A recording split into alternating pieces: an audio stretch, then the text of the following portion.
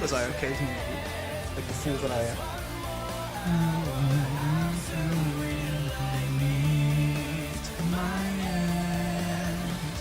There you go. Good on the YouTube end of things too. Perfecto.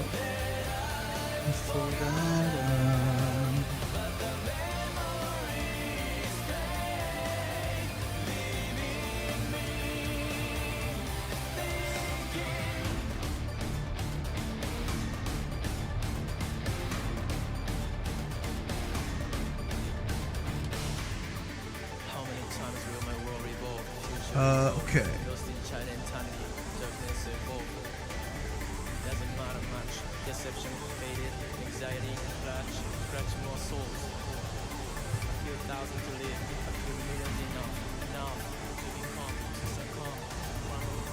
There you go.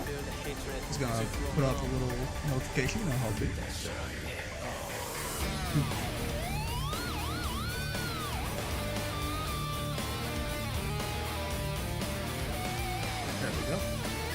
Alright. Oh shit, I did not realize this shit had like a little bit of voiceover like this. Not bad.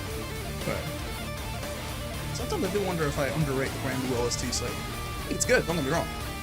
I wonder if maybe I'm a little like it's not, maybe it's not good, maybe it's great. Hard to say. I mean, this shit is kind of crazy, personally. What's going on, Caldir?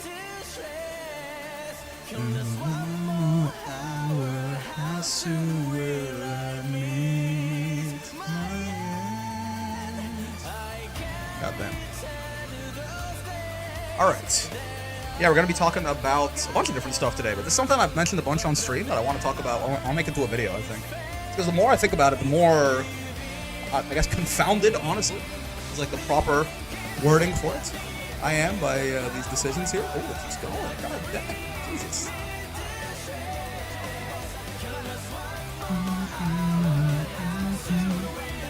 This whole Arc World Tour nonsense is a little bit weird to me personally.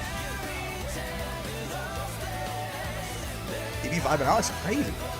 This is again, I always get this wrong. This is like, it's the Avatar's theme. Like, it's not Avatar Belial. It's like the Avatar, whatever the fuck the Avatar is itself, or something. People have told me. I've heard this can like. Someone at some point mentioned this is sort of this. You could think of this as like a Sandalphon theme as well. I'm not sure why. Whatever it is, it's fucking banger. I can tell you that, 100% certain. All right, so let's just hop in right away here because I do want to bring this up. Talk about the Arc World Tour because I think I want to also keep track of it a little bit better as we go here for the channel. There is one thing that is a little bit strange about it as it currently stands. Okay. I do want that. Okay, I do want that shit to loot though, and good thing it is. Sounds good.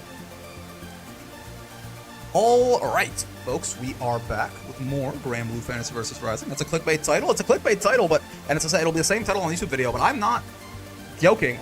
So we're gonna talk about the Arc World Tour for a little bit here for this video. I mean, real quick, if you're unfamiliar, we'll kind of go over how the tour itself works. But yeah, so the title of this is probably going to be similarly on the YouTube video, why Sandalphon might ruin Arc World Tour. And yes, you can call that a clickbait title, but I do think there is some very strange decision making going on here that I want to talk about. It's something I've mentioned a couple of times on stream already. Music is a little too high. I'll turn it down a bit. It's so good. Like, can it be higher? Can we just make it a little bit higher? There you go. It is such a banger, this theme. But regardless, so first off, if you don't know how the Arc World Tour works, if you're unfamiliar, if you don't keep up with the circuits too much, essentially, it is. I mean, if you're familiar with any sort of other big fighting game circuit, like Capcom Cup or the Tekken World Tour or something, there are a bunch of different tournaments that happen across the year, right? And people qualify in for this final event where they play for a lot of money. In this case, I mean, it's not $1 million. It's not Capcom Cup. It is $100,000 prize pool though, and I believe $50,000 to first place. So like, it's still, we're playing for like real money here, right? This is not like some sort of haha funny, like this nice friendly tournament. There's real stakes on the line here, certainly. You Gran in the blue, indeed. So the way it works essentially is it is a points-based circuit. So there are. I wish I could do. Yeah, here we go. Thank you, by the way, Liquipedia, the official website for the unofficial official website for like literally everything, right? So the way it works is you have platinum, gold, and silver tournaments, basically depending on how big the bracket is, how much prestige it has, how many entrants, how difficult it will be to win.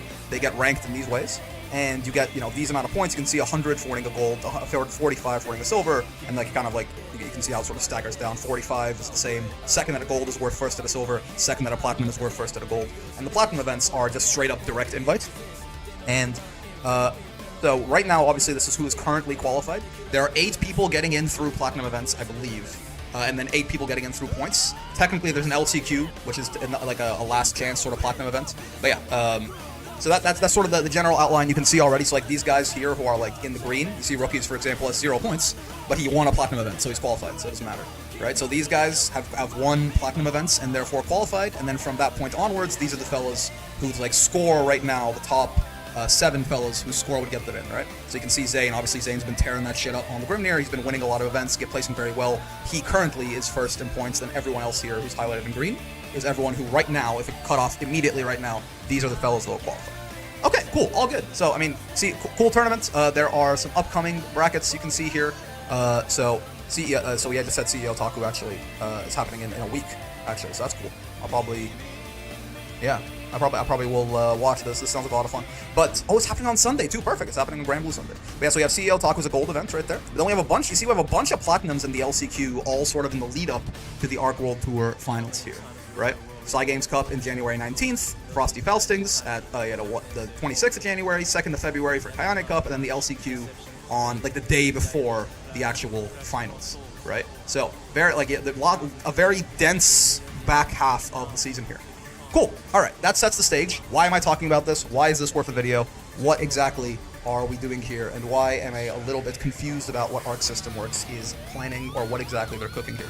There's 3 plats in January for all 3 regions? Yep. They put it on Sunday just for Brick. 1 for JP, 1 for NA, 1 for EU? Yeah. Kyonic Cup, I believe, is JP. I believe Games Cup is EU, and Frosty's, obviously, I believe it's NA. But yeah, so, that in mind. The reason I'm making a video about this is because I had a realization like a month ago, and it's been itching in my brain, and I'm not entirely sure what the hell they're gonna do about this. So let's bring this up real quick. This was the Evo announcement trailer for Versuja, incredibly hype. Games Cup is JP.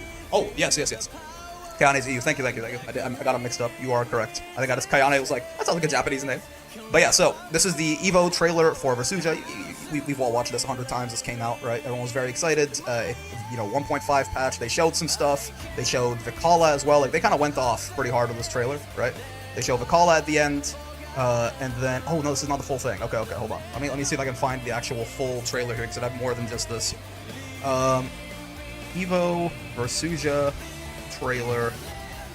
They have more than just this, certainly. This, I believe... No, it's the gameplay trailer. Oh, now no one, there's really nothing... Sure, you know what, we can just grab this, it's fine. We can just grab this.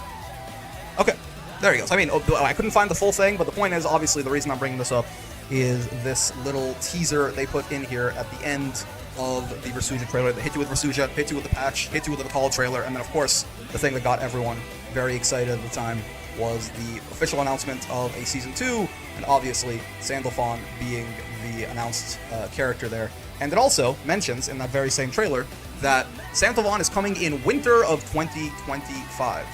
Let me see if I can find that real quick. So I like to show and not tell. I don't think that showed it. Where it doesn't say in here, yes? Yeah, I wish I could find, like... Does anyone just have, like, the full trailer with everything? I want to find, like, just the thing from Evo. Because I want to... Oh, yeah, there you go.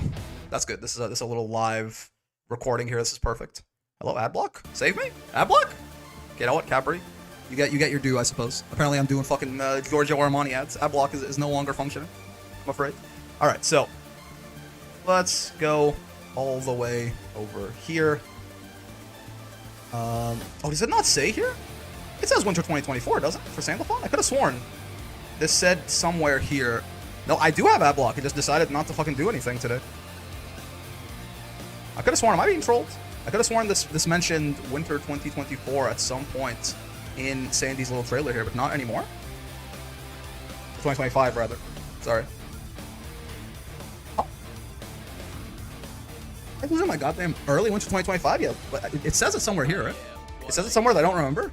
Hey, Brick, how's it going? Hi, Gran, how's it going? I just want to get this in the video if I can, but apparently I can't find it anywhere.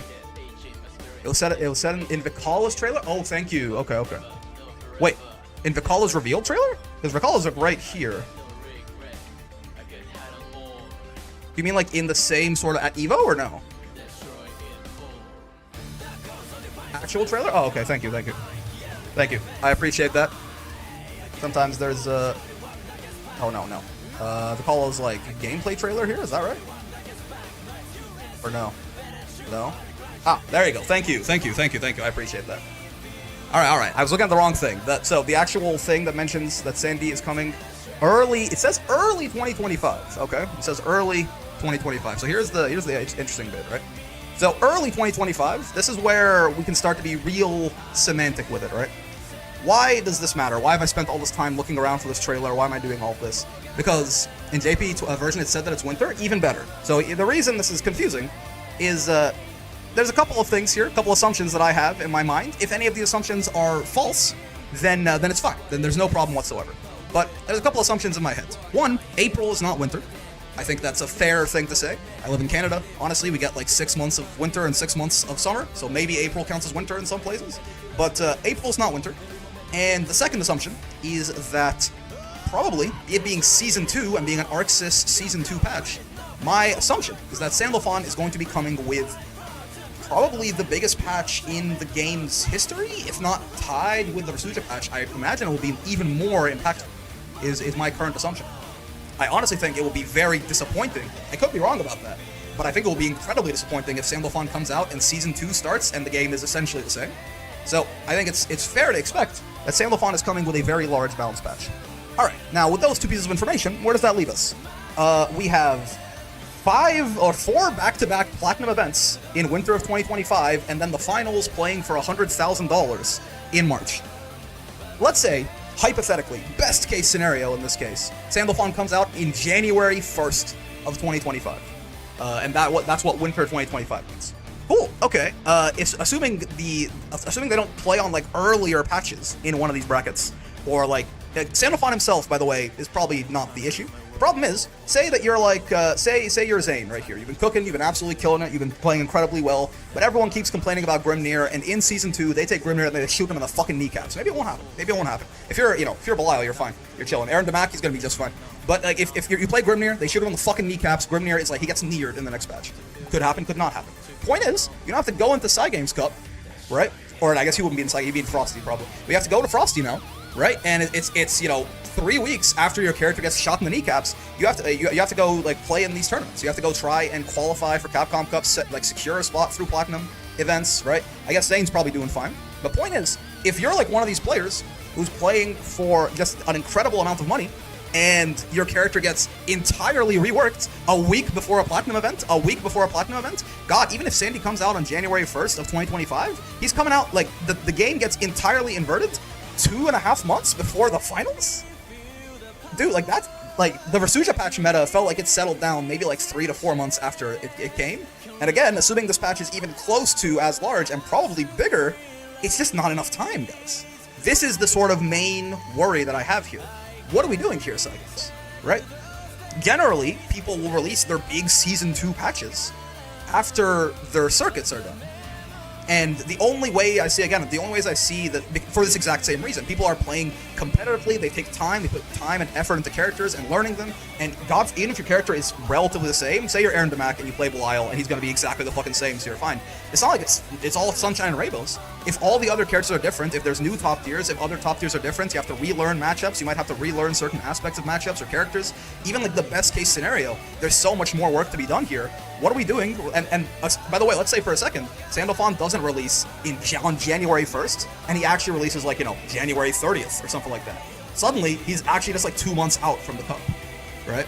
So, like, it feels like a horrible decision. And the only way I see this being sidestepped, essentially, all of them are quite disappointing. They're just not, so the one that, like, is the least disappointing, but so this feels very weird and out of place, is if, like, these brackets just play on the old version of the game, which feels odd, and I don't think they would do that, but that is, like, the least, like, just the least horrible solution, possibly, right? They can play on an old patch, yeah, so that would happen, But, like, that is, I will say, that is definitely the safest way to avoid this. The only other option is either Sandalphon drops and the patch comes later, or there isn't the very big Season 2 patch, both of which are very, very unfortunate, I think.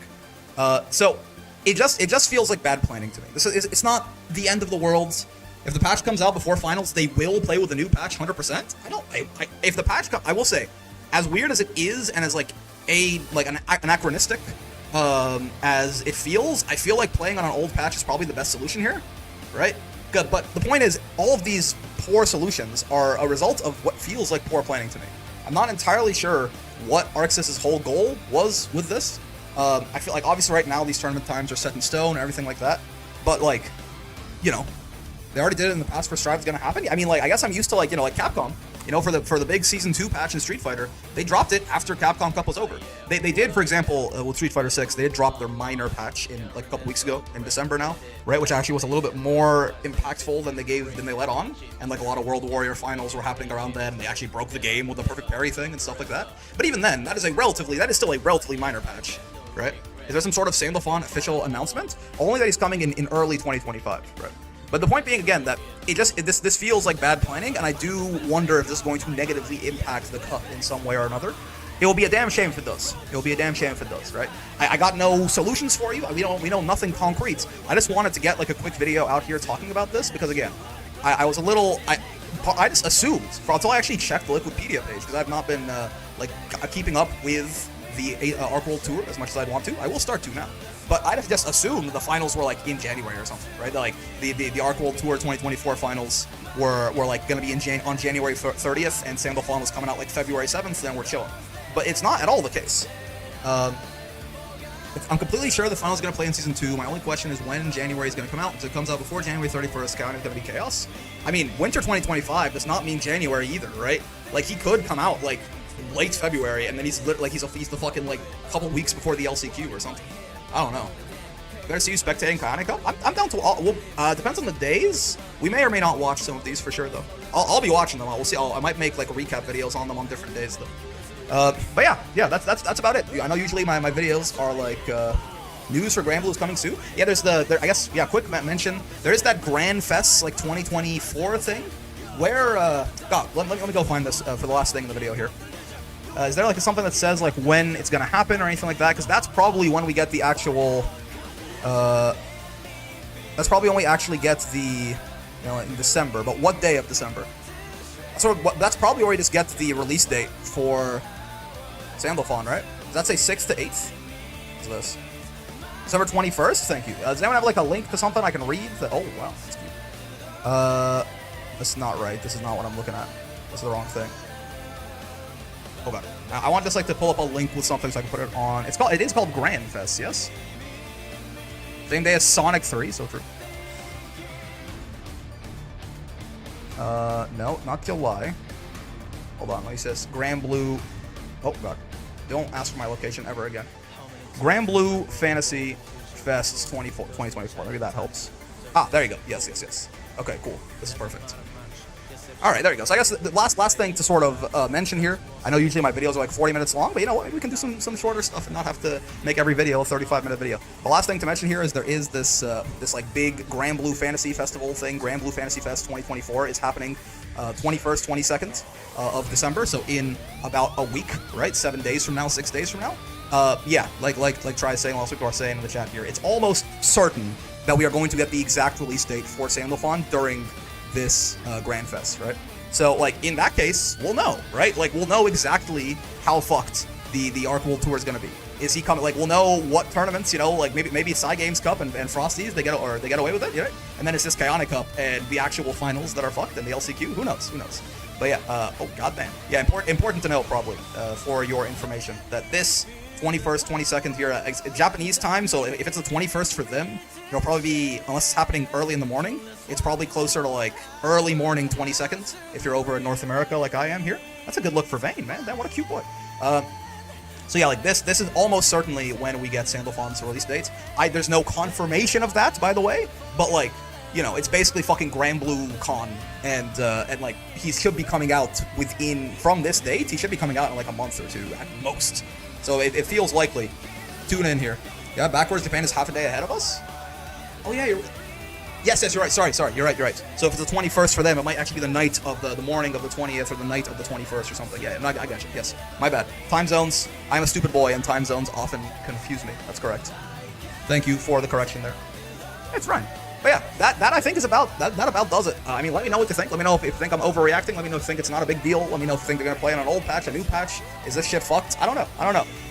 This is more of a just a video I wanted to make about something that I noticed that I was like, that does not seem like good planning by our good friends at Arc System Works and Cygames.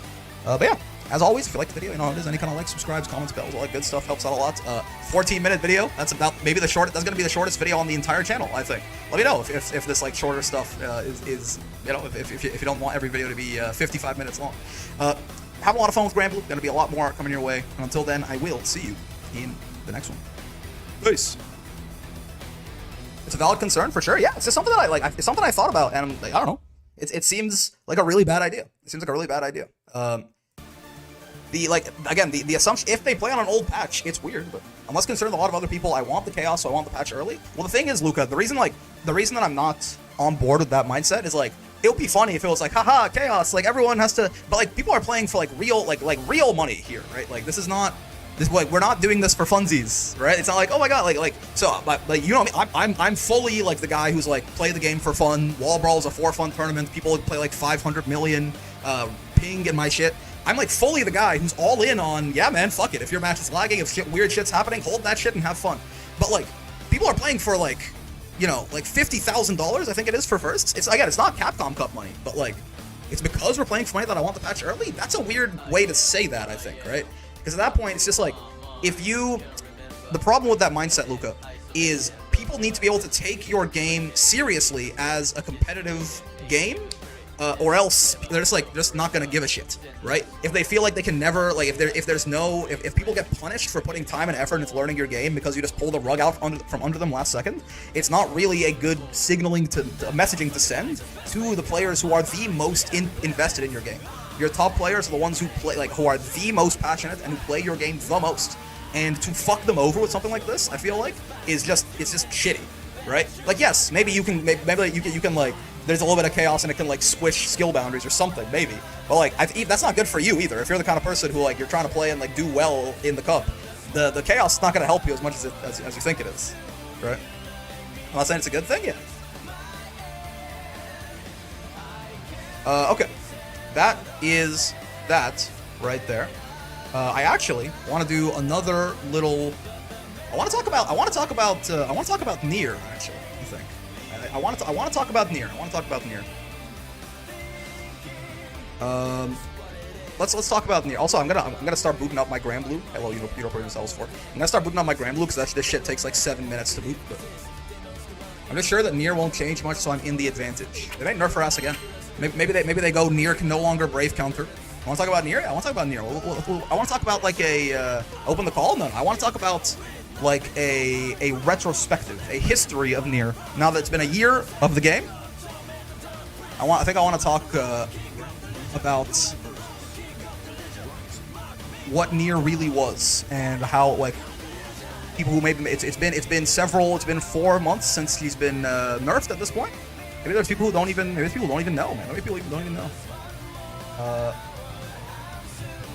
Let's talk about this. I just have to start. I'm not gonna probably go do anything in game yet, but I do want to actually start this up real quick, just because my Granblue does take like genuinely 8 minutes to connect the server for some ungodly reason.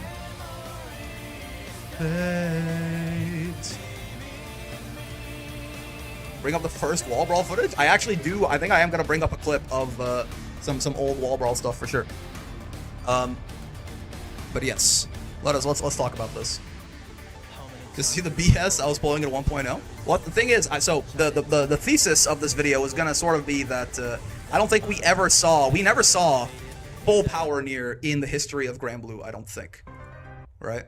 We never actually saw what Nier really could have looked like. We got to experience the horrors that was pre-patch Nier. Yeah, again, even the people who did, we never saw like Nier, you know. Nier, we never saw the full power of Nier on display. Is going to be sort of my what I'm trying to shoot for here, right? Grand Fest, cool. If you see me, I was playing so bad. I mean, you'll if you've been around, you know exactly what I mean. But this is just, you know. Okay. Let us talk about some Nier. If I played Nier, I'd be the best player in EU. So true. All right. Let's talk about this Liquipedia site, by the way. Thank God, because the Japanese cannot make a website to save their fucking lives. Pre-patch Nier gave me rank trauma. Closest thing I think full power Nier was honestly Zenko's. They rotated so many options. One of the few people using install. So it's not even to say like the we'll get into it. Made too. Oh, wait, there are a lot of very strong Nier players. I'll kind of explain what I mean in a second here, right? Let me pull up her dust loop for this too. Though obviously a lot of it might not be. Most of what I want to see is still going to be in there, or it's going to be relevant. Alright, folks, we are back for more Granblue Fantasy vs. Rising here, and this is something I wanted to talk about. It's a thought that I've been having, just like, and I've mentioned it a couple of times on stream, lots of things, lots of videos are going to start out like that. I stream a lot, I talk about a lot of things. But, Nier is, listen, Nier was, if you somehow did not play this game before the Resurgence patch, if you're new to the game, you may have heard tales of how much of a terror this character used to be before she got, in my opinion, completely shot in the face in the Resurgence patch. I know there's some amount of hopium from some Nier players. I think that's sort of dulled as the patch has gone on. It's not that she's like non-viable or can't win or anything, but her power level is definitely like significantly lower than it ever was pre-patch. But I want to sort of take this time to talk about Nier, talk about almost like as a study of character design and a study of what can make characters very strong in this game. And then I also later I think I'm going to discuss how I think the scariest part of this character is that we never actually saw the full potential of what this character could do. And I'm gonna, and if you disagree with me, give me a second. I'll get to that. But real quick, just to explain, I should pull up the 1.5 patch notes here too. To explain what Nier is now, right? Nier in the 1.5 patch got kind of, I'm not gonna say like she got sent to hell, but she kind of got sent to hell. And there are multiple different reasons for this. Hold on. My scroll wheel, by the way, my scroll wheel is broken. Like my mouse scroll wheel is like really finicky, as you can see right there. I have an auto hotkey script that that is like scroll up and down with page up and down. It's great. Okay, so Nier. Hello, Nier. How's it going? So Nier got basically entirely reworked in the Resurgence patch, but it was also like it was a rework and also a gigantic nerf, right? So as she works now, she has her 13 stocks of death, right? And when she uses her skills, they run out. If she runs out of them, death has to recharge.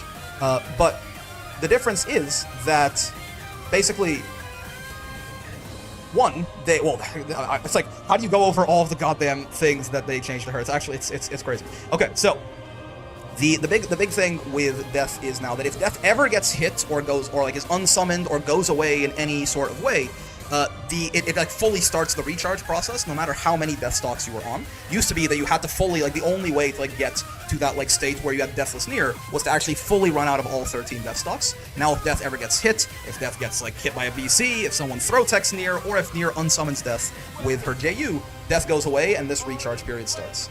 And again, this recharge period is longer. Maybe mute my Granblue in the background there real quick. This recharge period is longer depending on how many stocks you had used. Again, this didn't used to be the case. It just used to be that even if you hit death would go away for a bit, and then Nier would be able to use them immediately again. Right? They wouldn't have to go through that recharge period until they ran out of all 13 stocks.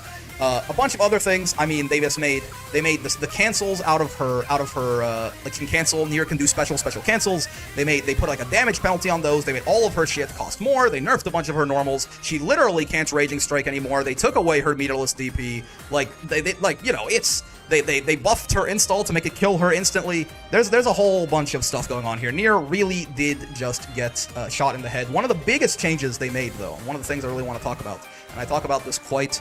If you hit Nier, death goes away for 4 additional seconds, plus she loses 1 stock. Yeah. One of the big things I want to talk about, and I want to find it here. It was, where did it go? Where's jumping Q? Hold on a second. Don't talk to me. Is it not? Hold on. It's very likely that I am just blind, I think. You misfortune, death's reversed, pain. Where's her goddamn 5U? Hold on, let me find this shit. Am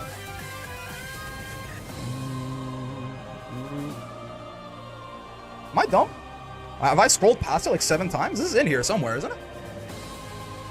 New skills all, Fatal Waltz, Misfortune. This death thing was there before 1.5? Yeah, yeah. It's going on Wisdom Heal. Hold on a second. What am I looking? What am I looking for here? I'm looking for her JU. And I can't find it for some reason. Is it not in this shit? It's one of the first things? Oh, okay. Hold on. Love's Redemption stock. I'm actually fucking blind, I think. Love's Redemption stock. Death. R standing M, crouching U, Raging Strike. All skills, use skills, Fatal Waltz. Is it fucking gone? What's happening here? Is it not called, like, Jumping U? Pain, Death Summoned, Pain. Oh, it's this. It's called Pain. Yes, okay. It's called Pain. My bad. This is what her JU or her 5U is called Pain. My bad. Yeah. Hit property changed from an overhead to a high. That's my bad. Yeah, this was a really big thing that Nier could do. Is Nier did have this, her JU being a high like this, let her do a bunch of really disgusting 50-50 nonsense, right? I couldn't find like a clip of exactly like the setup with the JU high-low, but here's an old ass wall brawl from before the patch, like wall brawl 16 or something. Let me go find what I am looking for here. I think it's right about here. This is 2 Niers right there. And when Nier a lot of the times could, I believe it's right here, like throws death and then does some nonsense. Yeah, right. Does all of this, whatever, and Niers would often end with like, yeah, the ominous turn into this DP, right? And this would set up a bunch of really disgusting nonsense, basically, because, you know, you're getting knocked up by death here, you're not teching, you're not going anywhere, and Nier is right here, able to just, you know, she can, basically what she would do is she could jump up and then either do a really late JU or land and hit you with a low, and then you could time it such that it was unfuzzable or nearly unfuzzable. If you did it correctly, I believe it was fully unfuzzable. It was a straight up high-low 50-50, right? She could also, yes, run across and 6-6M. She could run under and hit you with a low. She could run and stay same side, hit you with a low. And, I mean, what do you think is going to happen here, right? Like, place your bets, right? So, Nier, this situation for Nier was absolutely ridiculous. By the way, this whole situation that led into this, like, you know, partly unreactable, partly mental stack, like, 6-way mix, right? Look at how much damage this did. It was not like it was exactly like, it wasn't like a Lodiva LSPD that 2,000 damage or something. My money's on run up throw, I'm 6-6-ing, I'm blocking high, I know okay, hold on. Here's what you do. You run, it looks like you cross up, and you do run up low. It looks like you crossed up, you actually did same side run up low, right?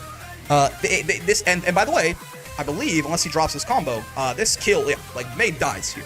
Right? So, Nier did this to people all the goddamn time. She had incredibly strong buttons. Yeah, Luca just mixed himself from the future. Luca from the past mixed Luca from the future.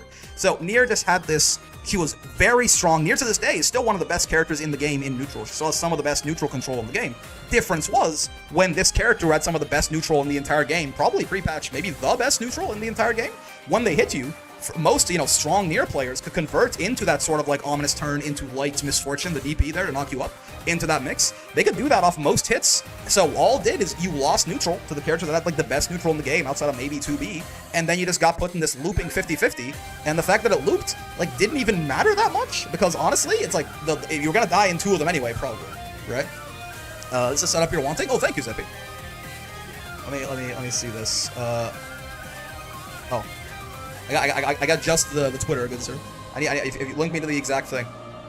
Most was off every hit? Yeah, exactly. Right? And you just die. Like, and it doesn't, like, the fact that it, like, loops into itself matters, certainly. But, like, it's not she's gonna do it, like, 3 or 4 times or something. You're gonna get hit by 2 of these and die, unless you're, like, Lediva or Vasaraga, in which case you're gonna get hit by 3 of these and die. Right? It was very, like, there was really not very much counterplay to this, right? On top of, so, we talk about what makes characters strong in this game often. And on top of, yeah, by the way, shout out Zippy. Look at that shit right there. Not bad. Okay, so, thank you. There you go.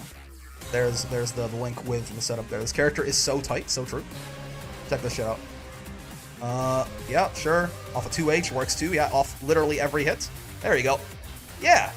So on top of all the, like, left, right, like, you know, and yeah, so, like, the cross-ups don't matter in Granblue, like, because you can just hold the guard button, but, like, you have to look out for, like, low or overhead from, like, reactable lower overhead from, like, you know, run up to 2M or 2L or whatever, or, like, 6XM, and you also have to hold this, like, fucking unfuzzyable 50-50 high-low, which the guard button does not protect you from, does a shit ton of damage if you get hit, it loops back into itself when you get hit.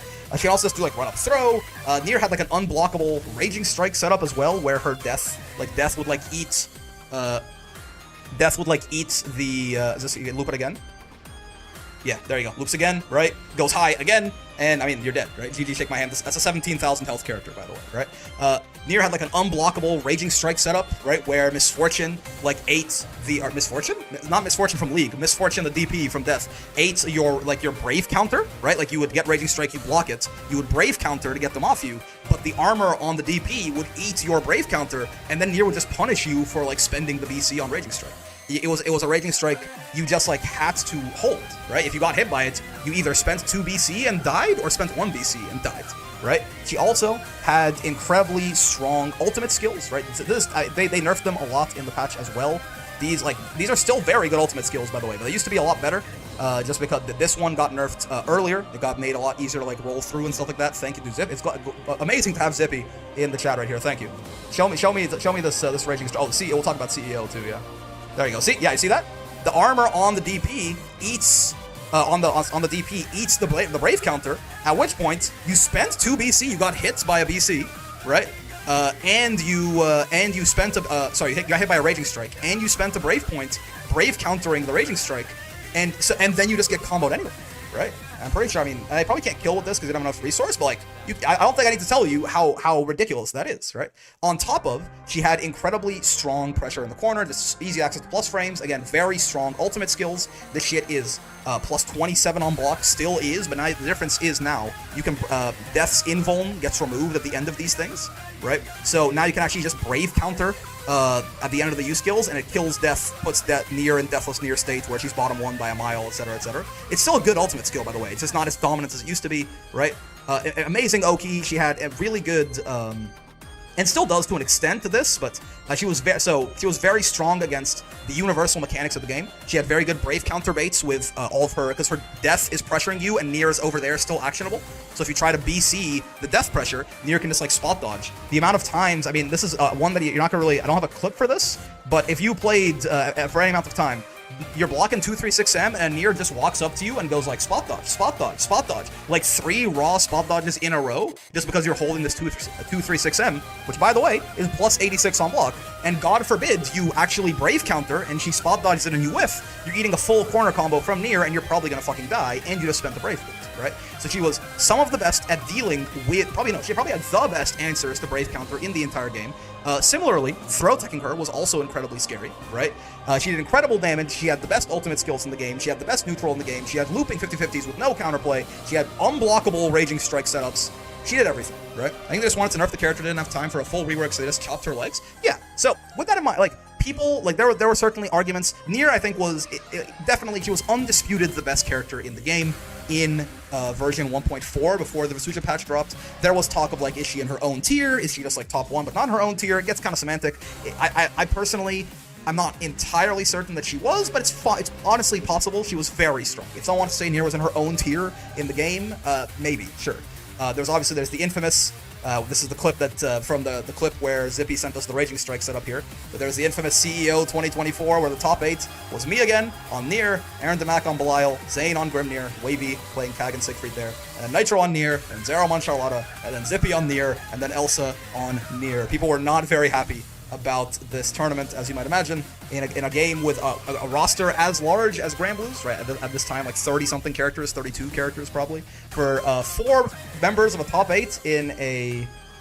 this is a gold Arc World Tour event too, so it's not like a little joke event or anything. Obviously, you can tell all these people in the top 8 are very strong players, right? So for 4 of the 8 slots of a top 8 in a game with 32 characters to be a single character, that's kind of a warning sign for sure. We're not talking like Tekken 7 release Leroy or something like that, but it's real bad, right? Nier is definitely running the game at this point. And for that reason, while I do think they went a little too ham on these buffs, I have mentioned, I've gone on record several times before saying that, like, from honestly just like a PR perspective, this kind of was what they had to do. I wouldn't say, I'm not sure I want to call it the right thing to do, but it was kind of what they had to do, because you know how the FGC is. People bitch and moan so much when something is not justified. They'll bitch and moan forever and ever about things that aren't even a problem. So when a character like genuinely is like just overtuned and too strong, imagine if there's a nugget of truth to their bitching, what they can do with it, right? So people were like straight up just not watching tournaments, not playing the game because of this character to an extent, the really bitchy people. So I understand why they had to like literally remove her ability to Raging Strike, which is just, what the fuck? This is a stupid nerf and they shouldn't have done this. But I understand why they went so hard with this, right? with that in mind, I want the point is, so that's sort of the background on how Nier was definitely undisputedly the best character in the game in 1.5, or in 1.4. I mentioned earlier that I wanted to, yeah, I did see them bringing back Podcaras. Very funny. You know what? Sure. This is one where I, as a man, I gotta hold that L. In that video I said, saying that whining about the patch won't change anything. Apparently I'm wrong. Rexus listens to the whining. But Nier DP into 50% for later. Yeah. So, yeah, Luca already knows where I'm going with this, right? So I posited in, you know, I'm gonna pull this up. Thank you. I'm gonna pull this up. We're gonna look at it in a second. I posited at the beginning of this video that as strong as Nier was, and by the way, I'm just gonna say this right now. This can get me shot all you want. I think the Nier players in like pre 1.5, the Nier players were some of the most skilled players in the game. You can fuck right off. Oh, skill? What do you mean they're carried by Nier? The amount of like knowledge out about the game and different interactions and stuff like that. Because by the way, while Nier was very strong, she had a lot of shit you had to learn about her, right? So like the Nier players were incredibly good at the game, and they had a lot of knowledge about the game, and they were lab monsters, and no character has been pushed as hard by their community as the Nier community did to Nier, I think.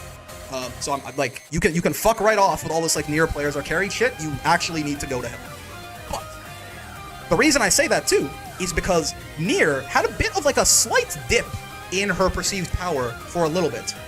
In a little patch known as patch 1.3, which is a patch that Vayne came out with, right? I believe it should be this right here. Nice that drop super. Shout out to May. Yeah, like again, like the Nier players pushed that character. The character was very strong, but they pushed her to like levels that most other communities just didn't do with their characters, right? So this Vayne patch it was not a major patch or anything like that, but there was one very important thing here. And if this is like a good amount of you probably actually did not play in this period of Granblue. You may have heard about this, you may not know about this. It's going to be fun to show some of you. But something that Nier could do previously that she just didn't do. By the way, when CEO 2024 happened, she couldn't do this anymore, right? So something she used to be able to do that was very funny, and that is mentioned here in these patch notes. The character that primarily got nerfed in this patch was Nier. And yeah, so here's something. Misfortune, what's that? Oh, that's the DP. Can no longer be used to start a sequence of buffered skills. What does that mean? It means, my young Padawan, who only got into Granblue a couple months ago, that Nier could combo off her DP on game release. Nier's DP was a combo starter, and Luca has sent me this clip right here. Let's see. Oh god, I think I had it running in the background. Let's see. Let's see if we can find this real quick. I'm gonna pause. Here you go. Here you go. I found it. Look at this.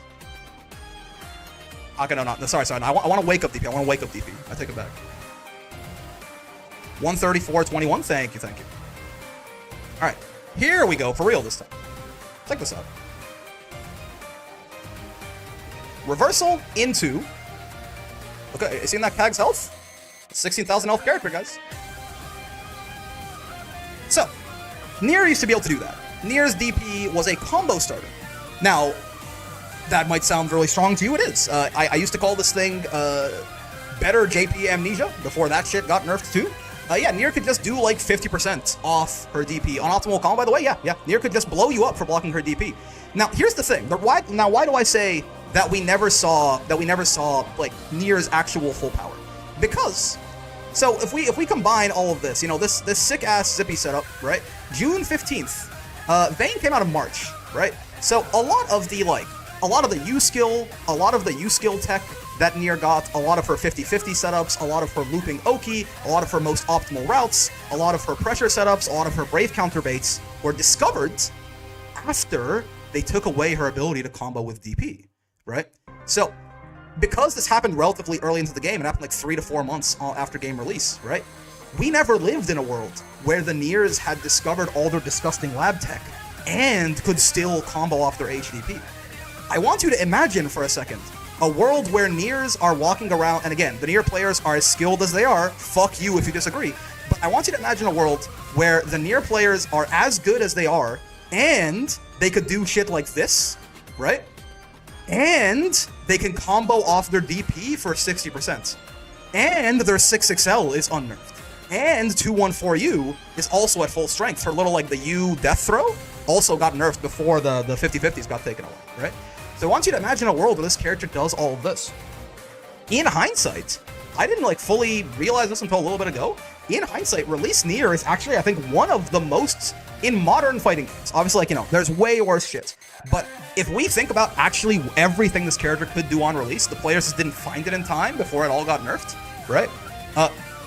On release, this is probably just the most broken fighting game character in modern fighting game history.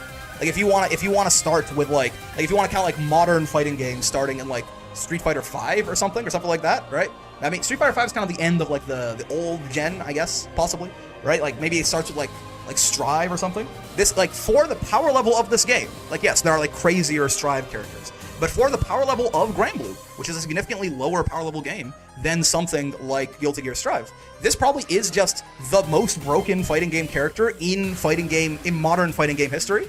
And yeah, like Lucas saying 1.0 Nier is top 5 best characters in fighting game history. Like, again, relative to the game that they are in, I think there's a real argument for that, right? Best neutral in the game, highest average damage in the entire game, best pressure against the universal system mechanics that exists in the game, like best answers to BC, best answers to throw tech, maybe not best answers to throw tech, but like top 5 answers to throw tech, right? Looping 50-50s in a game that doesn't have that, for the most part, right? Outside of like grapplers that pay very heavily for that privilege, right? We're talking comboing off her DP for like 60%. We're talking like actually still very good mobility, easy access to plus frames. What are we doing here? Corner does not need corner. True. The reason her damage is so high is because her damage is almost as high as it is out of corner than it was in corner.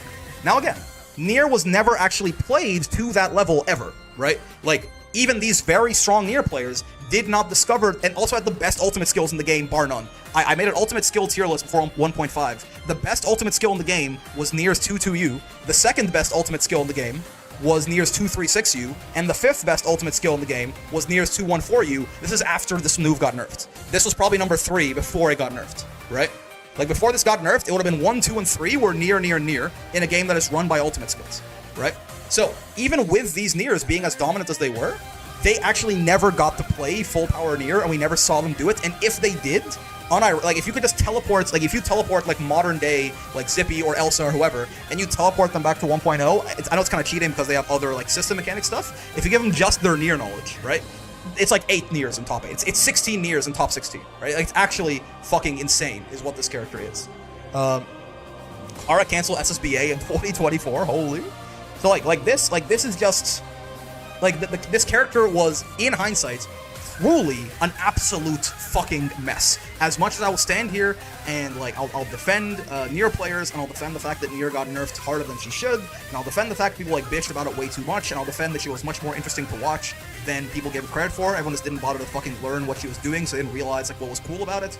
I'll defend all of this. I have to say, though, oh my lord, Cygames, what the fuck did you make? Like, in hindsight, this character. Let me pull up my tier list that I made for patch 1.4 real quick. Let me pull this shit up on the side here.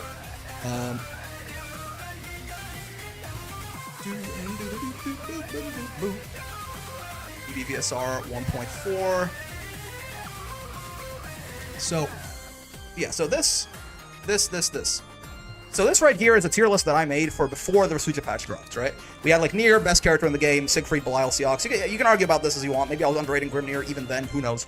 But point being, this is sort of where I thought Nier stood in terms of patch 1.4. Some people put her in her own tier, whatever. In reality, if we're talking about release Nier is actually not just one tier above everyone else in the game. Honestly, it feels very reasonable to argue that Nier is actually just, like, so much better than every other character in the game that if you made a tier list that looked like this, what's this clip that you're talking about here? Oh yeah. With the unnerfed 214U. Oh, yeah. Wait, let me just if I just like, you know, right? So. If we just... So this might sound like exaggeration to you, right? But I think if Release Nier was played at full power, which never happened, she got nerfed before everyone could discover everything, right? I think it's like, you know how, like, you know, if you're, like, 5'5", and your buddy is 5'6", it's like, okay, like, you're taller than him, right? But if, like, someone next to you is, like, 9 feet tall, you guys are essentially the same height, right? Like, at the end of the day, like, who the fuck cares, right?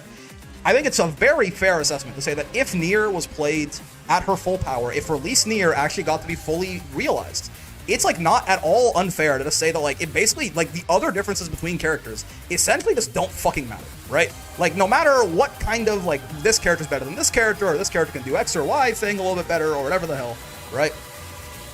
Like it actually just does not matter, right? Like it basically just doesn't matter. Like maybe not like 2, 3 tiers above like this, but like realistically, who gives a fuck, right? Like who gives a fuck about the differences between other characters with how much more powerful Nier would be than all of them? There is no point to this video, really. It's more of just like a Granblue history video, I suppose. The game did hit its first anniversary. The day I'm recording this was like a couple days ago, right? So it's just a bit of a Granblue retrospective, I suppose. But this character, honestly, unironically, is going to stand in my heart forever as actually one of the most broken things that has ever been allowed in a game on release, right? I'm not saying, by the way, that this means that everyone was like bad or anything, but like in comparison, kind of. Again, let me just say it one more time. The best, like the 3 best ultimate skills in the game, in a game that where ultimate skills, especially they didn't have ultimate skill scaling, guys. When Nier hits you with 2-2-U, you were taking like fucking 9,000 damage, guys. They didn't have ultimate skill scaling in patch 1.0. She could combo off her DP for like 50-60% in the mid screen. It didn't matter. She didn't need corner. She had the highest average damage in the game. She had the best neutral in the game. She had like one of the best 6XLs in the game. In a game dominated by 6XL, especially early on. She had the best answers to the very strong defensive system mechanic in the game that is Brave Counter. She had some of the best anti-throw tech pressure in the game, guys. Like she did literally everything the best. And he had a looping 50-50 that was unfuckwittable, that she could start off literally any hit, that she could get that hit easier than anyone in the game because he had the best neutral.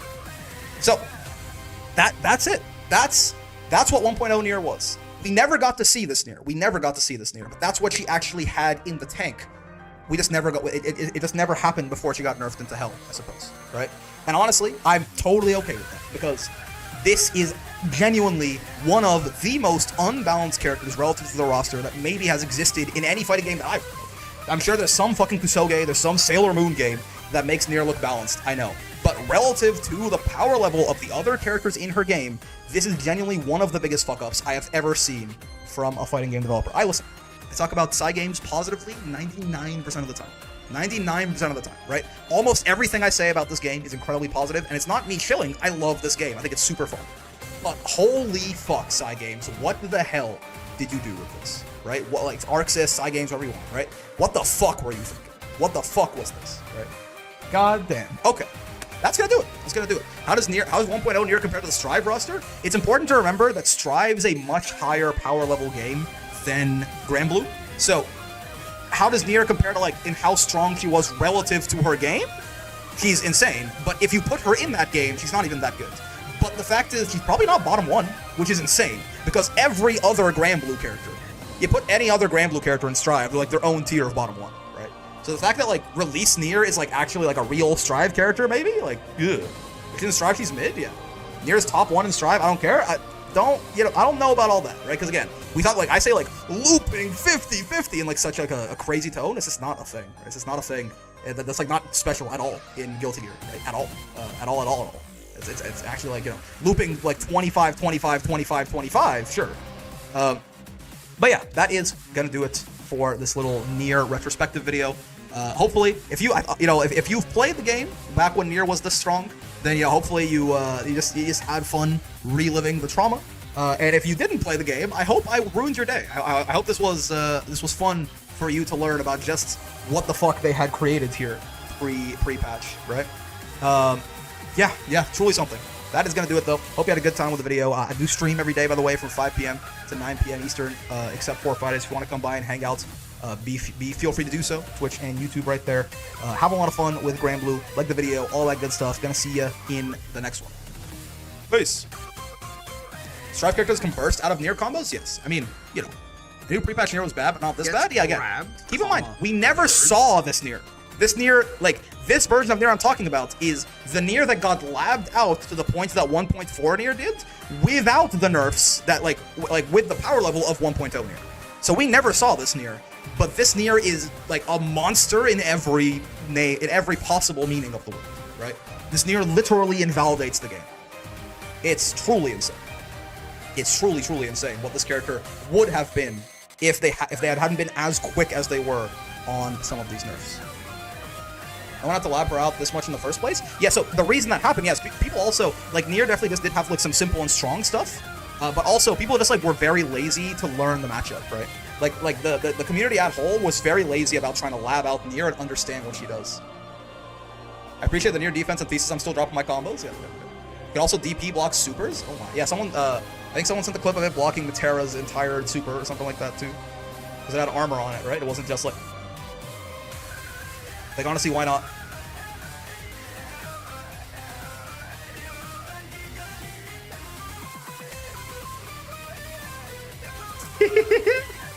Oh man, that's the screen freeze too. That's the chain shift super, man. That's crazy. That's wild.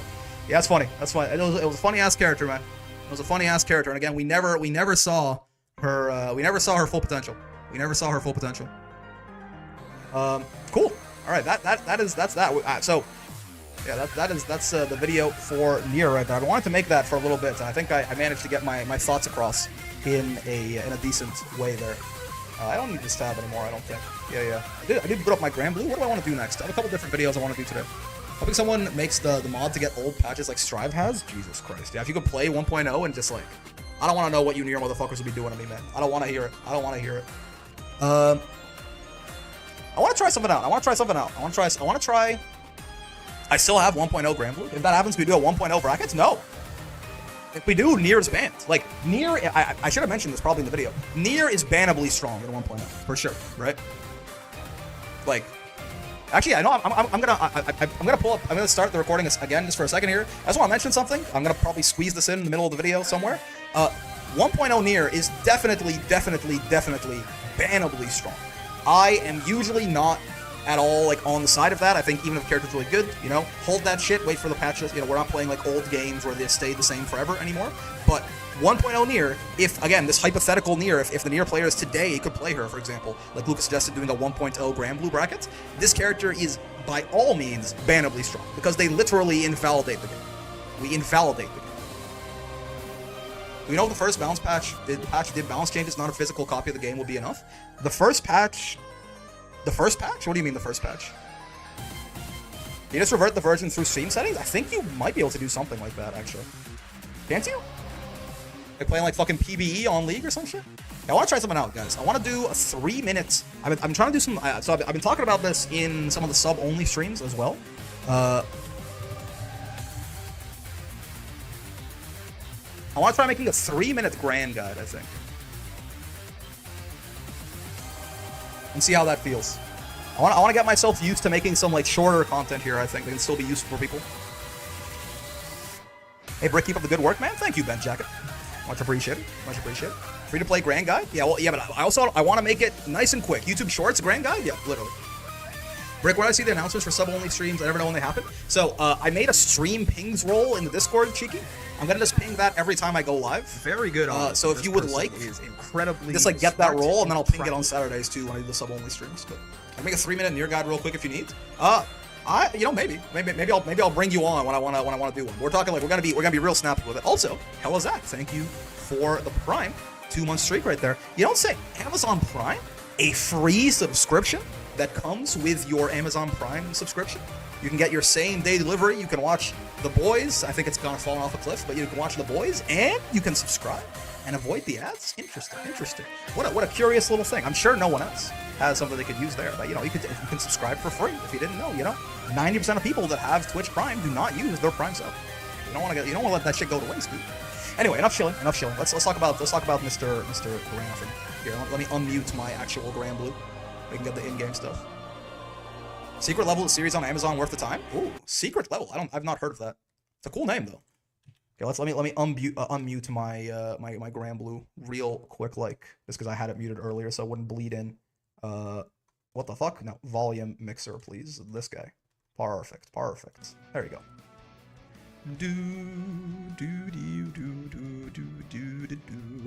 One comment fighting original Nier guide. If you get hit once, put down your controller, take a sip, and wait for the cue back. Yep. It's called Go Next, sweetie. Maybe I love Death and Robots, guys? Oh, really good. I love both the 40k and Unreal Tourney app. What the fuck? What is this thing? It sounds very interesting when you talk about it like that. So it's made by the Love, Death, and Robots guys. It's called Secret Level, and it has a 40K episode and an Unreal Tournament episode. Is it like a video game, like every episode's like a different documentary on like a different video game or something like that? I mean, 40K is a game, not a video game, but tabletop. Okay, let's get Mr. Granathan on screen right here. Yep. Oh, that's very cool. It's very sick. Not Docu? Gran. Did Secret Level actually release? Apparently. Is that the one that has the Concord app? I'm not sure. Ben Jackets talk about it in the YouTube chat. It sounds cool. It sounds interesting, certainly. It's fiction in those worlds? Ah, that's cool. That's cool. I see. So it's like talking about it like it's not like it's like a story or something. I heard episode 1 to 8. They released it in batches of 8. Is that real? It's curious. Yeah, let me so this is I gotta get you guys can see sort of the inside baseball here. I'm trying to think like, so I already planned this out a little bit, but I'm trying to think like, you know, what are the big notes we want to hit on stuff like this, right? Because I want to make more of these. I probably want to make one of these for every member of the cast eventually, right? The worst Pac-Man adaptation since Pixels. I think I want to like probably go over like every special move and like any like important versions of it and what they do. I can resub with Bezos Bucks tomorrow. Thank you, Afidi. I appreciate that. And then probably just go over like some like biggest hits, like normals. In Gran's case, probably like, you know, shit like 2E and stuff like that, right? Maybe do like a basic mid-screen combo, basic corner combo, what to do on Oki, and then call it, right? 3 minutes is not a lot of time, man, so we gotta go. And I want to also be like, you know, intelligible. I don't want to just be you know, fucking rap godding. First video would be good to advertise it as free-to-play friendly, get people interested that don't already play. That's a good point. It's a good point. Speedrun Gran percent? Okay, hold on. Fair warning for stream, by the way. This is what you guys get. We might do multiple takes for this. This is the first one of these I'm doing. I'm not used to being, like, concise. You guys might get to see me do multiple takes, but you have to be nice to me. Do you want to write notes? That's not a bad idea. Let me open up a notepad on the side here. So what do you guys think we need to talk about? So I think just like going over like probably the different, like the fact that 2 of his specials are the same thing. They're both the boot, but this one has like the little slice part, right? He's got the boot, which is just like a gap closer, right? And if you space it out far enough, it can be plus. He's got like his DP is a DP. It's invincible, right? It's invincible frame 1. You can use it to get people off of you, right? His fireball is a pretty like bog standard fireball, but like his M fire. Oh yeah, true 5U. Good point. M fireball can be used to win fireball wars because you get that first slash upwards breaks 1-hit fireballs, then your fireball comes out, right? I think honestly that's probably enough for the special moves. I'm not sure new players know what plus means. Yeah, I suppose so. I'll have to. I don't want this to be like a introduction to fighting games. But we might go over like very quickly. When I say like if you space it out, you'll be plus, which means if they mash, you'll hit them first. I might just like do it like that, not like explain it super in depth what plus and minus means, but at least, you know, explain the consequence of it, right? You gonna say it's your turn? Yeah, that's fair. Okay, and then after the specials, I don't think it's gonna take too long, right? 5U. Yeah, 5U, you charge it up, and the more you charge it up, it gets stronger, and if you try, and like you can get like really damaging combos off like hitting this when you get it fully charged, even off like 1. What's the combo off 1 level of charge again? Is it just do you do? What are you supposed to do off 1 level? You can get like far M or something? Is that right? From like decently up close? Yeah, far M. Gotcha. Yeah, gotcha. Okay. You can put on quick text explanations needed. Shouldn't be too hard to understand. Yeah, I think because these are so short, I can definitely edit them a little bit more too, and like fit some stuff in. But yes, we'll talk about 5U, we'll talk about 2U, we'll talk about JU. Yeah, exactly. It's 2M. You're right on the money, Con. 2M, 2U, 5U, and JU. I think are like the big ones, and obviously like we'll talk about Dash L, Brave Counter, stuff like that too. Okay. Well, I think I'm good to try a first take here, and we'll see. I just gotta take a deep breath and make sure that I can speak at an intelligible pace while still maintaining a good density of information. You gotta enunciate what you're saying, and if you need to pause for a second, slow is fast, slow is smooth, and smooth is fast. When in doubt, link to the FGG and the doobly-doo. Damn, that's how I know. That's how I know you've been around a while. On to the doobly-doo. Grand silly ass lines, correct? Okay. Let's see here. I've got to try and keep this like maybe like 3 minutes. If we're like 3:59, I think I can still call it. Oh, that's kind of cheating, huh? I think 3:30. I have to cut myself at 3:30. If I can't do it in 3 minutes and 30 seconds, then we've eventually become a 4-minute guy. We can't do that shit. Let's try and get this done here, fellas. Wish me luck. This is gonna hurt. All right, folks, we are back with more Granblue, shortest video on the channel ever, doing a quick 3-minute guide to get you started with what you need to know for Gran. People often spend way too much time thinking about what they need to know. This is just what you need to know, the beginning. Gran's free to play, by the way. If you want to get the game for free, you can download it without paying any money, and you can always play Gran. He's always available. We're going to go over the stuff you need to know to get started. Just hop on ranked and learn by doing. So, quickly, his special moves. He's got 3 special moves. He's got 4 icons up there, you can see, but 2 of them are basically the same. This is a boot, and this is a slash, and then a boot. This is mostly a combo tool and a gap closer. Honestly, if you just like spend a lot of time doing this, then you're not going to go too wrong. You want to do it from far away, though. If you space it out properly, it's plus, which means it's your turn, which means if somebody mashes, you get to hit them back. He has a reversal, right? A VP like this, it's just invincible, right? You can use the heavy version of this to just get people off you. It's risky, but you know, it's still good. You can save yourself from some bad situations, and nobody wants to block anyway. He also, his last special is a sort of bog standard fireball. Nothing too special about this. It sort of is like the guy fireball. The M version, I will say, you have light, medium, and heavy specials, right? The medium version of this, he like slashes his sword up for a second there. This will eat other fireballs and then fire yours out, so it can be a nice way to win those little fireball wars, right? As far as like important normals you need to know, he's got a couple of war crime buttons. This sweep, his 2U right here, is just absolutely ridiculous. It's a great low profile. It is cancelable. It's a combo starter on hits. You can go like, you know, sweep into super even, if such a thing interests you, right? He has a really good JU as well. This is a very belligerent jump-in button. It's hard to anti-air. It crosses up all the goddamn time. It's huge, right? It starts up pretty fast. They buffed this thing in the past for some reason too, right? He also has his 2M, right? 2M with crushing medium right here. This thing's also plus on block, so a great thing to just do. You can do this kind of over and over and over, and people will just be, if they mash, they will die once again, right? See, it's +1 on block. And finally, he has this 5U, which is a sort of charge. The longer you charge this, the more powerful it becomes. Even off 1 level of charge, you can just do like a far M and get a combo in the mid-screen here, right? So like if you have a little bit of extra time, you can always do something like that, right? Real quick, as far as like basic combos for what to do, right? This is not going to be optimal, but like things you can do with Gran, right? You can always do something like that. So auto combos in this game, just mash medium, and then fireball, and then far M, and then you can go boots, heavy boot from there. You can also do like light into heavy boot, but don't worry about it too much, right? So just auto combo into fireball, into far M, into boots. You'll get the wall bounce most of the time. You can go on from here, right?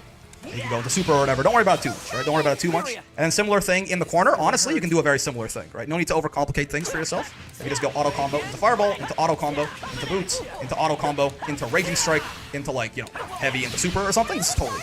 It's not optimal by any means, but like you're doing this like 9,000 damage. It's like half health on most of the cast. You can't really go too wrong with this, I don't think.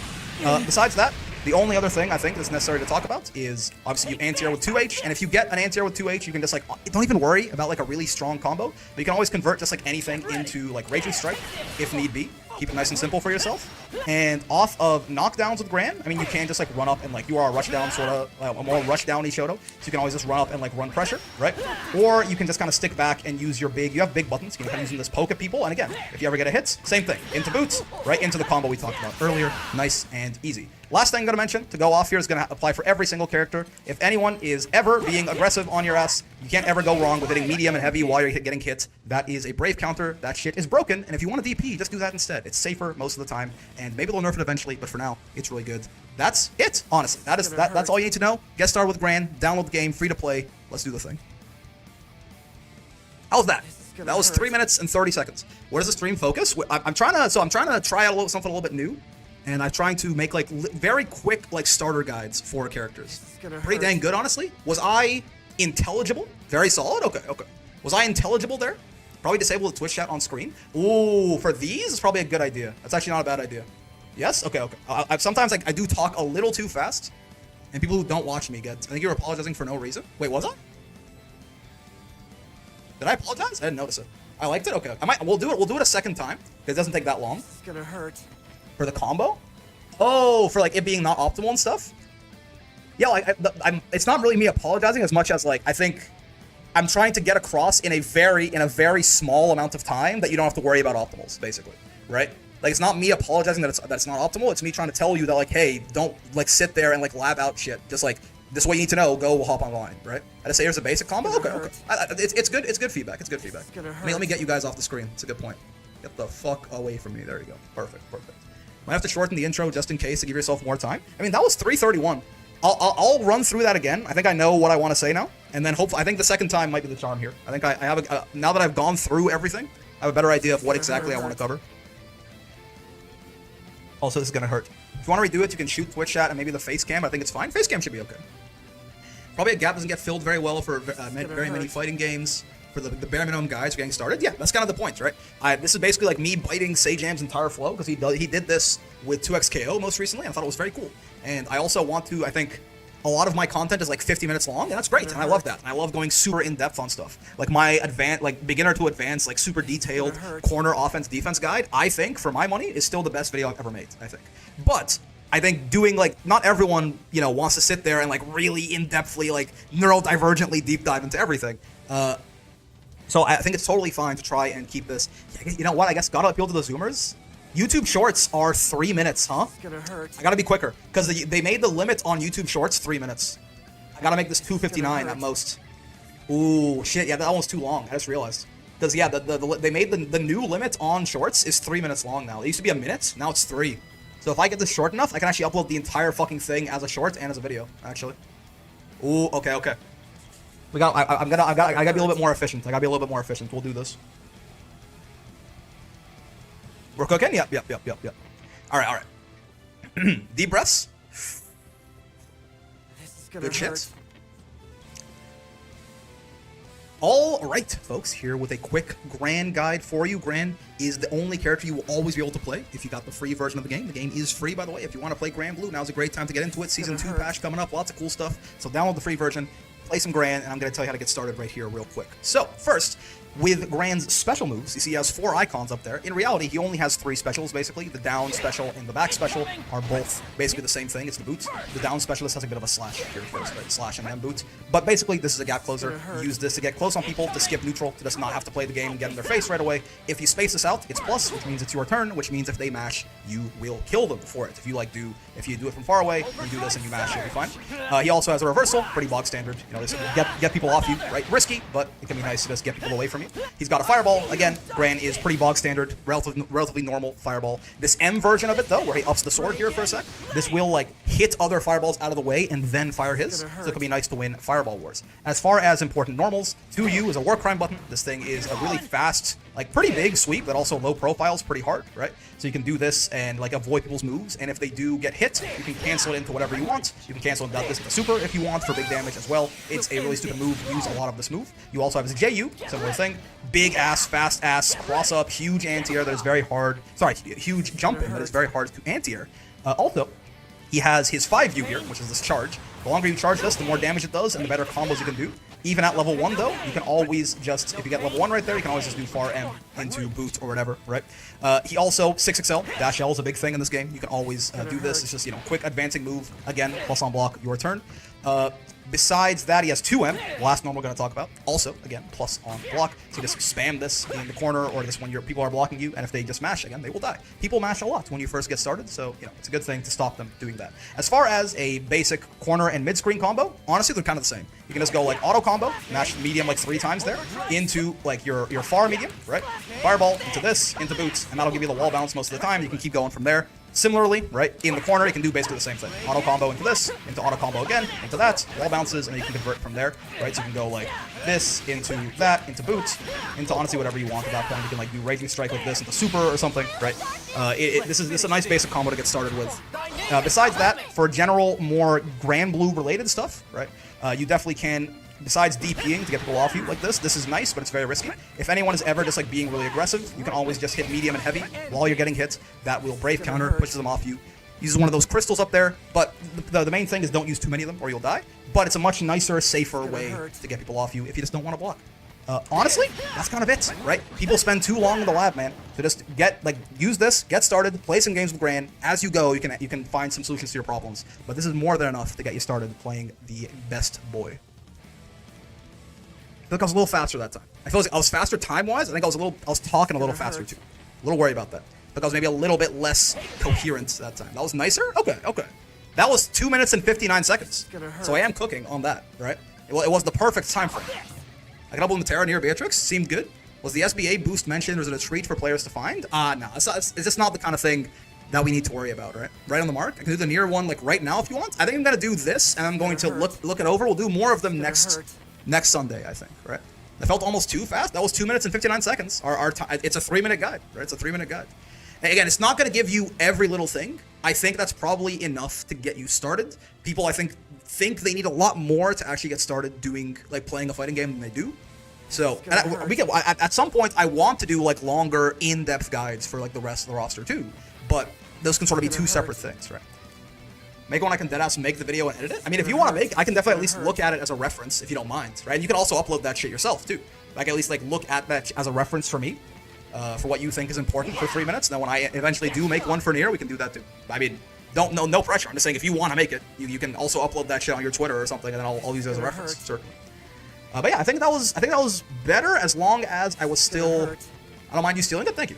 I want to, I want to look at that. Yes, I know we're getting a little bit inside baseball here, fellas, but you know what? This is the kind of shit you get coming to the stream. It's a short video. We can spend some more time on it.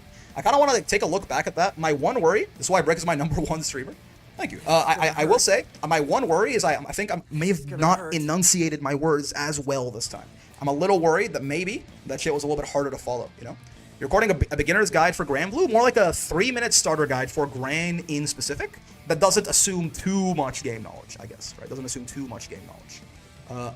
I want to look back at this one more time. I was not terribly satisfied with that part here with a quick Gran guide for you. I know this is weird. This is the only character you will always be able to play if you got the free version of the game. The game is free, by the way. If you want to play Granblue, now's a great time to get into it. Season 2 patch coming up. Is this guy talking too fast? So download the free version, play some Gran, and I'm going to tell you how to get started right here real quick. So, first, with Gran's special moves, you see he has 4 icons up there. In reality, he only has 3 specials, basically. The down special and the back special are both basically the same. This is fine so far, for sure. The down specialist has a bit of a slash up here first, right? Slash and then boots. But basically, this is a gap closer. Use this to get close on people, to skip neutral, to just not have to play the game and get in their face right away. If you space this out, it's plus, which means it's your turn, which means if they mash, you will kill them for it. If you do it from far away, you do this and you mash, you'll be fine. He also has a reversal, pretty bog standard. This is slower than I talk normally, but it can be nice to just get people away from you. He's got a fireball. Again, Gran is pretty bog standard, relatively normal fireball. This M version of it, though, where he ups the sword here for a sec, this will like hit other fireballs out of the way and then fire his. So it could be nice to win fireball wars. As far as important normals, 2U is a war crime button. This thing is a really fast. Actually, I was talking slower than I thought it was. Profile's pretty hard, right? So you can do this and like avoid people's moves, and if they do get hit, so you guys unfortunately are used to how fast I talk. This super if you want for big damage as well. It's a really for 8 months now. I got used to your speed at the start. Yeah, interesting thing. Big ass, fast ass, cross up, huge anti-air that is very hard. Sorry, huge jump that is very hard to anti-air. Also, he has his 5U here, which is this charge. The longer you charge this, the more damage it does, and the better combos you can do. Even at level 1, though, you can always just, if you get level 1 right there, you can always just do far M into boot or whatever, right? He also, 6XL, dash L is a big thing in this game. You can always do this. It's just, quick. Okay, we're going to do this one more time. We're going to do this one more time. Sounds pretty good to me. Yeah. Besides, we are going to do this one more time, fellas. And then I promise, if I want to re-record this, I'll do it off stream. But we're going to do this one more time. People are blocking you. You can also slow down reproduction on people mash a lot when you first get started, so, it's a good thing to stop them doing that. As far as a basic corner and mid-screen combo, honestly, they're kind of the same. You can just go like auto combo, mash medium like 3 times there, into like your far medium, right? Fireball, into this, into boots, and that'll give you the wall bounce most of the time. You can keep going from there. Similarly, right, in the corner, you can do basically the same thing. Auto combo into this, into auto combo again, into that, wall bounces, and you can convert from there, right? So you can go like this, into that, into boots. This is not bad. Into honestly whatever you want at that point. You can like it's actually not bad. We are something, right? I apologize. It's a nice basic combo. If you're getting bored of seeing the same thing. Besides that, consider it more of like it's a goal I'm trying to get to. Also, I kind of want to shut this Gran guy up. He keeps going. It's gonna hurt, and I don't know how to make him stop. But it's fine. It's fine. This is gonna hurt. This is gonna hurt. Maybe we just have to turn down the voice volumes for a second. Hold on. This is gonna hurt. Let's turn down. Let's just turn down the voice because he really is just saying this is gonna hurt over and over. Let's put that down to like 20. How's that sound? You can go to sound settings. Yeah. I'm gonna play it at 0.1x speed, so it gives me my normal half an hour break video experience. I think it's gonna hurt. Me too. Put voice volume to 0. 20's okay. 20's okay. Honestly, though, maybe you're right. Wait, he's not adding anything. All right. One last time for sure, and then we'll move on to probably last Sunday we made the like every character's most useless move. I think I want to do every character's cheapest move after this, which I think will be a lot easier. Honestly, I think it'll come to mind much more easily. The moves that are the maybe even not the best, but like the ones that annoy people who aren't you the most when you're playing that character. But first, we're gonna do this. All right. This time for sure. My insane pace, my enunciation goes crazy. 3, 2, 1. All right, folks, we are back, and I'm here with a 3-minute Gran starter guide for you. It's a great time to get into Granblue Season 2 coming up with lots of cool stuff on the horizon. Gran is the character you can play all the time if you get the free-to-play version. Yes, that's right, there is a free-to-play version, so go download that, go play some Gran. I'm going to get you started right now. So, with that in mind, I fucked up, I'll get you started. We're going again. All right, folks, we are back with more Granblue, and I'm here with a 3-minute starter guide for you for Gran. The game is free to play, as it always has been. If you didn't know, now's a great time to download it. Season 2 coming on the horizon, and you can always play Gran if you have the free-to-play version. So, get the game, download it. I'm going to get you started with some Gran right now. Real quick, with Gran's specials. He looks like he has 4 icons up there. In reality, they are 3 specials. His back special and his down special are basically the same thing. They are both his boots. His down special has a little slash first there. This is, by and large, a combo tool and a gap closer. You can, like, just hop in people's face and kill them from there. If they block it and you space it out properly, it is plus, which means it is your turn, which means if they mash, you will die. People mash very often when you're new, so knowing how to kill them for that is a very good idea. He also has this forward special, which is either a reversal, it's invincible. You do H and special, or M, or forward and special, and H and M and L, or whatever, and you will get this reversal. It's nothing really to talk right home about. It just is a get-off me tool, but it is very risky. Be careful. His fireball, similarly, is very normal for a fireball. The only difference is this M version. By the way, again, light, medium, heavy, U are the 4 buttons in this game. His M version like that, he switches the sword up for a second there. That will eat other fireballs and then shoot his out, so it helps you win fireball wars. As far as buttons, normals that are important, his 2U is a war crime. It low profiles, it's fast, it's big, it combos. You can just do a lot of with this. When in doubt, be hitting this button. I don't see a reason not to. Don't worry about it too much. He also has a JU. Very big, very unfuck-wittable sort of like jump-in button, hard to anti-air, fast, crosses up, use that all the goddamn time. Again, to just like run people, jump, JU. He also has this 5U, it's a charge. The longer you charge this, the stronger it gets. At level 3, it like kills people straight up. Even at level 1 though, you can just go this into like far M into boot or something and extend your combos from there. He also has 2M, which is another button of his that's very good. It is also plus on block, so if people just block this and just keep doing this over and over, they might match and die if they are impatient. Finally, combos, not finally I guess, but combos we will talk about. So you can do auto combo into fireball like that, right? Auto combo into heavy fireball, into far M, into boot. That'll give you the wall bounce from most places on the screen. If it doesn't, that's fine, you still get good damage. If it does, you can like continue on from there with a corner combo. Very similar idea, right? Auto combo into fireball, into auto combo, into, I dropped it there, but don't worry, same idea, into this, into raging strike, which is medium and heavy, and then like cash in the super. Something like that is a nice basic combo to get started with for sure. You just loop auto combo special, auto combo special, auto combo special, right, into super. Quick things to note as far as like universal Granblue stuff, it's good all the time. Dashing and then hitting lights, the 6XL right here, dash L, is very good. It's again a good way to close distance and be plus on block. And also, if someone is ever just like beating your ass, you can always hit medium and heavy, that same thing we did with Raging Strike earlier. We can always hit that while we're blocking to push them off us. It gets them off you in a much safer and less risky way than doing this reversal right here. Honestly, that about covers it, man. You don't need to know that much to just get started playing the game. Go out there, hop on ranked, play some Gran, and thank me when you enjoy the game. I like that one better. There's the one stutter in the middle that I can just cut out. That's fine. I think that one felt better to me so far. I feel like the repetitions have been useful. One more iteration? Yeah. I know. We did it like 3.5 times if you count the one that I restarted like 20%. Time 2 minutes and 58 seconds. So perfectly fine. Also, no Gran going, this is gonna hurt. I'll take it. Honestly, at that point, this is good enough for me. Worst case, if I like really hate it when I'm editing it, I can just re-record that off stream. It takes a second to do, right? Repetition legitimizes? Correct. All right, cool. That was fun. God damn, he's good. I might be the best to ever do it. It's hard to say. Yeah, I mean, you guys can let me know how you feel about those sorts of things. I know on stream, it's a little bit less, the fact that we're doing the same thing, but like, for like content, I did get the feedback from Luca and from a couple other people as well that like, having some like shorter content for the game might be a good idea, and I kind of agree. So like trying to pump out some of these like shorter videos is probably not a bad idea. Lets me also saves time recording them. I can spend editing them and making sure they like come off more polished. Because like when I'm making like an hour-and-a-half long video, it's probably just gonna be like a straight up VOD that gets uploaded to YouTube, right? I like the short content I'm too. Okay, that's good. I'll work on the Nier one in the next few days. I'll send you the video when I finish. Thank you very much, man. I do appreciate it, because Nier is going to be one of the harder ones for sure. Narmaya is just, again, we'll have to go. Gran, I think the thing that's going to help with a lot of the other characters is I'm not going to explain things like, oh, you have a light, medium, heavy, and U button and stuff like that. With the other characters, it's kind of assumed, they're not going to be like, this is a hard one because it's both trying to get someone into the game and also trying to make a Gran guide, right? Whereas like with the Narmaya one, we're gonna spend the 3 minutes talking about Narm. We're not gonna explain like Brave Counter or 6XL or like medium versions of specials exist and shit. So it should be easier actually, I think. Okay, that was fun. Let's move on. I have a couple more things that I still have planned here I want to do with you fellas today for the stream. I think I want to talk about every character's cheapest move, sort of the companion piece of that other one we made last Sunday. And I want to do, I think, best and worst fireballs. And we can talk about system mechanics as well. Maybe we'll talk about system mechanics last. That could be a fun one. Maybe we'll finish off on that. I want to talk about why I like the modern development trend of having very strong universal system mechanics instead of like very specific, like every character is like completely different and has their own thing going on. Right? Sort of like compare like SF6 or Granblue to like a game like Guilty Gear Strive, right? Maybe Taunt's tier ranking? Not today, but maybe next. I mean, we are closing in on the end of our little December celebration here of the 1 year of the channel, right? So maybe next Sunday. But yeah, so let's do every character's cheapest move. That'll be the longest thing we do today, but it'll be fun. Should be a good time.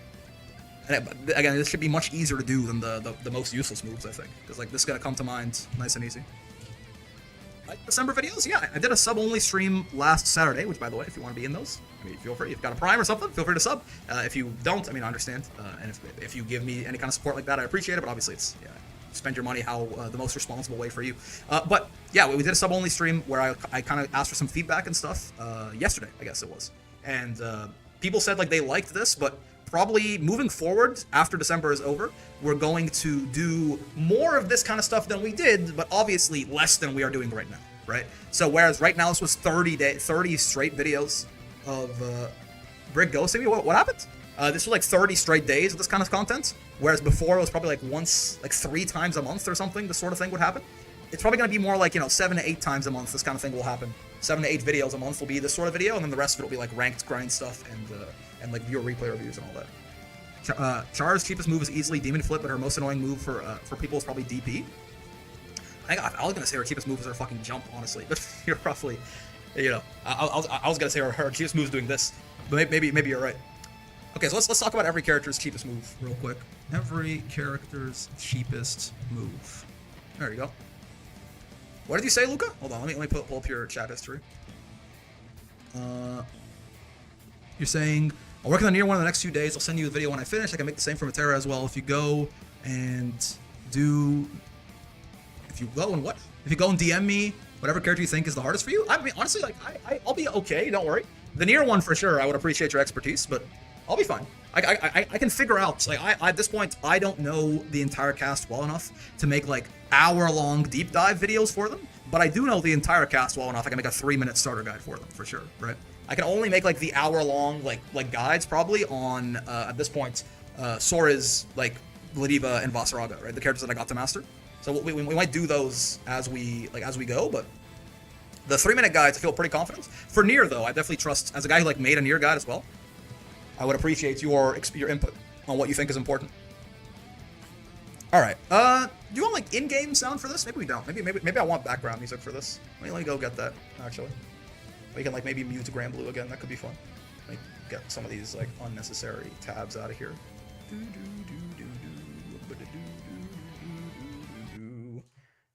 Let's see. What do I want to do? Let's do. I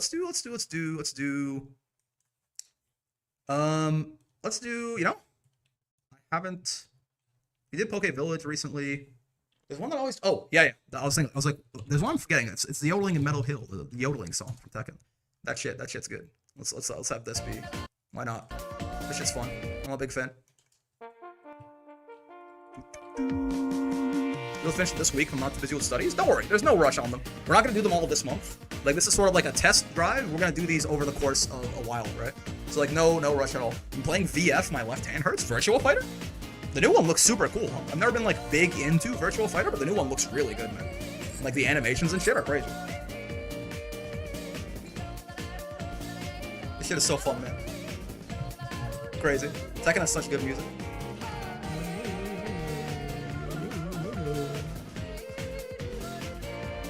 I can't believe the song is from Tekken. Yeah, man, it's crazy, no?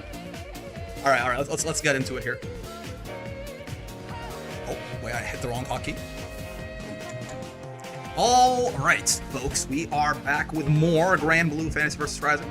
And like we did every character's most useless move a while ago, I think now we're gonna do every character's cheapest move. This should be a lot easier, I think. It should come to mind a lot quicker. And when I say cheapest, oftentimes it might be the character's best move, but realistically, I think a cheap move, by my definition, is one that is just incredibly simple in its use and incredibly hard to counter. That often does also mean a very strong move, but don't expect this to be a ranking of every character's best move necessarily.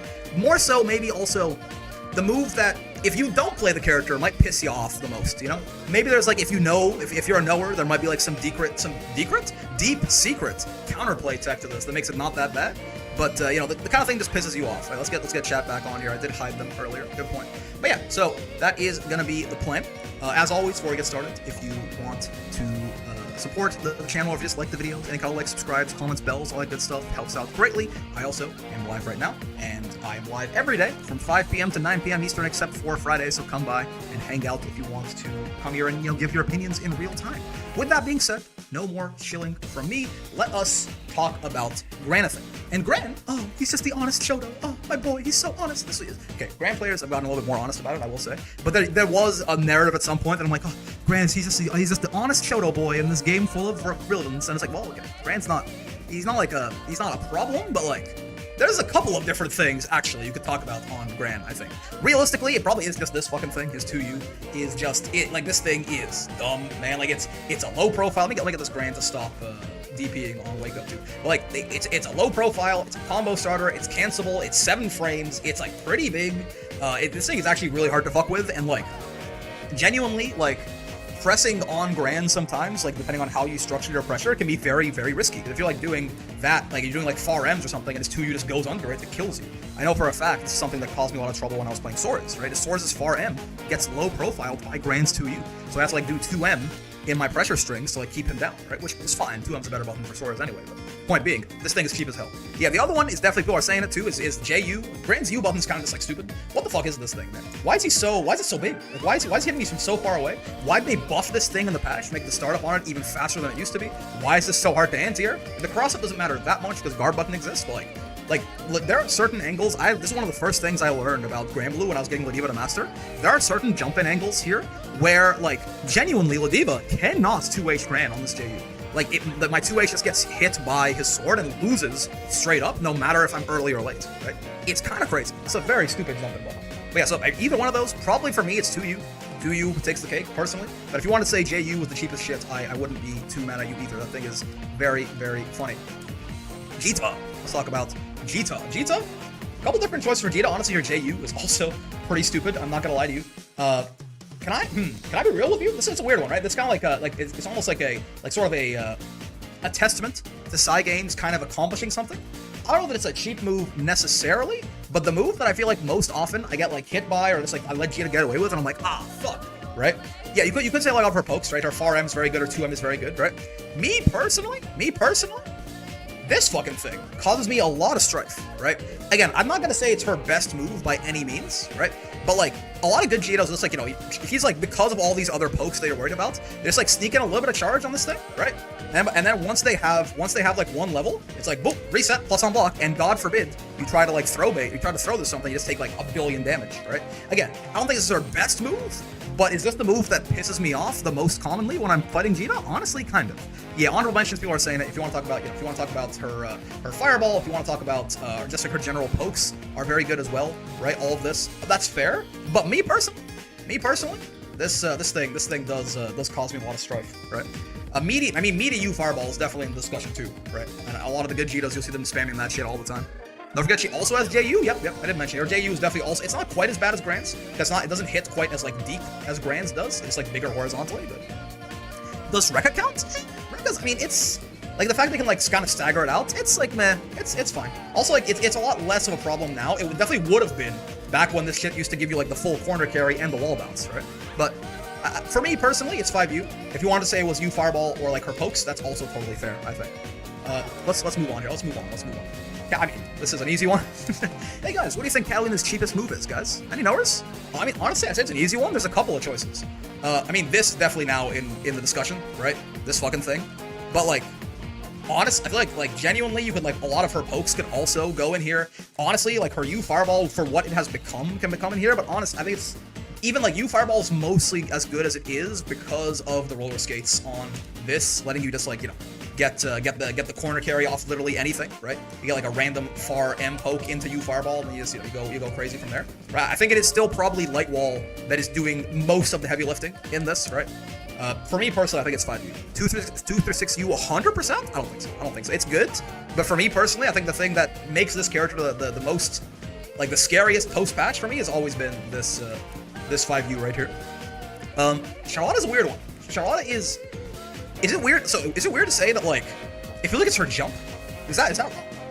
Like, I don't think that's like for again the thing that pisses me off the most when I'm fighting this lady. The thing that feels like it's like also one of the strongest things about her personally is just her doing this.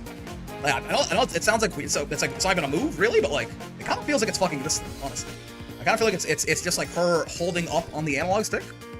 You could also, I mean, you could also say like a couple. You could say like like some of the Honda headbutts or something like that. Her DP maybe, right? But like realistically for me, I think it's just her holding up on the analog stick. Because if you don't know, has the shortest jump arc in the entire game, right?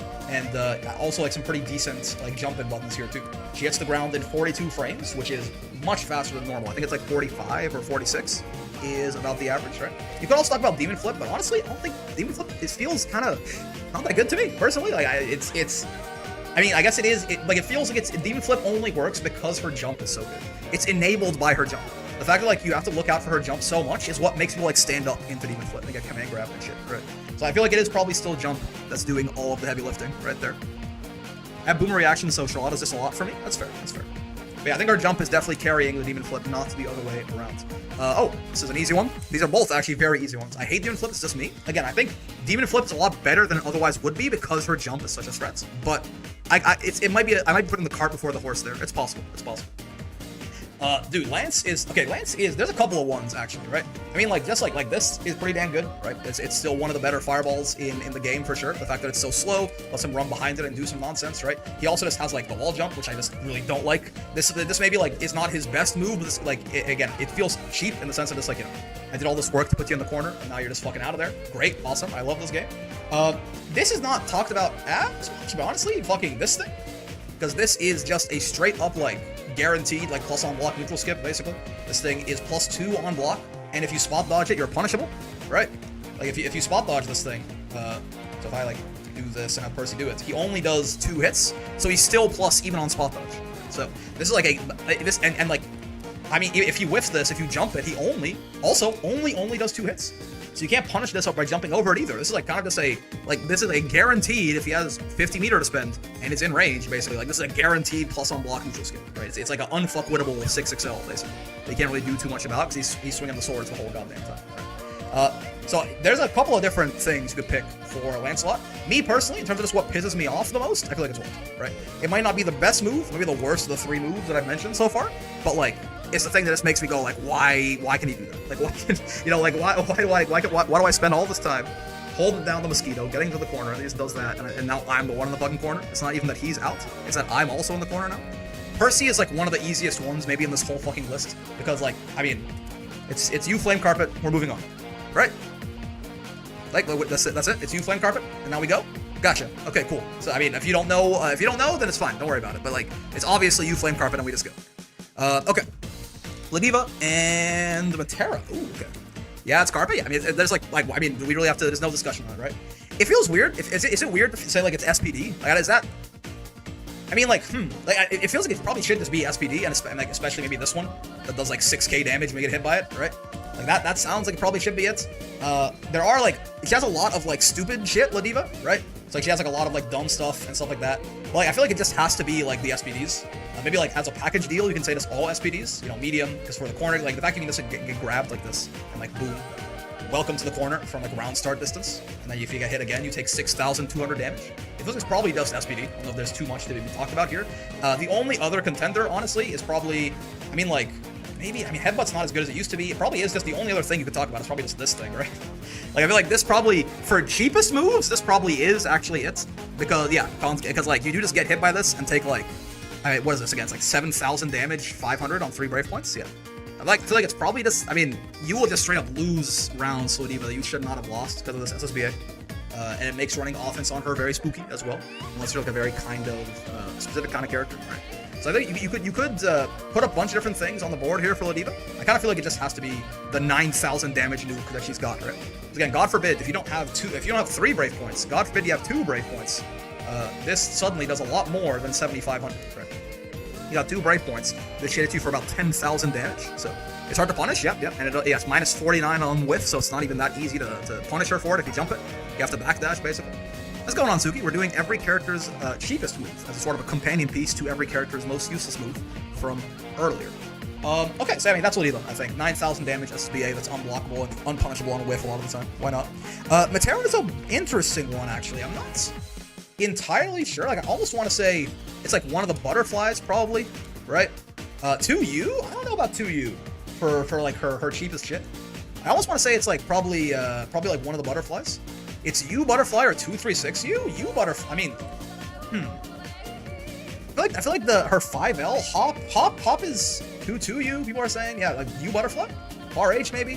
There's a couple different things you could point out to her. Like her kit is very like synergistic, right? So yeah, it doesn't feel like there's one thing that's like standing out. I guess in terms of like the shit that just annoys me on this character, definitely is her 5U, right?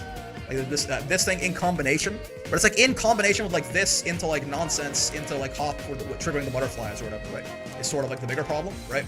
So it's like some combo of like butterflies and hop, I think. If you want to say it's hop, sure. If you want to say it's the butterflies, sure. But this is the situation where I always feel like the most fucked, right? It's just like this into like hop after. It's time to guess. It's a LDP shot. Interesting. Yeah, again, Matera is not like a one move the character sort of thing. So there's a couple different ways you can go with this. I'm gonna say butterflies, me personally. Me personally, I'm gonna say butterflies. Yeah, maybe like H and U butterfly in particular as well, right? Because this one just sticks on you for so goddamn long, and they buffed it too. Bokar, I mean, I get it for sure. This is like a little bit. This is more of like a mosquito. It can be annoying sometimes. I don't know if it feels that cheap usually. When I get hit by that shit, I'm like, that's my fault. That's my fault. Okay. Let's see. Let's keep going on. It's a hard one, man. For Lewayne, it's just this thing, probably, right? Like, there's a lot of things you could go with on Lewayne, but like, this is the thing that like genuinely just like makes me like the least happy to be fighting Lewayne most of the time. It's also quite good. I feel like it is a bunch of like I actually feel like this even though it's just a reversal, basically in the grand scheme of things, and it's a reversal I have agency over. I can like actually avoid this reversal if I play well. It just doesn't feel good. Like to just, be trying to run some Oki on Lewayne, he does this, and now he just gotta play fucking Mario Party for the next little bit, right? So that's probably my guess. If you wanted, I mean, yeah, like 5U is a fair one. Yeah, Iggy as well, yeah. Iggy is not a reversal anymore, so like that is, I think it kind of puts it beneath Human Pyramid for me now. 5U as well, that's fair. I think also, I mean, personally, it's like a Lodiva player problem, but like this fucking thing feels like one of the best fireballs in the game. Just like straight up. I just feel so unfuckwittable sometimes, this H Catabot. But I think it does just have to be, it does just have to be Human Pyramid, I think. I mean, again, it might not be his best move, but it is the move that feels the most like, I just don't want to be playing the video game anymore, right? Yeah, fairies is super duper obvious. It's the Hell Rats, right? Like there's a very big reason that I call this thing the Hell Rats. Call this Lodiva player bias. I don't care, man. I fucking hate this little guy, and especially when he comes in U skill form, where he just becomes this like homing missile you can do fucking nothing about besides like try and jump. I guess it does work, right? Obviously, like the other versions of GG are also equally nightmarish and have their own use cases and stuff. This guy forced you to block forever. You can't BC his ass. He's a projectile. Listen, he's just a little guy. I get it. He's got a Blender model and no outline. It's like they poured his ass in from Blender straight up. I understand. But honestly, there was the one time that we had him like jump into like an Itzia or something, and he just got eaten up into the void, and it gave me like a deep carnal pleasure that I cannot describe to you fully personally. So we're gonna say you Hellrat. We're gonna move on. Maybe it feels like actually it's the JL. You know what? Fine, man. But I'm gonna say you Hellrat, and we're gonna do that. And you can't tell me otherwise. Hey, look, it's like the easiest characters in the game, probably. This is okay. I thought that Percival's the easiest. Okay, real quick. Zeta is Pogo. Cool. Vasaraga is this thing, right? Okay, cool. We're done. Is there sort of any discussion at all on either of these people, right? I mean, Zeta's like the easiest in the whole fucking game. I think it's just this, right? Like it's like fuck this move with every fiber of my being and what they did to it in patch 1.5. Why did you do this to this move and make it like the best like Oki tool in the entire game? when you said you were gonna make it a worse Oki tool. And for Voss, I think a lot of people will tell you like, oh, it's like you tackle. Like it's you tackle, dude. You fireball? You fireball's in the discussion for sure. But like, this is like, I mean, really, right? Like, we're gonna say it's not this thing that eats your brave counter and like puts you in RPS where you either get out and don't do anything to the boss or take 9,000 damage. Right? Like, you fireball's good. Don't get me wrong. But like, really, we're not gonna talk about the stance. I think it's like super duper giga clear on Voss personally. Okay. Also, you know, this I thought this was gonna be easier. I thought this was going to be easier than the cheapest move thing, or most useless move. It's way easier. Yeah, I mean, look. So yes, people complain about it all they want, but it is still valid. It is still definitely the case, right? Narm's cheapest move is obviously this thing, right? Like, yeah, not U flip. Actually, I think U flip is not really. It's actually the other flips. I would almost like exclude U flip from this. U flip is like good, but like the actual ones are like it's like medium and light and like heavy flip and shit like that, right? Like, because this shit, right? TK, oh yeah, and of course, yeah, TK flip as well. But I mean, like, obviously, it's flip, right? We can just go, right? Like, this is much more obvious, I think, than the most useless moves, right? Yeah, TKH flip, yeah. Swords. This is actually, okay, so I was gonna say it's just this, but it could also be this. Honestly, it could also be this, right? It could also be this. This character's got a lot of bullshit, man. It could be this. I mean, it's not a pressure tool, I guess, right? But yeah, it could be this. Right, it could be 236U, it could be 236M, right? His M dash punch, it could be his HDP, it could be his 5U. It's hard to say, man. I feel like it has to be the heavy DP though, right? Why is this thing 5 frames? Why is it 5 frames? Right? Like, why is this 5 frames? Why is this a frame 5 DP attackable move? Like, why?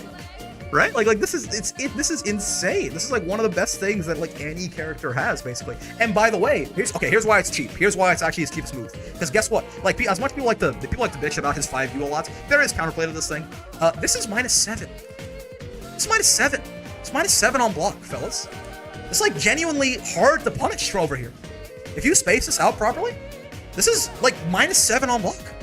Like, some characters don't have, like, if they have like an H frame medium, you don't have a good punish on this. You can't punish this, right? Like, from here, he's -7. What are you gonna do? He's safe, right? And like, this turns like -1 situations into plus situations for him, right? Like this is definitely, yeah, no, I like was gonna say this, and then I was gonna like, you know, I was gonna be like, oh, well, no, it's definitely this. That's my bad. Yeah, it's a combo starter. It kills you on counter hits, right? It's a combo tool now as well. It's just, this thing's insane. It's the 5 frame HDP they gave him is just truly a ridiculous move, and we can move on from there. Okay, let's talk about Zoe.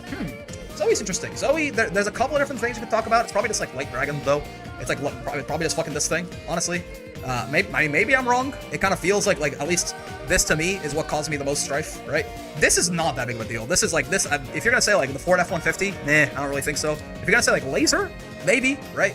If you want to say like, I mean like, if you want to say like some of the spinning slashes or something, the dives, I can kind of see that, right? Like, these are kind of they're kind of quick, and since you're like looking out for this one to try and anti-air it, if you try like 2H this one, you can like get counter hit or something. But like, yeah, like I'll accept laser, but personally, I think it's just this guy. Fuck this guy. Maybe it's a skill issue, maybe call it a skill issue, but he really does beat my ass, and I do not like him for that reason, right? This L Dragon again with an honorable mention to laser as well, because that boy does go pretty crazy as well. CAG is this. Okay, cool. Moving on.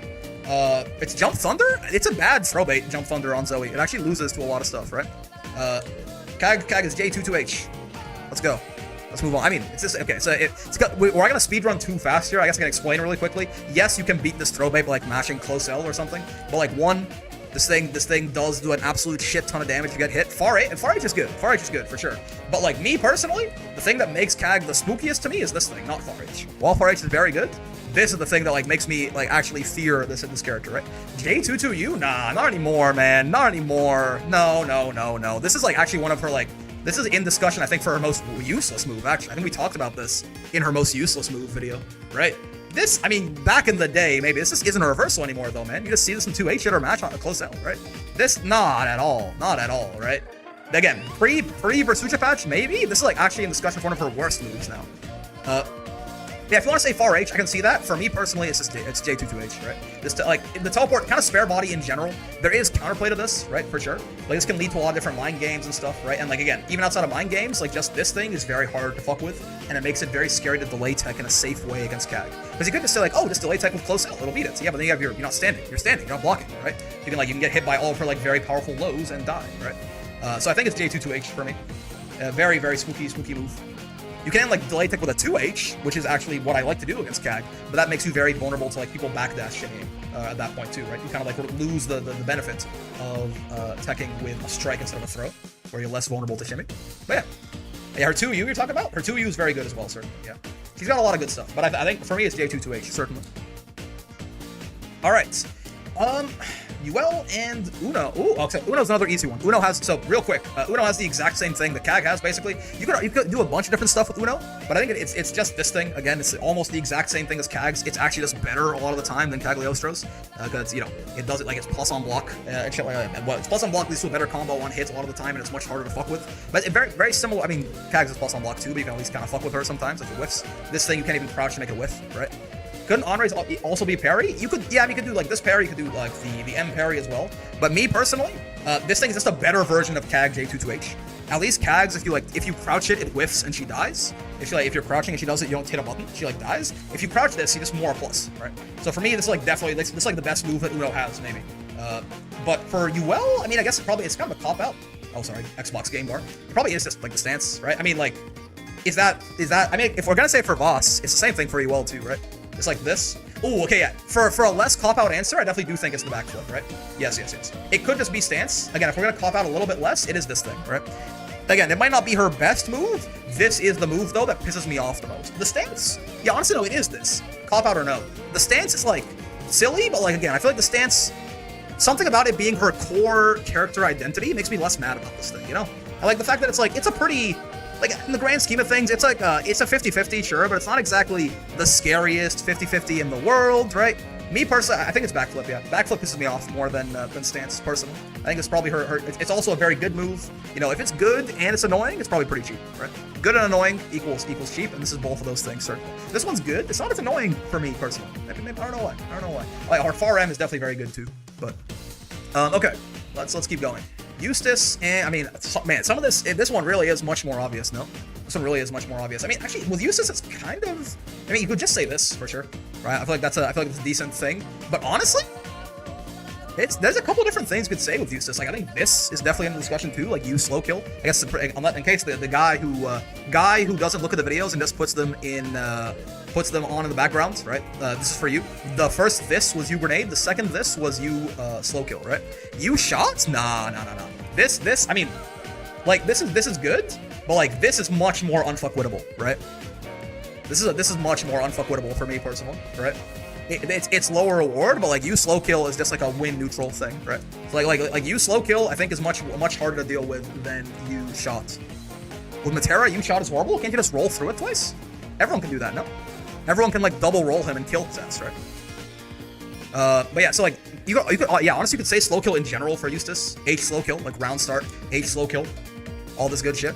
You slow kill, like this thing, the spot dodge timing on this like varies depending on how far away you are, right? So it's probably slow kill overall, and if you wanted to pick one, it's you slow kill for sure. This thing is pretty nuts. Honorable mentions again, like you could talk U grenade, you could talk H grenade as well. Honestly, they're pretty good. Honestly, M grenade as well. All the grenades, it's like all the grenades and all the slow kills you could possibly put in there too. Promise you can do it to kill you for shooting anything but you arrow. Oh, it's like an anti-zoning tool. Yes, it's very good as an anti-zoning tool. Yeah, you're definitely in that point you're definitely spitting. Correct. I mean, Seox, this is a tough one, man. Like, I mean, you could say, probably this is H empty hand. I was gonna say, like, H gated demons as well, but it just is empty hand, right? Like, it probably just is H empty hand. It's one of these two. It's H empty hand or it's H gate of demons, right?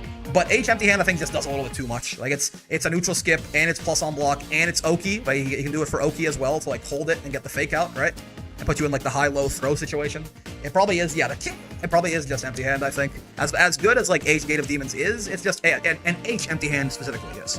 U empty hand, unironically, not as bad as people say it is, I think, a lot of the time. U empty hand is a good move, but I think it is actually, to an extent, a skill issue for some people, I think. 236U is up there? U Rekka? Yeah. You empty hand makes Oki 50-50. How so? You empty hand? You mean H empty hand? Just spot dodge at Cygames Twitter. Again, you empty hand is generally not that big of a problem, but H empty hand is a much bigger deal. It avoids throws. Oh, you can parry on wake up. I mean, sure, but in that case, any character that has a jump button, like a good jump in move, can do the same thing, right? Like that. Again, Zeta can do that shit with like jump back into spear or something like that. Like most characters, if they like backdash on wake up, can kill you for throwing them, right? So I don't think it being a defensive tool is not that meaningful, right? You empty hand is too good. Reversal, throw bait, amazing starter. For me, it's H empty hand personally. Okay, let's go. Vera and Anila's out. It's very meaningful if you try to throw him for trying to parry. Sure, yeah. Again, though, I feel like couldn't like if a character has a parry and you could like throw, you can just smash on a wake up too. No, like cause you empty hand is unsafe in the corner. No, like you can just smash on a wake up and you would lose and eat a full combo anyway. Vera in which states? Yeah, maybe we have to do like a both, right? Maybe we have to do like 2 different ones here because I think it is definitely different, right? Like for Vera in non-install. I mean, is it just like M Scarlet Oath? I don't know. I feel like that's the one that gives me the most issue, right? Is this move? Like I feel like this like sets me up for everything else she wants to do, right? You could say command grab. I don't think command grab's that big of a deal personally. I know she has like some Luminaria setups. Sure, it's kind of bad, but command grab. I feel like for me, I feel it's M Oath here. Like if command grab and like the M Scarlet Oath are like 2 sides of the same coin, I think the M Scarlet Oath is doing more of the heavy lifting here than the command grab is for like setting up the whole game plan there, right? In install, it's a little different, right? In install, I don't know, man. In install, it's not a good move anymore. This thing is kind of a jump scare though. It is still punishable. And you could talk about this. It's also like a full like combo starter when she's in install, right? It's not her best move, but it could be. MDP is a lot less of a problem than it used to be. Razzle now it's -15 personally. For me, like MDP, I feel like it's not as big of a problem, but in install 214M is even scarier. I mean, maybe it is just Scarlet Oath again because this thing is a combo starter now, isn't it? Yeah. Honestly, maybe it is just M Oath in both of them. To be real with you. But if you wanted to say like install like Stun Dipper, I could see that. Again, it's not an amazing move anymore, but I think it is the kind of one that just like, sometimes you get your toes taken, you eat like 70%, you're like, fuck this. I don't want to play the video anymore. Anila doesn't have a lot of cheap shit, man. Anila is kind of not a very good character. I mean, like this, I guess, maybe. I mean, even this isn't that good, honestly. It's -13. U-Sheep, IMO? This is very matchup dependent. U-Sheep is like pretty good in some matchups and like an actual suicide move in others. It's like the best thing she's got, I guess. 66H? Oh, yeah, no, you're right. It's that. Yeah, sure. Yeah, I forgot about this. Yeah, no, it's this. It's 66H. That's correct. Because yeah, she can like space this out to be safe, and if you get counter hit by this, you go to hell, right? You go to hell and you die. Yeah, no, you guys are right. It is in fact this fucking thing. So true, bestie. Why'd she go so far? Yeah. It's 66H. She doesn't have a lot of like dumb stuff, but like this is the one. We are number 1, in fact. Siegfried and Grimnir. Oh, Grimnir's gonna be a hard one. Grimnir's a really hard one, actually. So I mean, it used to be like this, like bar none. I think that's honestly still a pretty good fireball. It's still in the discussion, right? I mean, his 2M is really goddamn good for Siegfried. You could argue his 2M, his 2U is pretty cheap as well, right? I guess like his DP honestly is like counts because like just the fact that he can do like if you're low on health, he can just do like Verdrongen into DP and you're like basically guaranteed dead unless you hit like a frame perfect swap dodge. His SBA is in discussion too. It's a good point. The fucking chain shift screen freeze super for some reason. There's a lot of stuff you could put on this guy. I think me personally, I'm just gonna have to say it's DP because of all the things that are on his kit, this is the thing that just I'm like, why the fuck it does this do this? Like this is the thing that just to me it just stands out the most to me as like when I have like when I'm at like 20% or like 11% health or something, right? And Siegfried just does bonk and I'm basically checkmated. I just don't like it. I don't like it, right? Like it's the thing that I just go, well, Siegfried, like this does that too, but I feel like more often than not, like you see like it is actually like 30% of rounds with Siegfried and like this, right? Like 30% of Siegfried rounds end in this. And it does chip and kills you on chip, right? Because Verdrongen does so much goddamn chip damage, you can see on Grimnir there. It's like a significant portion of C grounds and in this right here. And that into DP into your fucking death. Grimnir is a lot of things, man. I mean, like, it probably is just Seal Dash, because, like, everything else that would be in contention is sort of enabled by the fact that Seal Dash is as nutso as it is, right? Because, like, you could talk about, like, this thing. Hold on. Hold on. It's you hit this and then back and heavy? Yeah. You can talk about this, right? You could talk about, like the U, like, seal placement or something like that, right? But, like, realistically, I think all of these things are just sort of enabled by the fact that you can do this shit, right? Especially these aerial seal dashes that are even on block for a second there, right? Like, all the other ones are minus. The ones that, like, the aerial seal dashes that hit you, like, midway, like, when he goes, you know, seal dash and hits you, like, in the midair, he's even here, right? And he's got a 5-frame JL. Like, that probably is the dumbest shit, probably. But again, there's a lot of stuff, right? Like, his H Fireball, I think, is definitely in contention for best Fireball in the game, now that Siegfried's got nerfed, right? I mean, U Fireball's pretty good, too, right? His, like, generally, like, the seal placement thing for the 50-50 that it allows works, too. But I think it just has to be Seal Dash. Everything I'm talking about, like, why is this good, right? Like, why is this H Fireball good? It's good because it lets you set up your seals so you can Seal Dash. Right? Why is anything good? It's because Seal Dash is good. So I think it is just, it just has to be like the J5U with the seals up here. It's, you know, it's pressure, it's a throw bait, it's a combo extender, it's everything, right? That shit is he is Seal Dash the character, and that's how it's gonna be. Far H and Honorable mention, best Clash level 4 normal. His Far H is pretty good too. Nier and Beelzebub. Nier. I guess it's probably still just Far H, right? It's just like the only thing on Nier that is completely untouched, as far as I'm aware, right? Like probably is just Far H. The U skills were definitely in discussion before, but now that you can just like Brave counter at the end of them, and the U skill all does is kill death, basically, a lot of the time, instead of like B plus 27. I feel like the U skills have kind of fallen out of favor. 236U is still probably very good, just because it can be used on Oki, and it can be a little bit more threatening, even with the Brave counter stuff in mind. So I think personally, yeah, you could talk about 214H as well, right? H Ominous Turn is there, but actually maybe it is this, because like Far H is good, like 236U is good certainly, but like maybe it is this thing. This. Yeah, maybe it is that actually. Because this still is just like the, you know, it's the combo starter, it's the win neutral, it's the get them in the pressure, it's the get them in the mix. Yeah, maybe it is just H Ominous Turn, personally. It's, yeah, I'm gonna say it's H Ominous Turn. It's that, otherwise I would say Far H. It's Far H or it's 214H, me personally. For my money, it's one of those two.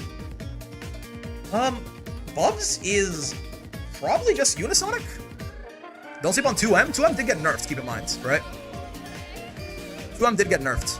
The full screen black hole? Nah, this is a reaction check, dog. This is the spot dodge, that shit. Bubs is probably just Unisonic though, right? It's like both an air stall and it's plus on block. So most air stalls, right? If you look at most air stalls in the game, they give you like no reward on hit and are usually minus on block. What this is basically is a plus on block combo starting air stall a lot of the time for Bubs, right? Bubs is all cheap shit. I don't even know about that, man. Like I feel like a lot of his stuff is like relatively fine personally. H Fireball with U Karma unblockable. I mean, first off, you can like you can do you can Brave counter there to avoid the unblockable. And again, I think that's a little too. That's like you can just also be close to him to avoid that too, right? Me personally, I think it's just a dive kick. I don't think there's really too much of a discussion. Nier can parry super the unblockable, by the way. That is funny. I do like that.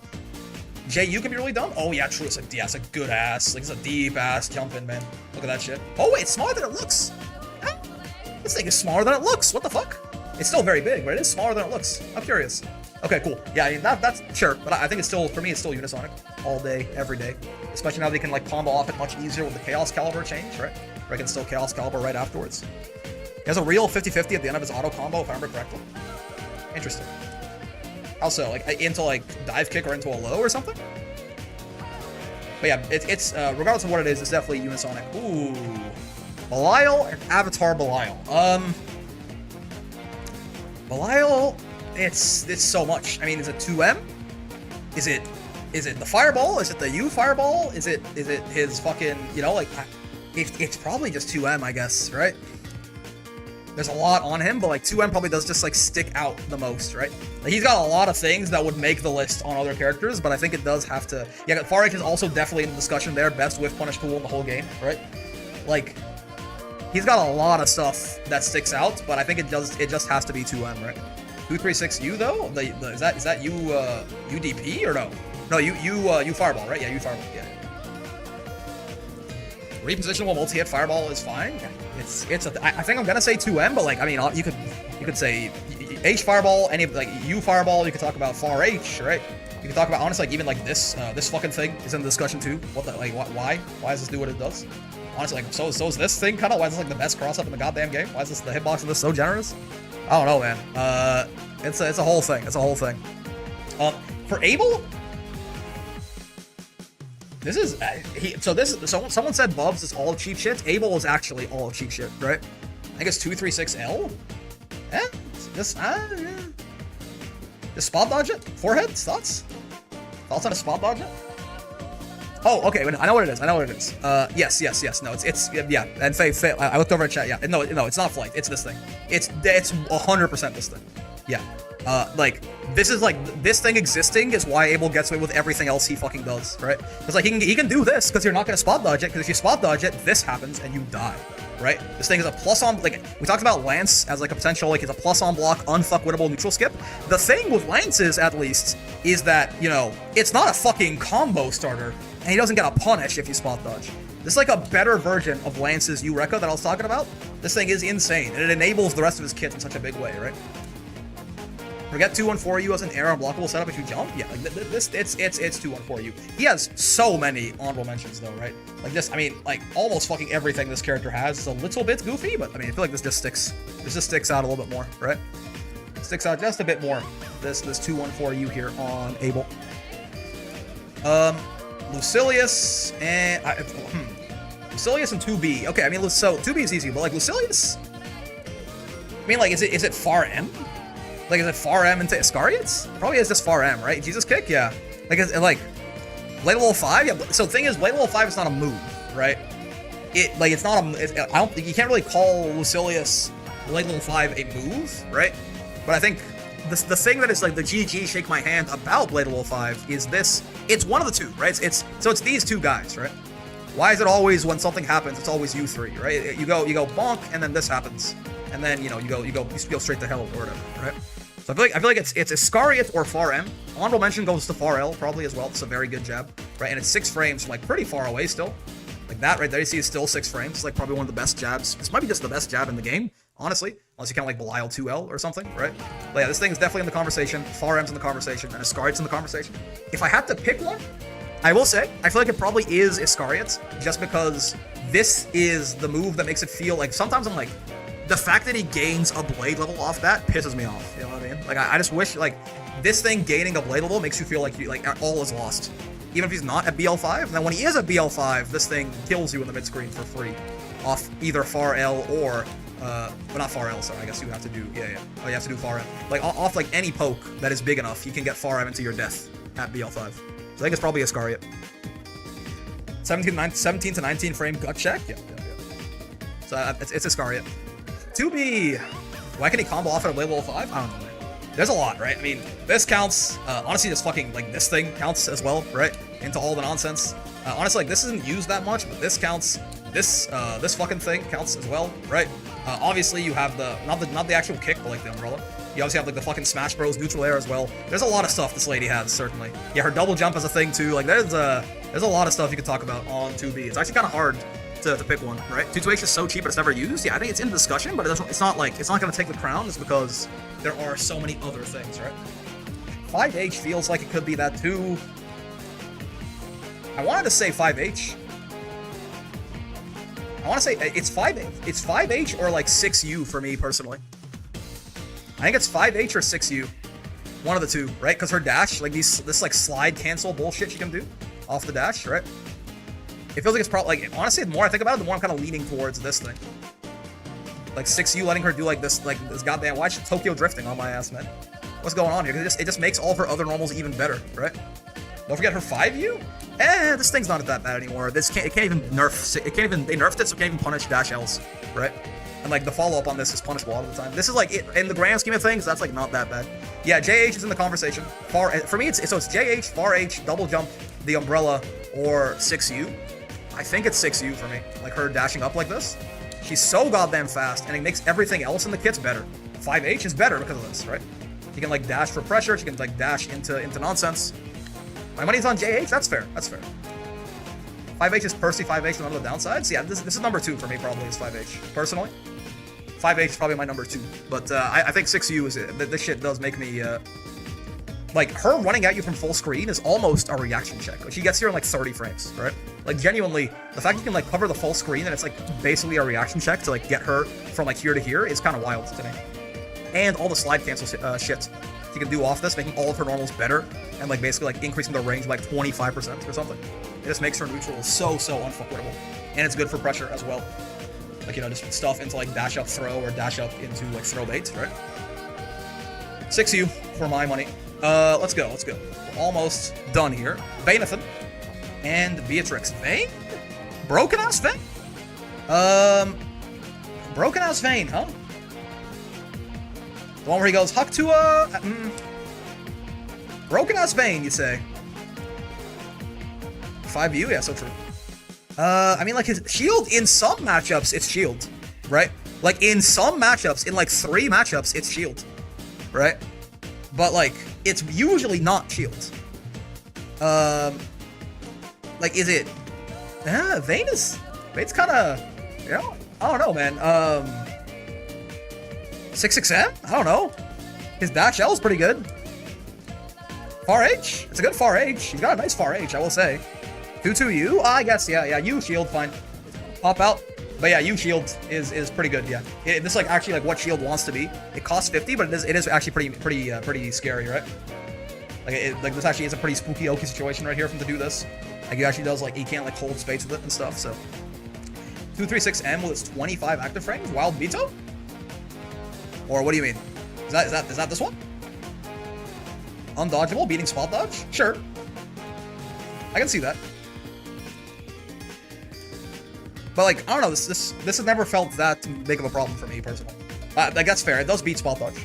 It is also minus 64 on whiff, but you know. It's a living. It's also minus on, isn't this thing like, yeah, he's very minus on block too, right? You'll be safe like most of the time, but if you block this, you can just like take your turn back. You can like try to spot dodge L wild beats if you want to, and if you do that, this kills you. But like, why spot dodge this when it's still your turn when you block it anyway, right? Like why? What's the problem? It's a spacing trap? Well, I mean, just run it his ass, right? I don't know. This has never felt all that intimidating to me personally. Maybe I just haven't fought enough good veins. But again, if you want to say it, sure. He wins in a chip kill scenario. That's fair. That's fair. If you're like on chip and he goes like bonk into this, you're just dead, right? I mean, I guess. I mean, you could DP it or super it though, right? If you don't have DP or super though, you are going to hell. But yeah, if you have a super or a DP, you can just get away from him that way, right? Obviously that's risky, but you're in chip. Everything's risky. So it's not exactly the same as like if for example, you know, Siegfried goes like Verdrangen into HDP and you super it, you're gonna lose. His DP will beat your super. You will lose to his DP. So like it doesn't seem this is not the same kind of caliber of move to me, personally. I'm just gonna say you shield and move on. Beatrix has an unreactable combo starter that is a low and is punishable on block by everyone now, but like who gives a fuck? When it's under 30, this thing kills you. Cool. Anyway. All right. Versuja and Vikala. Command grab? Nah. It's good, but like 2-2H is the demon in my opinion. Command grab's up there. Okay, Vikala and Versuja. Vikala's a hard one. Yeah, I'm trying to like think. Okay. For Versuja, I mean, probably just like pillar, I guess. Probably just pillar. I mean, yeah, probably just H pillar. I'm trying to think of like, I don't think U pillar is that big of a problem. I mean, Anitia can be annoying, but I don't think it's Anitia necessarily. Or like DPs can be like, they can be interesting like BC baits and stuff. But I think probably it's just H pillar, right? Stars or JH for the rat? She has a 5L or 2M? She has a 2M. Yeah, she has a Siegfried caliber 2M, certainly, right? But like, I think H pillar is just like, every time, you notice how every time we do any kind of replay review with a Versuja, we always go, hey, H pillar is your most important move in this matchup.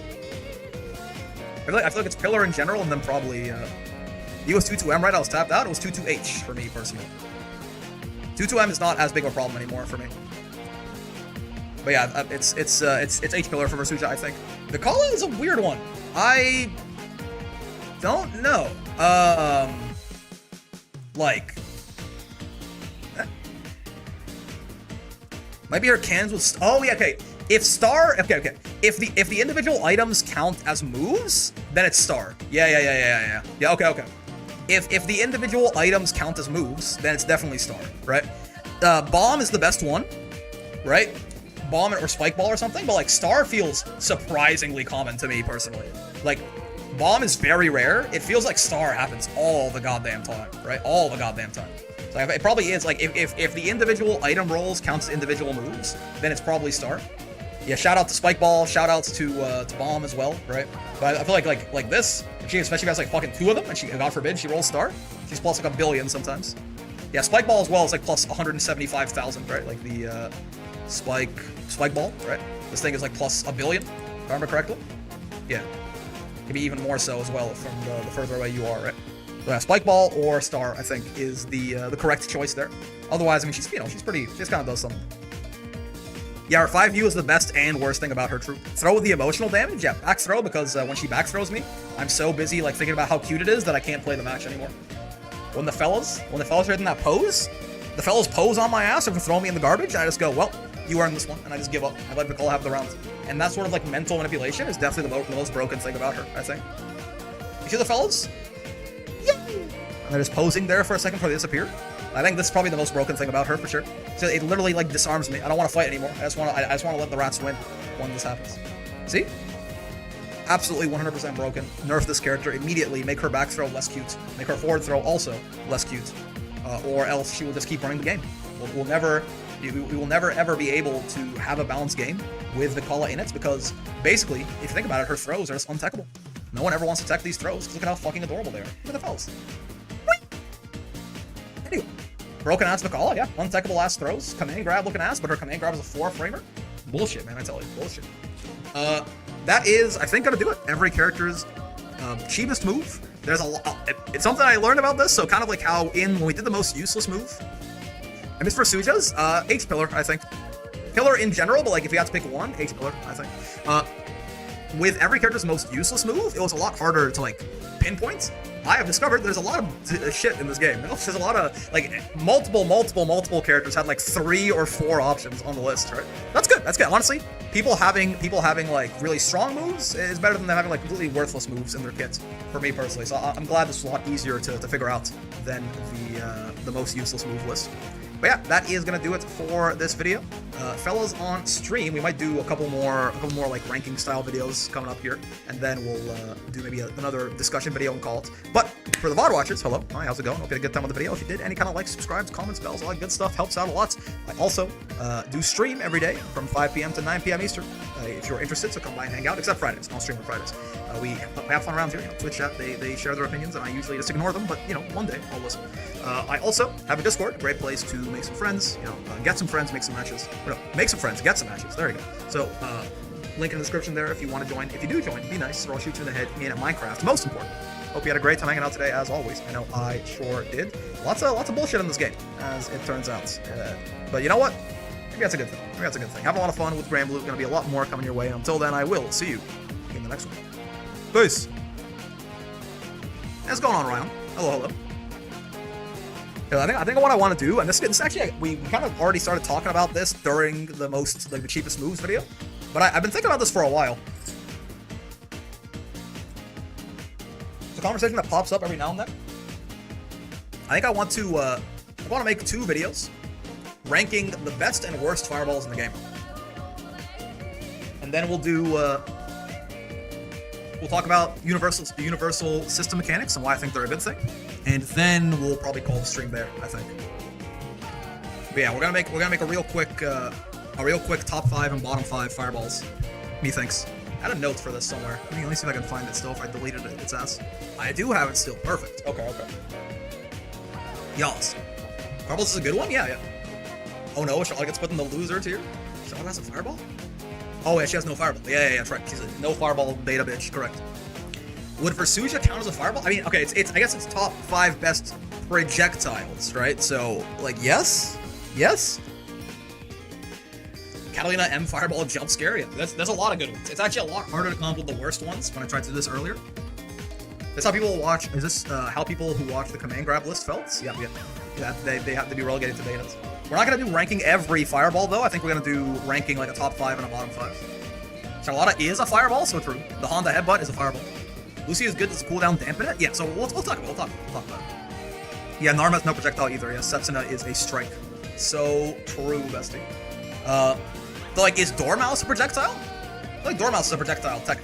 Dormouse is a projectile, but it's a strike. But it's a fireball. So it's not a projectile, but it's as a fireball, right? Like, it's not a fire. It's not a projectile. But like, that shit's a fireball. I don't know, man. It feels weird to like not include this somewhere. I thought it was a projectile. It's a strike property move, I think.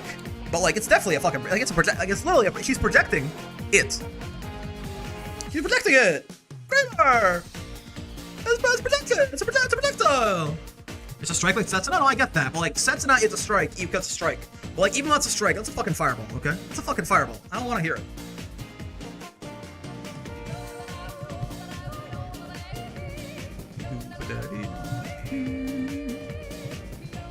Nuh-uh. Yeah-huh.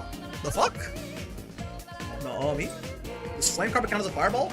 No. Yeah, so I think, by that logic, Vane's 214X is a fireball? Yeah. You don't even worry about it. If it's disjointed, it counts as a fireball? Wait a second. Nobody tell this guy about Dormouse. I think this is like, we can make like an alignment chart, you know, of like chaotic evil, like Siegfried 2M is a fireball. Yeah, okay, we'll see. Well, I will nuh-uh you as much as I want. Nuh-uh. Okay, I have an idea here. We can talk about it. I have some honorable mentions as well, right? Let's go here. Let's do best first. I think best is a more interesting discussion. I think there's not actually that many bad fireballs in this game. What are you considering a fireball? Would Ominous Turn count as one or a strike? Yeah, so I think I'm gonna count projectiles that are like launched at people. You know what I mean? Projectiles that are launched at people, and honestly, like Dormouse as well. Like Dormouse. I think even though it's a strike, technically this thing's a fucking fireball, right? Pipe down, little chungus. It's a good sticker. I should make that a sticker on the server. Maybe I already have. Yeah. I think we'll do best first. Lance Ice Ball is really good for the context of his kits. Yes, I think I'm gonna try and rank these more so in a vacuum, but yes. All right, let's go. There are no bad fireballs for Call's Heart called. Yeah, listen, there are very few bad fireballs. There are few bad fireballs, is what I said, I think. All right, folks, we are back with more Granblue Fantasy vs. Rising, and you know what? This yodeling music, kind of pog. I'm gonna switch it out real quick though. Looking forward to B bottom 1. Yeah, Beatrix's fireball is actually not amazing, I don't think. At least not in a vacuum. She can use it in some good ways, but let's do what do we want to do for this? Let us do. What music do I want in the background? We can do like a Granblue theme. Yeah, actually, let's do Vicola's theme. Because she is not showing up in Best Fireball, believe it or not.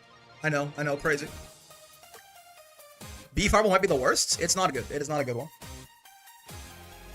B Fireball has an extended hurt box. Yep. That's another reason it's not very good. Gogeta Transformation, no ST tech. Oh, maybe we'll do that for worst. Okay, so we are here, more Granblue Fantasy vs. Rising, doing a bit of a ranking. You know, it's tier list December, as some people have called it. But we're not doing a tier list this time, but it's top 5 December as well. You know, it still counts. Starts with a T. So what we're doing is we're going to talk about the 5, in my opinion, the 5 best fireballs / projectiles in Granblue Fantasy vs. Rising. And listen, it gets a little muddy in some cases, right? Like, some things look like projectiles but aren't projectiles. Some things are technically projectiles, but like, you know, they don't really feel like they should be, etc., right? Like, there's definitely like a bit of nomenclature. There's a bit of nomenclature problem. It's a bit of a nomenclature problem here for sure, right? Like, you know, Vicola, Dormouse is not on this list, don't worry. But Vicola Dormouse is, for example, a strike. You know this? This thing is not a projectile, it's a strike. But like, this thing's a fireball. Like, if I feel like I was making a ranking of fireballs, I'll put this on there, right? So there's gonna be definitely like just some like amount of, you know, Brick thinks it makes sense this way, so it's gonna be this way, right? But yeah, we'll get into it as we go here, right? So without further ado, some further ado first, actually. If you like the video, all that good stuff, subscribe, helps out a lot. Comment, let me know what I missed, how you disagree with me entirely, how all that shit goes, as it does on YouTube. Also, I do stream every day from 5 p.m. to 9 p.m. Eastern, except for Friday, so come by and hang out. Chilling over. Let's talk about our number 5 here. And, okay, actually, before I get into number 5, add some honorable mentions. Just like, things that are either like just not quite there in my head or are a little bit of like weird examples, right? So I'm gonna bring up two here that I think are both actually very good, but I'm not entirely certain that I want to like. I'm not entirely certain how much they count in my brain. But let's talk about Zoe. Let's talk about Nier. Okay. So the Ford F-150 on Zoe is a fireball, right? This guy, he's a projectile. It's a projectile property move, right? Ladiva can like use her anti-projectile moves against this shit and all of that. This thing's pretty good. This thing's pretty good. I'm not so sure that it makes it on here anyways, even if it is, if you count it fully. But like, just wanted to mention that, I suppose, right? Just wanted to mention that on there. The other one, and the one that actually is, I think in laser. I mean, a lot of Zoe's projectiles, like all the dragon projectiles are pretty good, right? Light dragon, laser, all of this are all pretty good. All of them, I think, like you can just put Zoe as a character in honorable mentions and go from there. She's got a lot of good ones. I'm not quite sure they crack like best fireballs in the game for me. The other one, which like, honestly, depending on how you think about it, this is probably just like undisputed number one because it's everything that Death can do. Because Death is a projectile, right? But like, this is where we get into like, this is where it's like, I feel like this is kind of cheating. Like maybe you could rank like just Ominous Turn or something and go from there. But like Death is a projectile, and like all of Death's stuff is like she is projectile decoded, right? So like, I think I'm just not gonna include Nier. But yeah, like, honestly, like 214H by itself is also pretty high up here, also probably. But like when I think like I'm ranking best fireballs, I'm kind of using fireball and projectile interchangeably in my head, and like. If I have like a fireball top 5 and a puppet is number 1, it just doesn't feel right to me, you know. So I think I'm gonna leave Death out of this list, but I just wanted to mention them here because they are obviously an incredibly strong projectile type move, right? The other two honorable mentions I have here are where are they? Are Metera. Where'd she go? Metera, and this one could be a little bit crazy. Maybe it deserves to be in the top 5. This is like number 6 in my head. Metera and Siegfried, right? Metera's fireballs are pretty good, right? But like in a vacuum, like they're not amazing. They're just like solid ass projectiles. And her U fireball, of course, is like basically the highest highest priority fireball in the game, right? Sure. But like these to me are just like very solid like workhorse fireballs, and it's because she has like, you know, fucking 17 of them, right? She's got like the crouching version and the aerial version and the butterflies and this like all of that together makes it very good, right? Yeah, she can shoot them in the air too and stuff. Like these are good. But like they don't quite stand out to me necessarily, right? And yes, so for me, what I would probably consider like number 6, and like this probably was just number 1 before it got nerfed. So maybe it's like still somewhere in here. Like this to me, I think was just pretty easily number 1 before it got nerfed is Siegfried's H Fireball. This got nerfed basically to be a lot faster, which is actually a big nerf because not only does it mean it's not as good of a neutral tool anymore, because like you can't just like do this and run behind it. It also like, you know, has fewer active frames as well, so it just goes away. This also is a bit of a nerf to his pressure, because like you can a lot of times Siegs will like poke you with something and do either like Fireball, or they do Verdrongen, or they would do Orkan or something. Now, because of how Fireball is faster, all of that shit loses to spot dodge. Right? All 3 of those options you can spot dodge, and Siegfried's gonna whiff, right? Are we counting only one version of a fireball? I think like holistically, more so. Though, I mean, for this one, I mean, the U one is kind of notable. I guess I should have clarified that. Yeah, like kind of like the fireballs as a whole, unless one is like a really big standout by and large. But yeah, so like this thing is a worse pressure tool and a worse neutral tool than it used to be. It is more plus on block now. That's a big deal. But it was always plus anyway, right? It's not being plus 12 is that much different than being plus 6 when you're right in someone's face. All right. So I think Siegfried is definitely this is number 6 in my head. It's still very good, but to me the nerfs to the fireball mattered enough that it kind of drops it out of contention for me, right? With Sieg M fireball gotta be top 5 in my eyes. Yeah. This is I don't know about all that. Again, if you think so, sure. Just for me, it's just not. It's just outside personally. However, I will say the number 5 that I have on here is basically on here for only 2 versions of the move. So if you really want it, since like probably across the board, Sieg's fireballs are a little bit more useful, like all 4 versions, seems a bit more balanced, right? So like if you wanted to, really, you could swap it. But our number 5, so if I'm against the list proper, is only here for 2 versions of the move, pretty much. And our number 5 fireball, in my opinion, is Catalina, right? So the thing with Catalina is that obviously her U fireball is very good. Her U fireball is very, very good. And it's a combo starter. It's a good poke. It's fast. It's spooky. It's plus on block. It's everything. All very nice, right? It's part of the new patch Catalina McDonald's combo of you just getting hit with like, you know, any sort of poke into like corner carry, corner to corner, 6,000 damage from anywhere on the screen. You know, that and the ice skates are doing they're doing a lot of work there for that, right? But the other version of this, they just like, for some reason, just sent to the fucking stratosphere in the patch is her M Fireball. Why is this like a fucking hit scan projectile, it feels like? Like, I know it's not, it's hitting him on frame 35, I get that. More full screen though. Like, why is this like, this is like including the windup, by the way. It's frame 36. Like, the windup is like 20 frames or something, right? If I could pause this right when she fires it out, it would be great. But yeah, the windup is like 16 frames. Why is this like, so this travels the entire screen in 20 frames. Why is this M Fireball from full screen a reaction check? Why is it a very difficult reaction check? Like, once the Fireball is out, you have 20 frames to realize it's out. That's like bordering, that's reactable in quotes, not really, right? This shit is incredibly fast. This is this is an insanely quick Fireball, and the other versions are not bad either. Like her L Fireball and H Fireball aren't bad. They're more bog standard though. They're not like as special. They're very like solid workhorse Fireballs. But then M Fireball and U Fireball are just insane. And again, in a vacuum, anyone wants these Fireballs. Anyone in the game would love to have these, right? That's going on, plushie.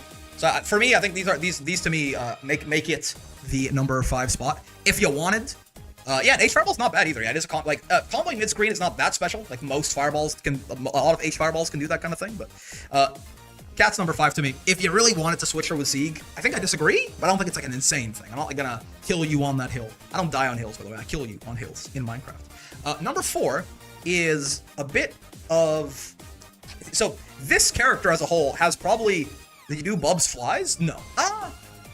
It could probably go in honorable mentions. Nah. It could probably go in honorable mentions. It's not, I'll tell you what, Bubs is not on this list for me. You could probably put him in honorable mentions. It's a pretty good Fireball. I'm gonna say though, I'm gonna shaft him. He's neglected, lost to the ether. Okay, so this next character I think has like, I put them on here on the list. So I have a notepad on the side here, and on this notepad I have like the names of the moves, like Catalina, Fireball, right? I just have this character with like just their name here, and I don't really know what to put on here, but I feel like multiple things of theirs are probably top 5 worthy, and I just wanted to put them in one slot here to not have them be like number 5, 4, and 3 or something. I just have Eustace as a name here, because like all of his, like, this shit is really good. The charge fire, like his charge fireball is like faster than Catalina's fireball. Basically, like it hits. You see, like it hits faster than Catalina M Fireball. It is faster. It's a U Fireball clash level. You just don't win Fireball Wars against this guy. And he has 4 different speeds on it, and it knocks down now. Right? So post 1.5, it knocks down, so it actually like really keeps up your zoning. Flamek is on this list. The thing is, Slow Kill is also on this list. I just don't know where. Like, Slow Kill is also one of the best projectiles in the game, right? Basically free round start win, just screen control out the fucking ass. Every version of Slow Kill is pretty crazy. L and M and H are very good. U Slow Kill is one of the best ultimate skills probably in the game. The more I definitely did, I was underrating this thing, I will tell you. And the more I play Eustace, the more I think about it, this is just one of the better ultimate skills in the game, I think, point blank, period, right? Forgiven can finally tell me he was right. For all this time, he's been telling me that I've been underrating U Slow Kill, and I was saying, nah, it's not even that good, but no, I am wrong. Send this to Forgiven. He is correct. U Slow Kill is one of the best U skills in the entire game, I think. And then the other versions of Slow Kill are also very good. The other thing, too, is that, like, Eustace's grenades are also some of the best projectiles in the entire game. Like, M Grenade is fucking unfuckwittable. Light Grenade is, like, it's more situational, but it's very good. His H Grenade is a war crime, and U Grenade is, again, one of the better ultimate skills in the entire game. So, like, I just put Eustace on here at number 4. It's because, like, Eustace could be half this list. I genuinely think that every one of these projectiles is better than Catalina's Fireball, right? So, like, Eustace could be slot 4, 3, and 2 here. I'm not gonna do that, because it's my list, and I can cry if I want to. So I'm just gonna have Eustace as a character in number 4, and we can move on from there, okay? And like it's all versions of Flamek, all versions of Slow Kill, all versions of Grenade are all very good. Right? Eustace is that guy as far as fucking zoning is concerned. Kind of, honestly, he's kind of nuts. He's kind of nuts. Okay, on for number 3. Matera's crying right now. Matera wishes, bro. He will straight up beat her ass in Fireball Wars. He used to be like 4 and 3 for me. The grenades are really good, man. Don't sleep on the grenades. I promise you. Number 3 for me is this. I will say, in hindsight, this could be This could be big body player bias, okay? It could be big body player bias. I will say, though, I think this fireball goes under the radar a lot and is not talked about often enough in terms of just up there for best fireballs in the game. And that fireball is, if I can find the individual in question here, for me, that fireball is the H Catabot rocket specifically for Lil Wayne here. The rest, it's the only one of these that is protected. The laser is like, it's kind of whatever. It's fast, it's nice, right? But for me, it's fucking this thing. Maybe this is big body bias, maybe, but like, this is so difficult. This feels like you need an air dash. Like, this is like designed for a game with air dashes, where like this game doesn't have air dashes, right? Yeah, Lil Wayne is a zoner, and like, this is why. Like, this is like the only, like, this is like the only thing that lets Lil Wayne zone, basically. Like this, and like, that's like the Junkrat wheel too, but like this thing is just so incredibly hard to deal with. And like, in a vacuum, anyone would love this, and I'm ranking them mostly in a vacuum. But also, if I can just like talk about it for a second, this also does just like, let him, as he's like getting all this free neutral win, to just like eats or like follows up or does whatever the fuck he wants, right? Yeah, and the other versions are not bad either. This isn't bad. I mean, this is not as good, but like, you know, the other version is still very good. The cat laser is still quite strong. So I think this, like, this just feels so overwhelming to me that I feel like it has to get a mention here for like best fireballs in the game, right? Like, this feels like one of the fireballs that has the least counterplay to it. The fireballs are so slow that I think there is a timing to spot dodge these if you're further away, because they pick up speed the farther they go. If you're like from full screen here, there's a time to spot dodge it, but it's quite difficult. From like up close, they're slow enough, they'll just kick you out of spot dodge. You can't jump these because Lil Wayne, you'll get air unblockable. You can't just like, I mean, there's so many fireballs here, you're not gonna be able to really just like bully through them unless you have like a U fireball or something, right?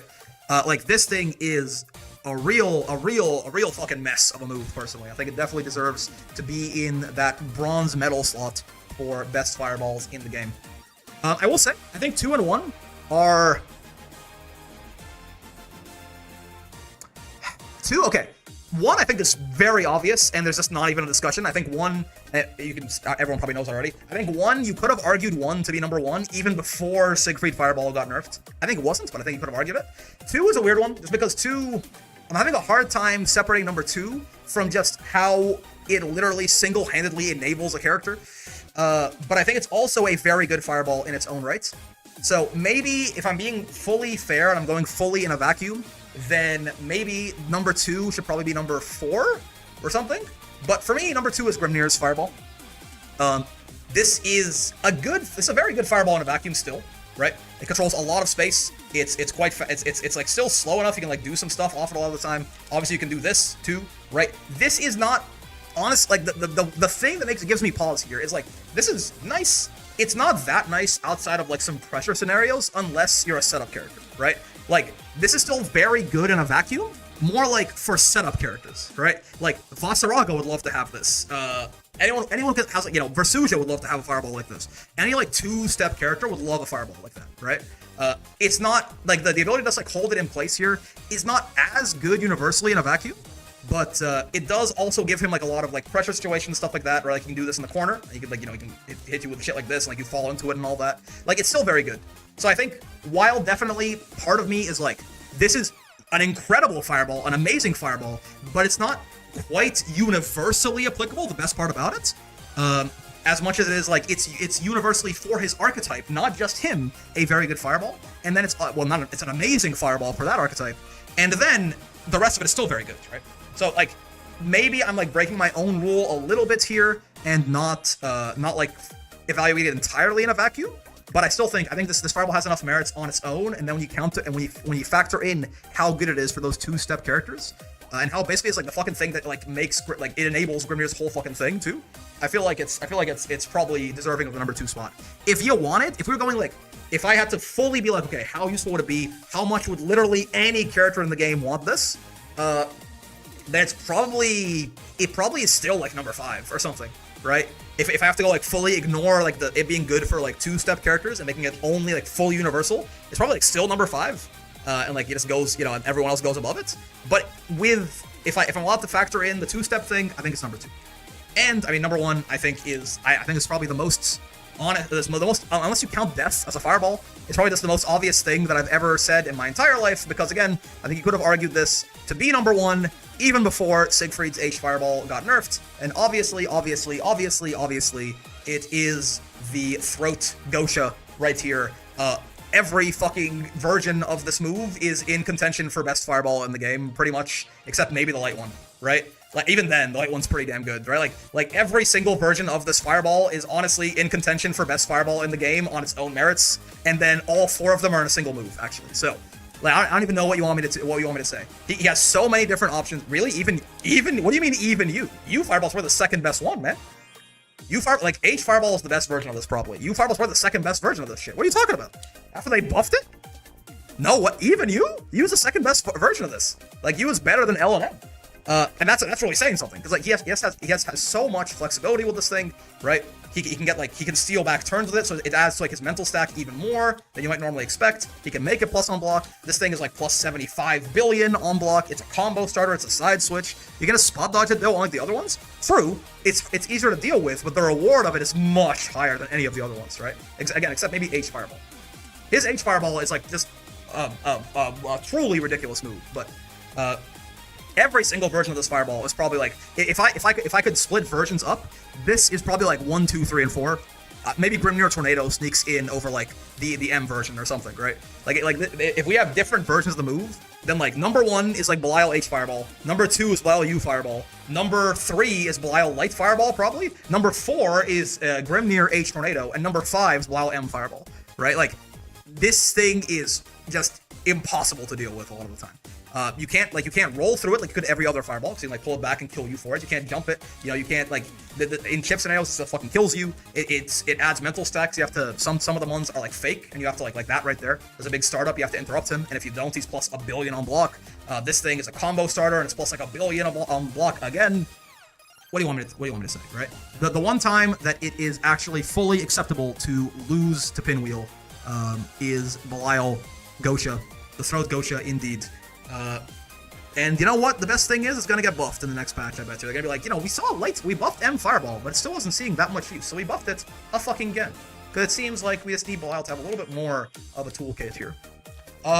Yeah, that I believe is just about gonna do it. Hey, look, shorter brick video, 18-minute brick video? I can't believe it. Who would have thought? This guy, he's learning to control the app.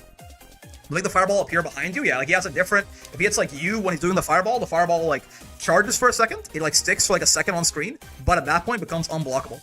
And if you hit it, it takes away a brave point on hits if you get hit by it at that point, or if you block it. Most characters with Pinwheel Fireball are entirely built around, he just kind of has it in his pocket. Yeah. Rick took my advice very personally. I mean, honestly, we're just like, the video ideas today have just not been very yap-worthy, right? 18-minute break video or an alternate timeline? Yeah, 19 minutes. Probably 20 by the time the outro's done, but... You know, I've been in my head. I've always had this like I'm trying to like hit this 30-minute mark for no reason. I'm not really sure it's that meaningful, right? If I have stuff, trust me, if I have things to talk about, I'll go 3 hours. But for something like this, there's no need to artificially extend that shit. We're already in the ads, so it's fine. This ain't my streamer versus real yapper. Pipe down, little chungus. No, Lucy, would you see his rated pretty high? Yeah, I mean, I think you could probably like fit a lot of them on the honorable mentions. Like again, Bubs, Needles, Lucy, Iblis. I think a lot of them could go on the honorable mentions, but like, there's a lot of like just pretty good fireballs here. I don't know that like they would necessarily like stand out to me as like best fireballs in the game. Maybe I'm ignoring Lucy. I'm gonna say I'm fine with that. I mean, yeah, real quick. So honorable mentions were the Ford F-150 from Zoe, Death, which probably is just number 1 on this if you count Death as like if you count Death, we're just gonna not count them. Matera and Siegfried, and number 5 was Catalina. Eustace for number 4, like 3 different projectiles. Lawaine's H Catapult for number 3. Grimnir's Tornado for number 2. And Belial, like almost every fucking version of Gosha for number 1. That is going to do it on stream. We're going to talk about the worst fireballs in the game next, which is actually kind of like a much harder list to put together, actually. Most fireballs in this game are at worst, like bog standard. But we'll talk about it. For the VOD watchers, though, I will bid you adieu. Hope you had a good time with the video. If you did, any kind of like, subscribes, comments, bells, all that good stuff. Helps out a lot. I also do stream every day from 5 p.m. to 9 p.m. Eastern, except Friday, so come by and hang out if you are so inclined. I also have a Discord. Great place to make some friends, get some matches. But if you do join and be nice, I'm going to shoot you in the head in Minecraft. Most importantly, hope you had a great time hanging out today, as always. I know I sure did. Have a lot of fun with Granblue. Gonna be a lot more coming your way. Let me know if you disagree with anything in the comments, and I'll see you in the next one. Peace. Gran probably bottom 5. Interesting. Same as Zeta without the Arves combo. Interesting. Granblue has lots of good fireballs. Devs are very aware of this and made the system mechanics against them very strong. Yeah. There's very few like bad fireballs in this game. I'll tell you what.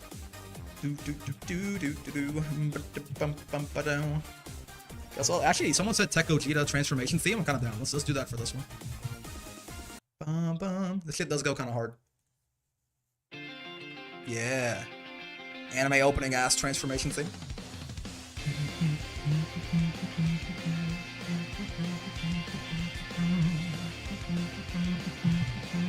Alright.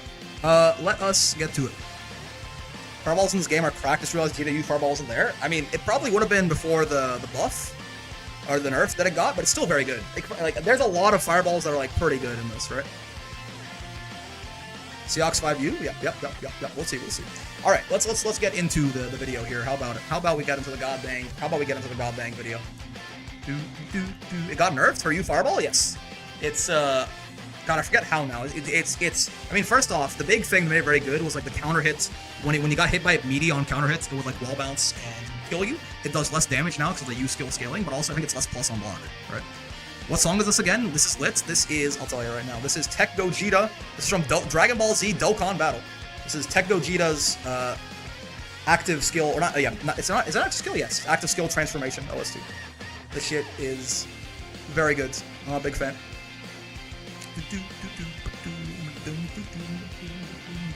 Okay, time to stop jamming and time to start talking. Alright. Let me get my notepad up on the side here. Alright, folks, we are back for more Granblue Fantasy vs. Rising, more top 5 December, tier list December, ranking December. I don't know, man. I like to kind of do these kind of videos discussing the game. The game's been out for a year at this point. We've played a lot of it. It's a good time to both celebrate the 1-year anniversary of the channel and also the 1-year anniversary of the game to talk about what is up with this game, discussing some concepts. And we're here with the top 5, bottom 5 worst fireballs in the game. We did best earlier. This is a lot harder. I'm gonna be honest with you. There's a lot of like at least pretty good fireballs in Granblue.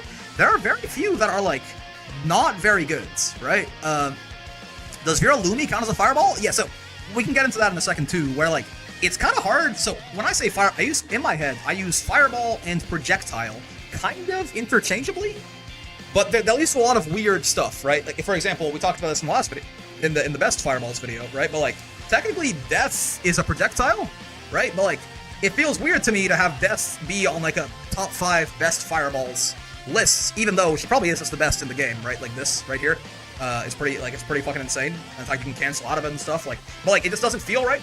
And there are some things that are not technically fireballs, but like they're fucking fireballs, you know?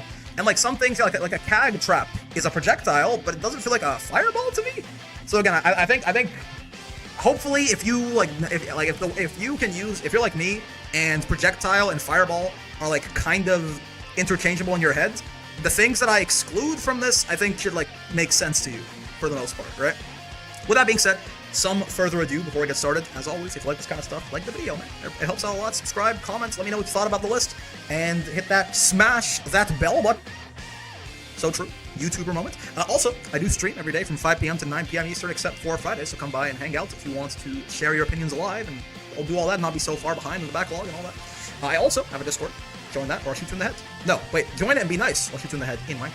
Anyway, without further ado, let us go into the list right here. And I don't have honorable mentions for this, because I can only really find 5 fireballs that I kind of consider to be not particularly useful or special, right? And for number 5, the 5th worst fireball in the game, in my opinion, is probably going to be this little cat boy right here. Seox, not Gate of Demons.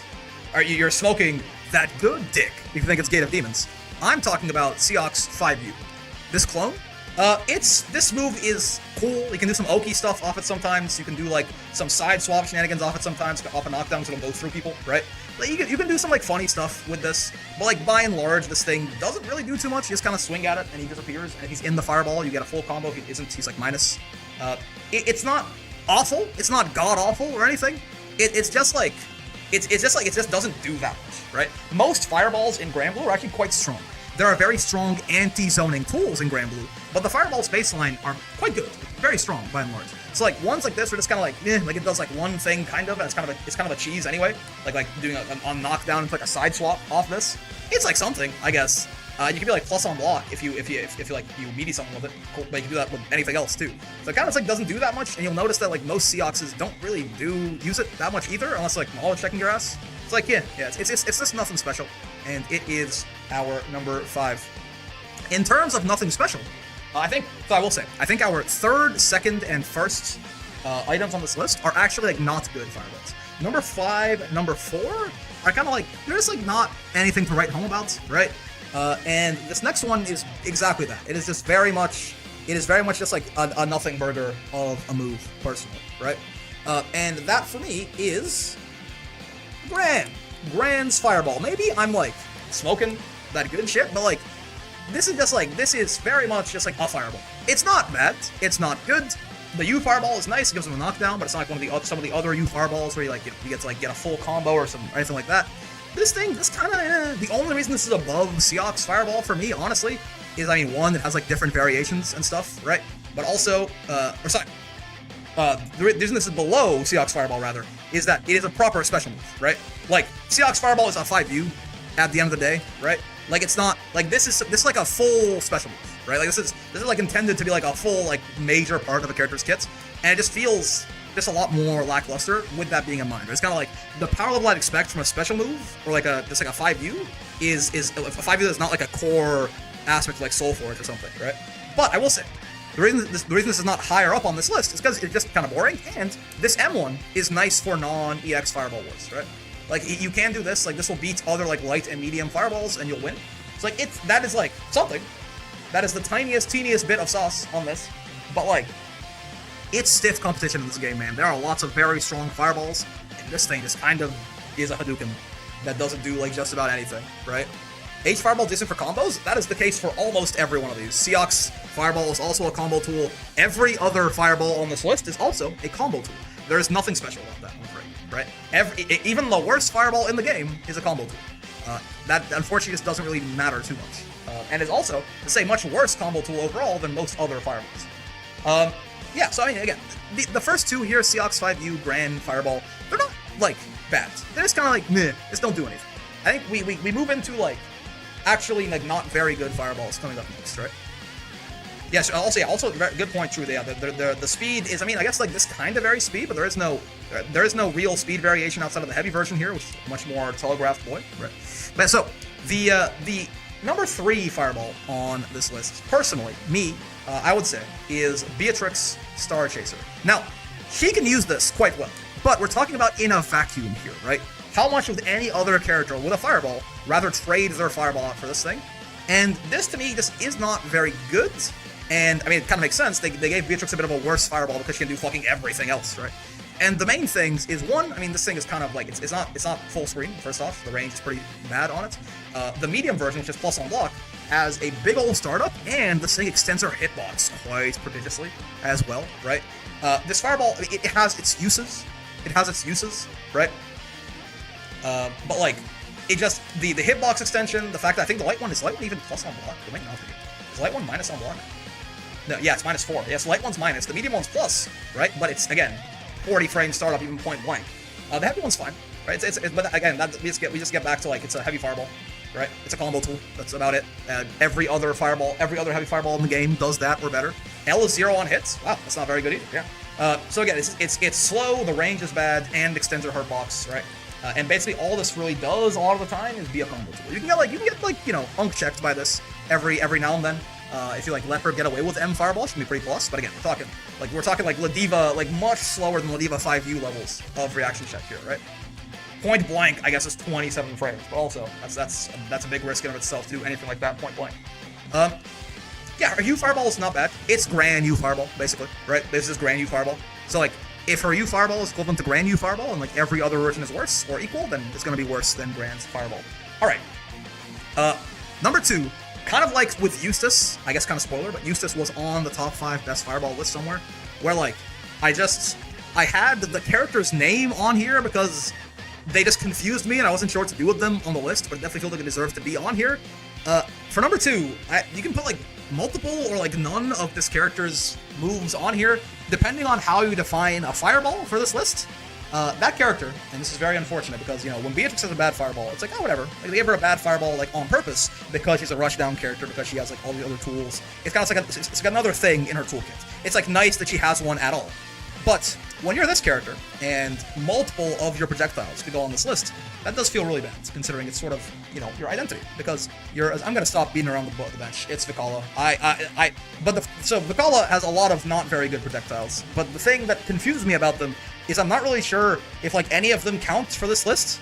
You know what, like, okay, here's a good example. Dormouse definitely was the one I had in mind when I thought of her.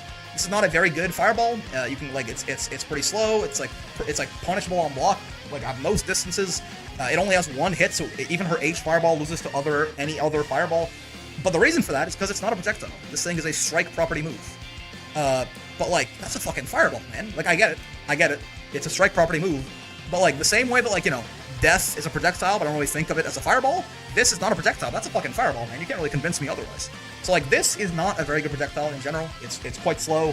The reward on hit is okay, I guess. You can combo with the H1 like you could with all of the other ones. Again, it's not a special thing. Combo off your H fireball. But, like, punishable on block at a lot of distances. You can crouch the M1 very easily, and she's, like, minus a quadrillion if you do so. In general, these are very, very slow, very punishable, very unsafe fireballs most of the time. But then the other thing with Vikala is, like, this counts? I mean, these are projectiles. But, like, again, does it feel like a fireball to me? Like, is her 5U? Does that count? I don't know. I mean, this move in general is not very good, I don't think. So, like, if it does, because all the randomness and, like, the unreliability and stuff, and, like, it's got bad range and shit, right? So, like, if this is a fireball, then, like, that counts. But again, I'm not really so sure I want to include that. It feels weird. It kind of feels like deaths to me, but it's more projectile coded for sure, though. And then, I mean, her cannons are fine, actually. I think cannon's okay. But, like, yeah, so, like, 5U and Dormouse, I feel like could both go on here, and I think they're both, like, quite bad. The fellas and the cannons, I think, are okay, right? Like, the fellas and the cannon, I think, are both fine. So, like, I'll take both. They don't make this list. But, like, yeah, Dormouse and this guy's fine too. Even these are projectile technically. But yeah, Dormouse and the 5U, I would count pretty good. I count Kag's Rock, and that's the worst version of it. That's fair. When I say combo from Fireball, I'm really talking about combos that don't lift opponents off the ground, buffs overall combo damage quite a bit. Okay, fair. In which case, all of the ones we have on this list, except for H Dormouse, do that. That's fair. That is a distinction for sure. But every Fireball on this list, except for H Dormouse, does do that still. Okay, so yeah, Vikala, both Dormouse and 5U kind of count, I think. I want to have, like, multiple spots, so they're both pretty bad, and we're gonna put them at number 2 here. For number 1, this Fireball, like, this is, like, one of the only Fireballs in the game, I feel like, where, like, I actively enjoy seeing the character do this one, and I'm like, good, I get to kill you now, most of the time. Depending on what character I'm playing, or sometimes even as fucking Ladiva, I'm like, oh, this Fireball, nice and easy. Free money for me. Voss? No, you Fireball and H Fireball are way too good for Voss to be number 1. Let's not get too crazy. Voss's L and M Fireball is not that special, but no. The character I'm talking about is, of course, Anila. I think Anila has the worst Fireball in the game. Well, what's going on with this thing, man? Why is this shit so? Why is the recovery on this thing so fucking long? This is, like, the only Fireball in the game, it feels like, where it's, like, a guaranteed kill on the Anila if you're paying attention, right? Like, why is this a 51 frame? Why is it, like, a goddamn 51 frame animation? Like, it feels so easy to jump over Anila's Fireballs and just kill her for them. They are also very slow, which, like, you would think would be a good thing. It's like, oh, slow Fireball, I get to follow in behind it. I'm like, kind of? But, like, the animation is so long that you don't really, like, it's not like a Siegfried H Fireball thing where, like, you know, you do it and it's so slow, you, like, run behind it and get pressure. Like, if it hits, sure. But, like, you're in recovery for so goddamn long, but, like, not really most of the time. Right? The H version is a combo tool. That's cool. And then, U-Sheep was already not amazing in the sense that, like, it was very matchup dependent. In some matchups, U-Sheep was just like, you know, hold this shit and die. And even before they nerfed it, which they did nerf it, they gave the second sheep too much, what's the thing in Tryptophan? the thing in Turkey that makes you sleepy. You see the little guy right there? What's he doing? What's he doing, man? Why is he like the run to the litter? Why? Look at him. He's trying his best, but he just can't make it. Right? So that's the nerf. They reduce the active frames on all of the sheep, right? I didn't know that. Yeah. But even before they nerfed this, why? Like this was already a very 50-50 sort of thing. Against Lodiva, you sheep, very good. Against Sora's, instant death. On reaction, you punch into you die. No counter.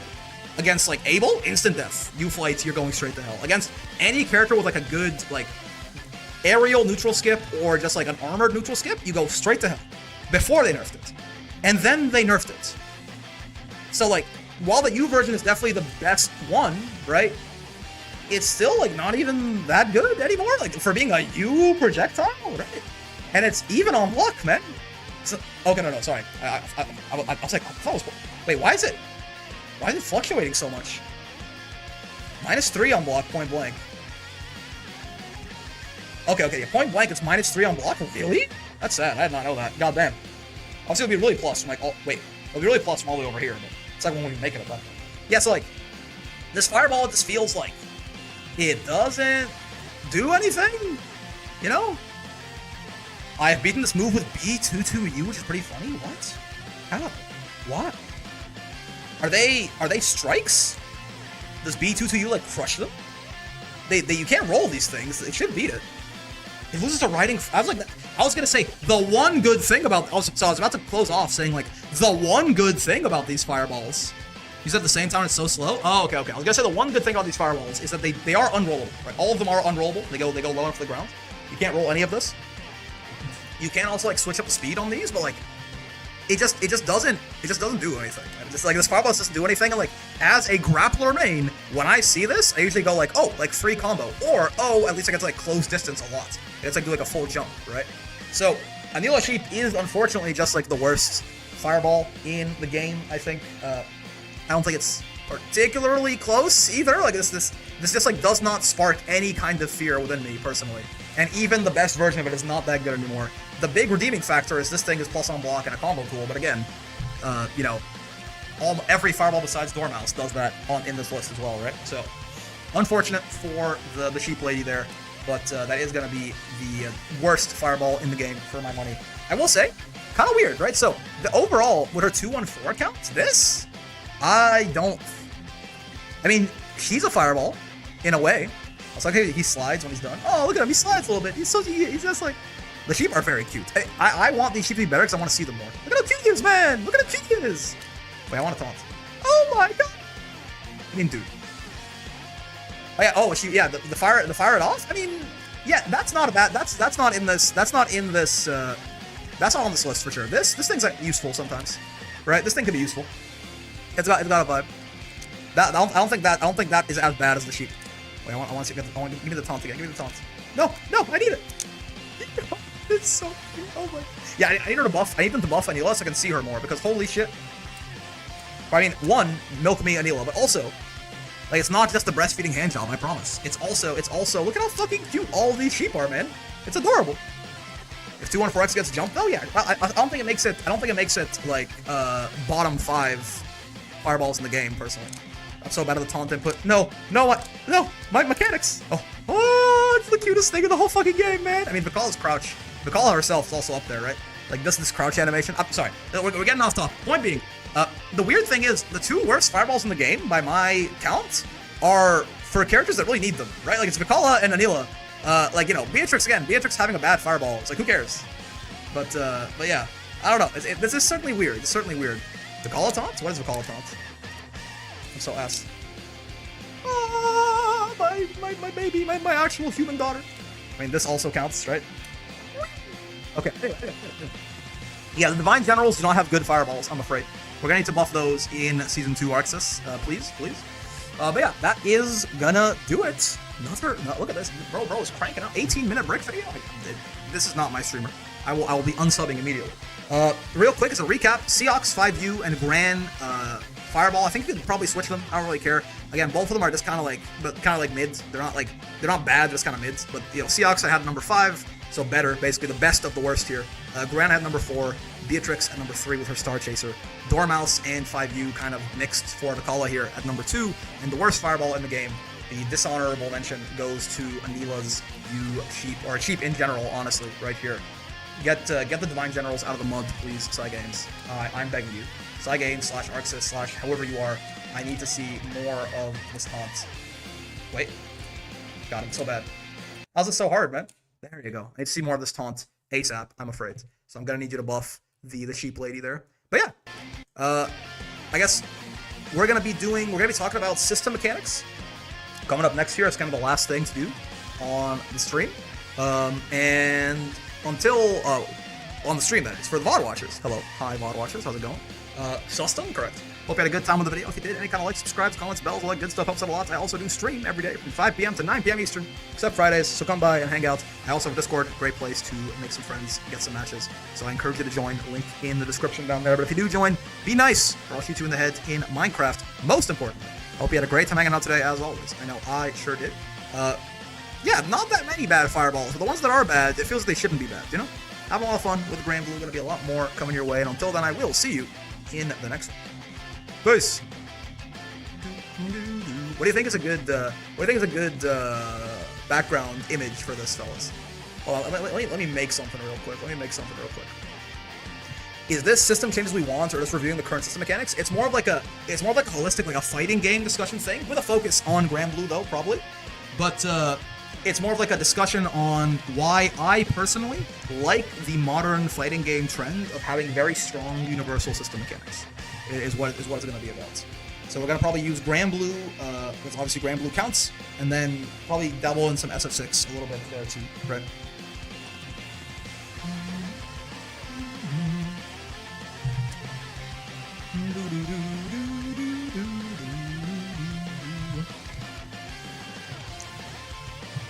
Are a good thing. Great video idea, yes. I'm glad.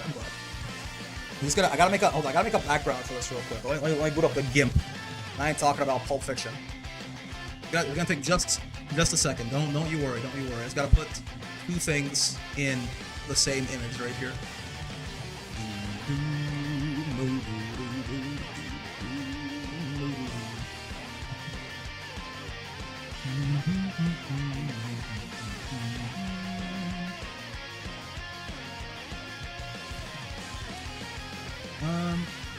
Yeah, there you go. Looking for that image right there.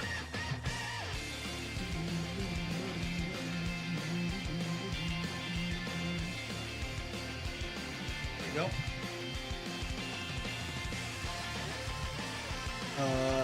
And this one right here. Give me 1 second, chat. Don't you worry. I'm cooking up something. Don't mind. Kageyama, nice kill.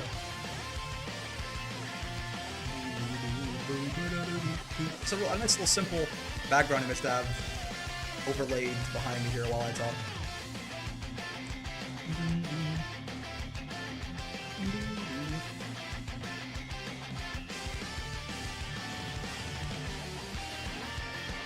There you go.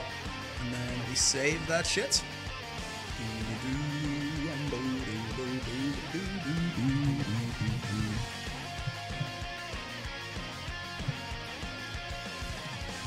Right.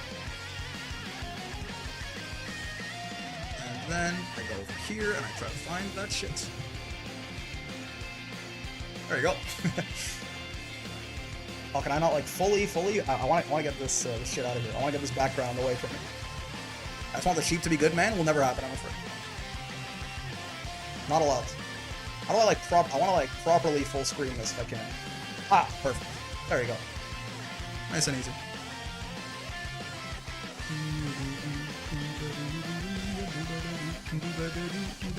Let's get some Poke Village in here. It's a meditative topic. Let's get some quieter music on. Hello, Poke Village, my goat, my actual goat. Perfect. Now I just get to sit here and have this behind me. 6XL, my beloved. Yeah. Sheep good. This is in the beta, so true.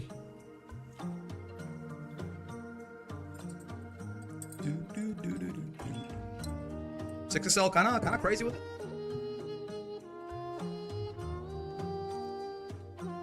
All right. All right, folks, we are back with more Granblue Fantasy vs. Rising. This is kind of like a more general fighting game discussion. We're going to be talking mostly Granblue. You might see Zangief over there as well.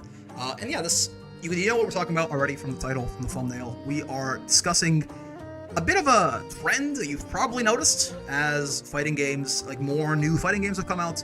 There has been a lot of very strong universal system mechanics in these games. I mean, if you don't know what I mean by that, very quickly, again, like, not individual, like, character special moves or, like, unique little quirks for characters, things everyone can access, right? Think, like, Brave points and how they work in Granblue and all the things you can do with them, you know, Raging Strike and Brave Counter, all this. Stuff like 6XL, of course, and the whole drive gauge system from SF6, right? There's lots of other examples, too, but in general, there's been a definite uptick in universal stuff that everyone has access to being like pretty good, right? I don't think it's like a new thing by any means, right?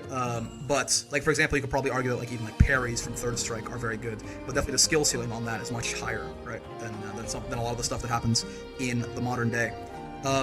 But yeah, we're gonna be talking about that real quick, I guess, before we get started. As always, if you like the videos, you can like the videos, subscribe, comment, all that good stuff. It all helps out greatly. I do appreciate it. Also, come by, hang out on the stream if you want to be here and give me your opinions live while we do this shit. But that being said, though, no further ado. The reason I'm kind of making this is that this modern trend of very strong universal system mechanics, I think, is maybe it's just me. I get the sense that there's a lot of negative reception towards this, especially from like what feels more like sort of like old heads in the community and stuff like that, because games just didn't used to be like this, right? And I think there is a perception that it can make things homogenized, perhaps a little samey, that it can like lower the depth in a game. Not all at once, but like there are things that I have heard in discussion with like about different kinds of system mechanics. And while I think there's a risk of that, certainly, in general, I'm here to talk to you about why I think that overall I really like this trend in modern fighting games to do this sort of thing. And it comes down to a couple of different reasons. The first one, by and large, and like some people are gonna like scoff at this, and honestly, I don't like you. If you're the kind of person who's if I say this and you go like, yeah, okay, like that matters, then I don't think I like you very much. But the big thing that I like about this is it just makes games easier to learn. Right? Like, it just makes games easier to get into, especially if you are not a super big, like, multi-fighting game type player, if a game is your first fighting game or something. If generally matchups and learning, like, the in-depth ins and outs of matchups is some of the stuff that takes players the longest time to get really comfortable with, even in, like, we're not talking, like, new player territory, like, even in Granblue, by the way, with all these, like, very strong system mechanics, like, learning how exactly to fight, you know, Cagliostro is something that I see a lot of like master rank players don't understand, right? So getting the in-depth knowledge of matchups takes a long time. Like, you have to be like a really good player to like fully understand how your toolset interacts with every other character's toolset. And with that in mind, if every character at least has some unique element, or some non-unique elements between them, they share some things, like everyone has a dash L, and everyone can Brave Counter you, and everyone can Raging Strike you. By the way, obligatory notes that, like, maybe Brave Counter's a bit overtuned, for sure, but Brave Counter being a strong mechanic in general is not something I mind. It's probably a little too good. I think it really could just use, like, just doesn't hard knockdown on counter hits, not very good, but that's not the point of this. The point is that Brave Counter being strong, I don't mind at all, because, again, it means that once you learn how Brave Counter works, and how to counter it, how to play around it, how to use it, it sort of applies across the entire video game. Whether you're fighting Belial, or whether you're fighting Lucilius, or whether you're fighting Gladiva, whether you're fighting Catalina, or whether you're fighting Zoe, Brave Counter just kind of works, right? It's the same thing, you have to look out for, and like, it's Brave Counter especially, no one's Brave Counter is like different than anyone else's, right? As well, if you using it because it is pretty strong, you can use it in a lot of similar situations as well. Of course, that's where it does vary character to character. Characters have different answers to BC. Some characters have better ways of baiting it than others and stuff like that, but still, it's something you can learn that is very important and a very important part of the game that is universal, right? You don't have to learn it for every one of a different thing for every one of the 34 characters in Granblue. Similarly, for 6XL, right? Everyone has a 6XL. Not everyone's dash L is created equal. Obviously, there are definitely better ones than others, but still, you understand that if a character in Granblue runs at you and does like what looks like some sort of dashing, like a knee strike or like a shoulder tackle or something, they are probably plus on block there. So you get to just learn, hey, dash L is plus on block, it has X amount of whiff recovery frames, here's like the answer to it, and then you can apply that across the entire game. And what this does is it lowers this, I guess it raises the skill floor for games, right? You have to, you can learn less and be better at the beginning part of a game, and that is a good thing. Like I'm not sure if that's controversial or anything, but that's a good thing. Like raising a skill floor is totally fine. The problem is, of course, when we also lower the skill ceiling to the point that, you know, at this point, you could argue that like there is no real, like there's not a significant payoff or benefit to like really sitting down and becoming a character specialist, a game specialist, because the system mechanics are so overpowering and so easy to learn and so simple that like who cares, you know? Like there's no point in playing the game because everyone can BC and everyone can 6XL, and that's so strong nothing else matters. Sure, if that were the case, I would agree with you, but it's just simply not true. And it becomes very, very obvious. So I'll tell you right now, if you think that Granblue is a game that is entirely 6XL, it's self-report. You're not very good at the video game. I'll tell you what, if you think that the neutral of the game is just people dash out each other and then they just, you know, whoever dash outs first wins, then you have just told me you're not very good at the game, because that is simply not true. Again, BC is a little too strong right now in the sense that like it probably shouldn't hard knockdown. Even then though, if you think BC is just like a get out of jail free card, oh, there's no offense in Granblue because BC is just so strong, no one can ever run any offense. Again, self-report. You are bad at Granblue, and you just told me that by, you know, it's a scrub quote in disguise, basically. You say like, you know, I just can't run any offense because BC is too good. So, with that in mind, yes, if these universal system mechanics were so overpowering and so strong that basically there was no point in investing time learning characters and stuff, then sure, it's just not the case in almost any of these games, right? Honestly, if you want to talk shit about Brave Counter, it's like, again, I think it's not perfectly, like, super well done right now. The best example of this, and the reason that I have GIF on screen for this, basically, is that, like, if you think that the drive gauge and the way the drive gauge works in SF6, I know it's a Granblue video, but it's real quick, because it's more of a discussion topic. If you think the drive gauge in SF6 makes the game simpler, or lowers the skill ceiling, again, I think that's a self-report. You have no idea what the fuck you're talking about, right? Like, if you think the drive gauge is at all a simple system, you're smoking dick, and like a lot of people don't even like. There are a lot of little tidbits about that system people don't understand. Pro players make incorrect decisions about drive gauge management literally every single match they play in tournament. Like, this is a very strong universal system mechanic that gives you, again, you can learn everyone when they drive rush, their shit's gonna be plus probably. You know, everyone's parry works the same way. Right? It does the same thing where it lowers the barrier to entry to learn different matchups, but it actually adds a ton of complexity to a lot of interactions. And while yes, the game is primarily played around the drive gauge, it never feels samey because the drive gauge is structured in such a way that there are like so many different possible branching paths that you're not gonna have the same thing play out to the drive gauge every single time, right? Similarly, to go back to Granblue for a second, the Brave Counter system, Granblue is very much a resource-driven game, and people don't talk about this enough unless they're good. Basically, I feel like a lot of people that I see. So people, for example, one of the big things. It's not like a defend BC video, I promise, but it's like as an example, right? One of the big intricacies of Granblue is sort of the resource war that is happening at all times because Brave points are so strong, right? People oftentimes, one of the most common nerfs I see suggested for Brave Counter is that if I spot dodge it, it should do like the Raging Strike slowdown, and I should get like a full punch, right? I think what a lot of people don't realize is that, again, hard knockdown Brave Counter aside, getting your opponents to spend a Brave point is a victory in this game. If you are pressuring your opponents and they Brave Counter you, and they even push you off of them, like the regular hits, that's good for you. Like, yes, they got you off them, but they can only do that twice more. And if they do it again, they're going to take more damage. And if you have a Brave point lead, you can think it's silly. It looks silly, certainly. But if you have a Brave point lead and you get into a Brave Counter war, you're going to win. It's like fucking Vanish Wars in Sparking Zero or something, right? So, as silly as that is, it truly is the case that, like, getting someone to spend a single Brave point in Granblue is a big dub.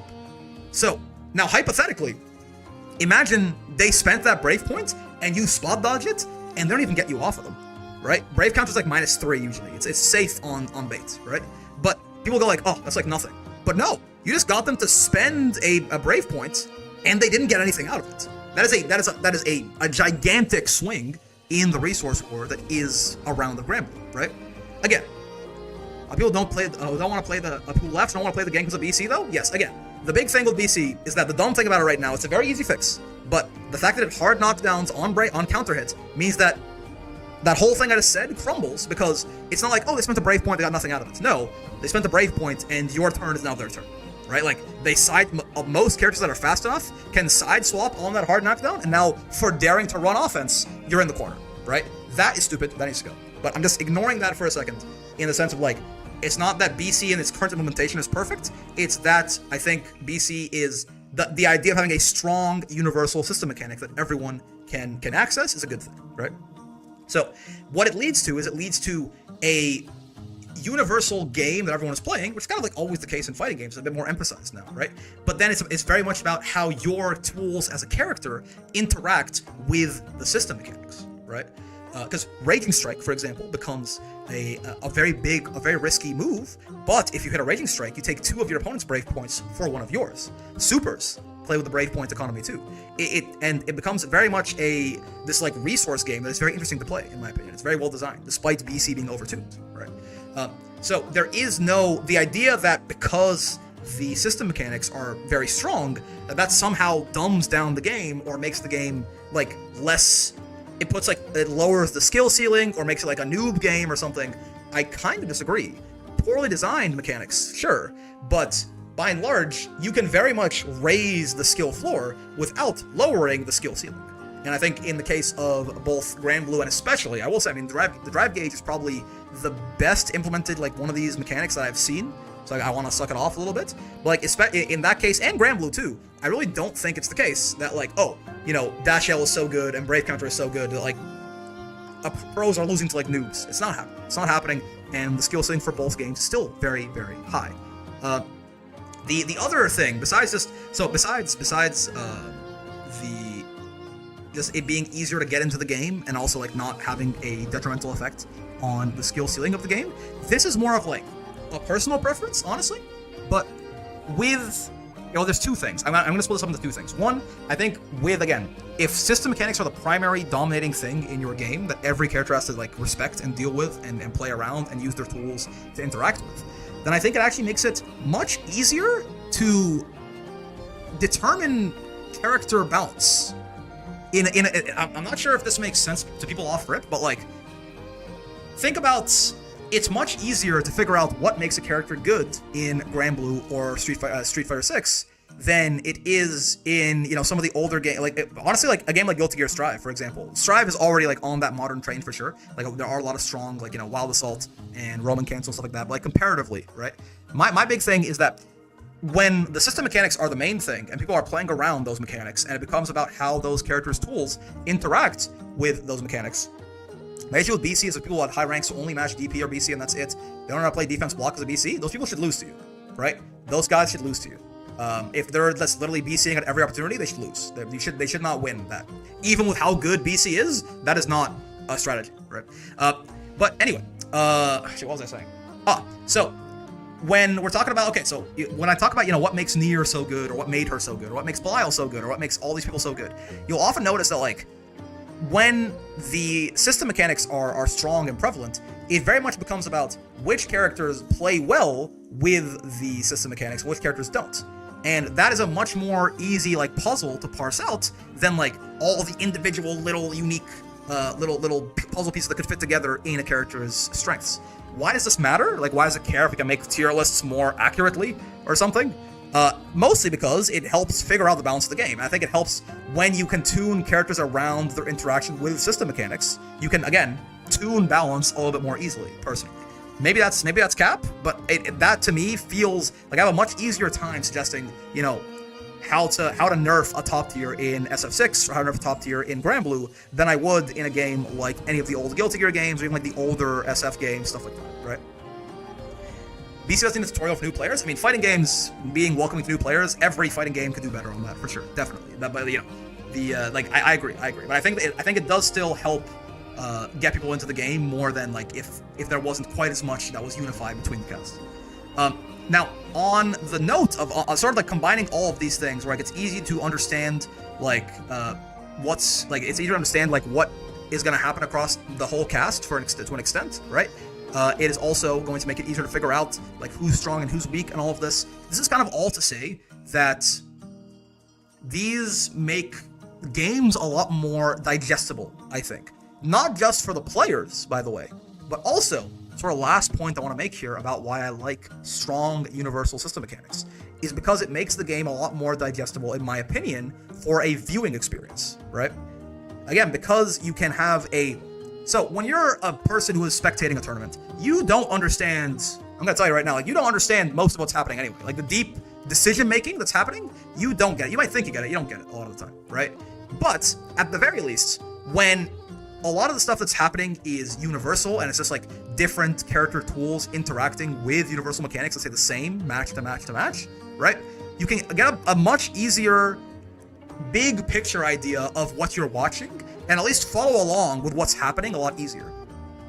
And you might not care about this, but me personally, I like my fighting games to be good to watch, because if they're good to watch, that means there's eyes on the fighting game. And if there's eyes on the fighting game, that means the fighting game probably sells more copies. And if people are selling more copies, or either it sells more copies, or the casual viewers who enjoy watching high-level play might get converted into more like intermediate, like serious, trying to get good at the video game viewers, which again, those guys will stick with the game a lot longer, and they don't just like play the game for a month and leave. Those people, like that sort of middle class, are the people who keep the game alive long term, right? Those like not sweats, not like top 10% even, like the guys are just like, they're like, oh yeah, like, I dabble, like I'm probably like the equivalent of like an S rank in Granblue, right? Like you're not a beginner, but you're not like exactly a top player either, or like even close, right? Like those people are the guys that keep the game alive, right?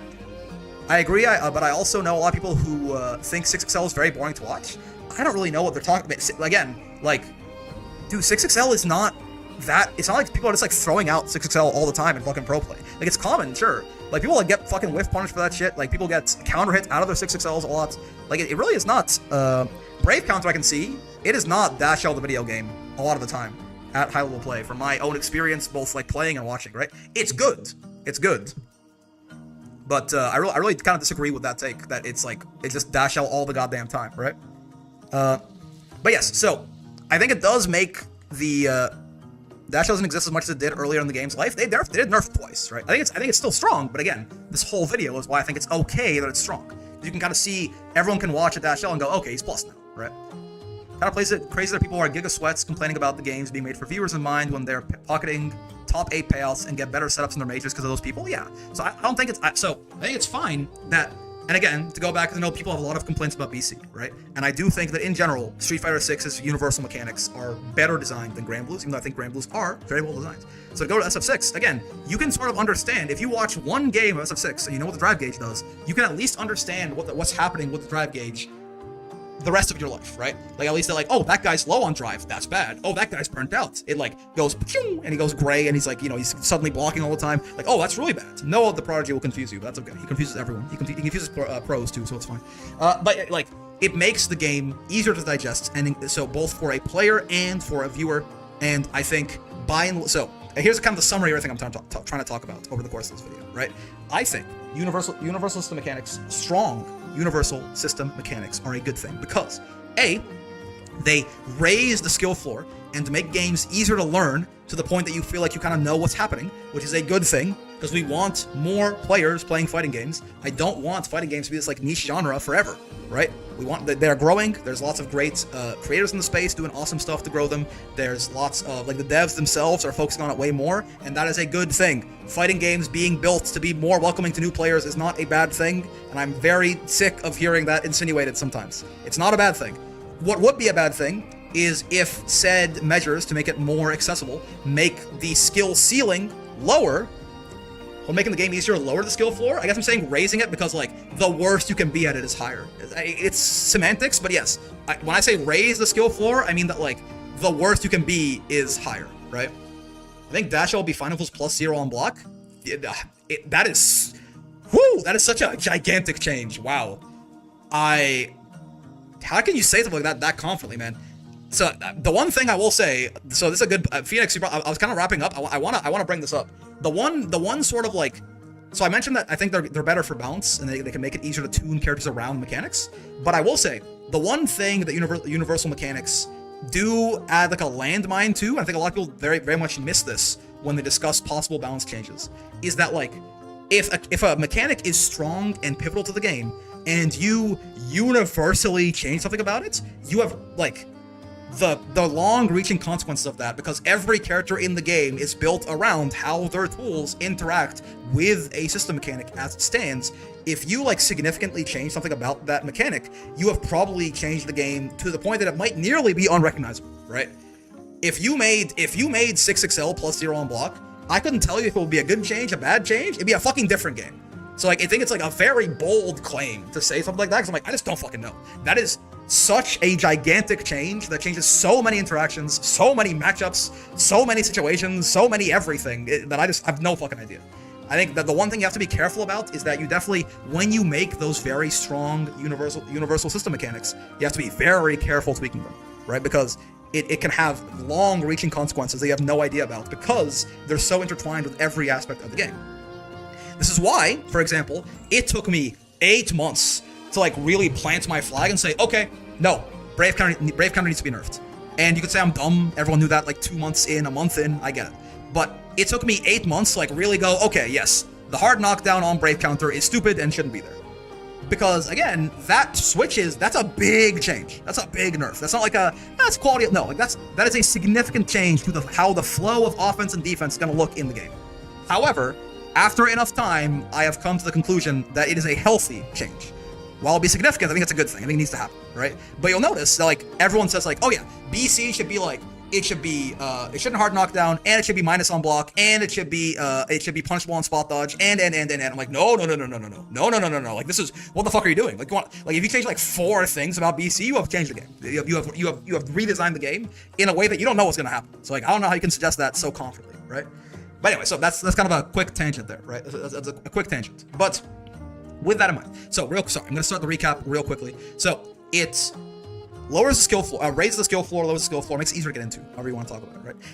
And if it lowers the skill ceiling, you can complain, but honestly, most of the implementations of these things in modern fighting games are not really, I don't really see that way. I don't see the like Brave point system or dash L or drive gauge or anything like that lowering the skill ceiling in these games either, right? People are still really fucking damn good at those games, and they will still beat 99.99% of people like most of the time, right? And there's obviously a lot to learn and master. And again, sometimes, in the case of like the really well implemented ones, like drive gauge, I would say outside of the tuning of BC, Granblue as well, it actually adds complexity to the game and adds interactions that most people don't know about, and only those sort of like top tier players understand, right? It makes it easier to balance, makes it easier to find like balance misses, I suppose. Characters that are too good at interacting with the system mechanics, characters like too good at BC baiting, too good at, throw tech punishing in either Street Fighter or Granblue. You can like balance them around that. And you can balance characters up. You can buff characters very easily by making them play better with system mechanics, right? Give Jamie drive gauge on his drinks. Give Geef drive gauge. It just buffs. It's nice, simple way to buff characters to make them more powerful, right? So it makes it easier for balance. It makes it less likely that like huge balance misses happen. And finally, it makes it easier to watch.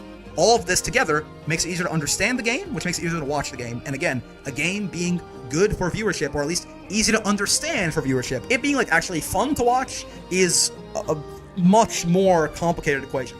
But at least easy to follow for viewership, that is good shit. More eyes in the game, more players, more like casual, try hard, I'm better than all my friends, but I'm not actually good sort of players. These kind of things are all great for the health of the game, and I want more of them, and strong universal system mechanics enable this. I think they're good. I like them. I personally have enjoyed the design of Granblue and of Street Fighter 6 incredibly, and a lot of it comes down to the very system mechanics that are often complained about in those games. And yeah, I think that's about all that I have to say on this. Let me know. I mean, this is a bit of a contentious topic to an extent. I know some people really don't like, certain implementations of these mechanics. Some people don't like the idea of strong universal mechanics at all. I think those are less common, but so let me know. Let me know what you have to say. I mean, be nice about it. I mean, at least be respectful about it. to be nice. Like, be a good person about it, I suppose.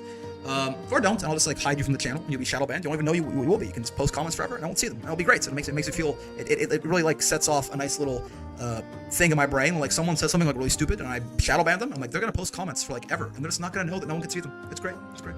Anyway, that is gonna do it for the video. VOD watchers, hope you had a good time with the video. If you did, any kind of like, subscribes, comments, bells, all that good stuff helps out a lot. I also do stream every day from 5 p.m. to 9 p.m. Eastern, except for Fridays. So come by and hang out if you are interested. I also have a Discord, great place to get some friends, make some matches. But if you do join, be nice, make some friends, get some matches. If you do join, be nice, or I will shoot you in the head in Minecraft. Most importantly, hope you had a great time hanging out today, as always. I know I sure did. Let me know what you think. I'm a big fan of this direction, and personally, I have found these games more enjoyable than like the old sort of style of fighting games. The games like, like, I mean, even like, say like Exer doesn't have strong mechanics, it's kind of false, but like less so than a game like Street Fighter 6 probably. Like the mechanics are like less intertwined with the game as a whole probably. But anyway, that being said, having a lot of fun with Granblue and Street Fighter, I suppose. Gonna be a lot more coming your way, and until then, I will see you in the next one. Peace. Yeah, okay. I believe that was kind of what I had on my docket for today. Remember a QA panel with Mori, the BlazBlue creator, where one guy complained that the new game had become more scrub-friendly because they were raising the skill floor. The reply was, we want to make a game that is fun to play for more people than just you and your 2 friends. And that has been in my brain ever since. Oh, that's so good. God, what a goat. What a goat. What a fucking goat he is, man. What a fucking goat he is. That's great. I'm a big fan of that. You and your 2 friends. Amazing. My actual goal. Maybe I should play some fucking BlazBlue, man. Maybe I should play some goddamn BlazBlue. Man. I remember accidentally starting a war in a different Discord server when I said I enjoyed modern fighting games with more system mechanics. Some people started blaming Sakurai for it? What? Miss Mori? Oh! Still good chat. Sorry, I did not realize they were a woman. Based blue, correct? Yeah, it's weird, right? Like, part of me, like, I surround myself with people who don't like make me mad when they talk. So like, part of me was almost like, am I like making this up? Like, is all of this like this whole like the pushback against these like strong mechanics just left to come? Oh, Miss Mori. Oh, I see. Miss Mori. Gotcha. Like you miss him, not that is Mrs. Mori. Gotcha. But yeah, so. Still, okay, regardless of the gender, they're based and I get a chat, certainly. But yeah, so I was almost like, as I was making this video, I was like, am I fighting goats? Like, am I like making this shit up? Like, no, I've seen these conversations, man. I've seen people being mad about this kind of shit, right? So like, and it just kind of feels like elitist to me. It just kind of like, honestly, it just kind of feels elitist. It feels, you just don't want, it just feels like, don't you want more people playing your game? Right? It's like, don't. Like, fighting games are so fucking cool, and I'm so sad that like no one plays them. Like by like the slice of the gaming market that they have, nobody fucking plays these games. They're like, so it's one of the more niche genres out there is fighting games, right? Like almost anything else you can think of, like Gran strategy is probably less popular. Is that even true? I don't even know, man. So I want more people to play fighting games, and I think the modern direction helps out a lot, right? I'll be honest, I don't think too much about the system mechanics, because I kind of get overwhelmed thinking about it sometimes. If it's fun, it's good. If I don't overthink it, yeah, I mean, sure, yeah, that's totally fine as well. You don't have to like analyze everything. I do like to do that, hence, videos like this. Some people in Tekken still feel like having macros for 1+2 and 3+4 is scrubby, so that mentality is still a thing. Yeah. Like, I really don't. I just don't get it. I don't get it. Right? And like the big thing is like simple inputs. We could make a whole other video about simple inputs, honestly. Oh, that tracks 100%. I believe that. Yeah, that sounds like Tekken to me. That sounds like Tekken community for sure. I mean, Tekken is one of the more gatekeepy ones too, right? Just because like it's like all old hits. Like it's like motherfuckers have been playing that shit for 25 years. That's why I love FDX, right? FDX is so cool because like it feels like the only Tekken creator. Main Man, to an extent, like, Main Man is good, too. Like, Main Man definitely has that more, like, caters more to that old head vibe, I think. But, like FDX feels like the only fucking Tekken creator that's like, hey, guys, come learn Tekken. It's cool. It's fun, right? Like new players, come on. We want you in Tekken. And that's, like, he's very sick for that. Big fan of VDX, and it makes sense why he blew up so much, because he was like hitting a niche that's like wasn't fucking taken up in that space, right? So VF players just seem happy to be back. VF6 looks really good, man. I'm a big fan for sure. It seems very fun. Like I mean, it seems fun. We haven't really seen the gameplay. It looks good. It looks very good. Like the one like block animation and all that. I tried the VF5 Revo beta. Wait, VF5? Oh, because they made like a VF5 remake and VF6. Like they announced both of them or something like that, like back to back. People create identities around the things they've come to accept. It supplies in lots of places in life, and fighting games are no exception. Yeah, that's fair. That's fair. Like I understand why it happens. It's just sad because like sometimes it's like the loudest voices in the community that are like saying that shit. Though not anymore. I will say. Like again, I have gone on record before saying that like the modern wave of at least content creation for fighting games is so good. Right? Like, it's so good. Like I think like Diaphone and Sajam are the two that come to mind. But like obviously there's others too. Like Ruffelmonger's whole fucking channel got deleted, which is crazy. Do you guys hear about this shit? By the way, I feel so bad for. We're not gonna record a video, by the way. We're done. We're just kind of sitting here and chatting about stuff for a bit, I guess. Like I feel so bad for him. Holy shit. Like I think he got his Gmail back and his account back at this point, but he got hacked, and the person like deleted every video on his channel and put up a bunch of Bitcoin shit. I think he got his Gmail back at this point, but he still doesn't have access to his account. It's like so sad, right? Like her YouTube channels got hacked, but not much else. Yeah, a lot. Like Lord Knight did. But I think most of them got out of it fine. Like I know Lord Knight got one of his, maybe his like, I don't know if it was LK or LK Chronicles or what, but I think his YouTube seems back. Okay. Oh, he got the videos back? That's great. Okay. There was I checked yesterday, and like he had his email back, not his account, and he said Team YouTube wasn't answering him. For a bit there, he did get like his whole shit deleted. But anyway, there's lots of great creators, right?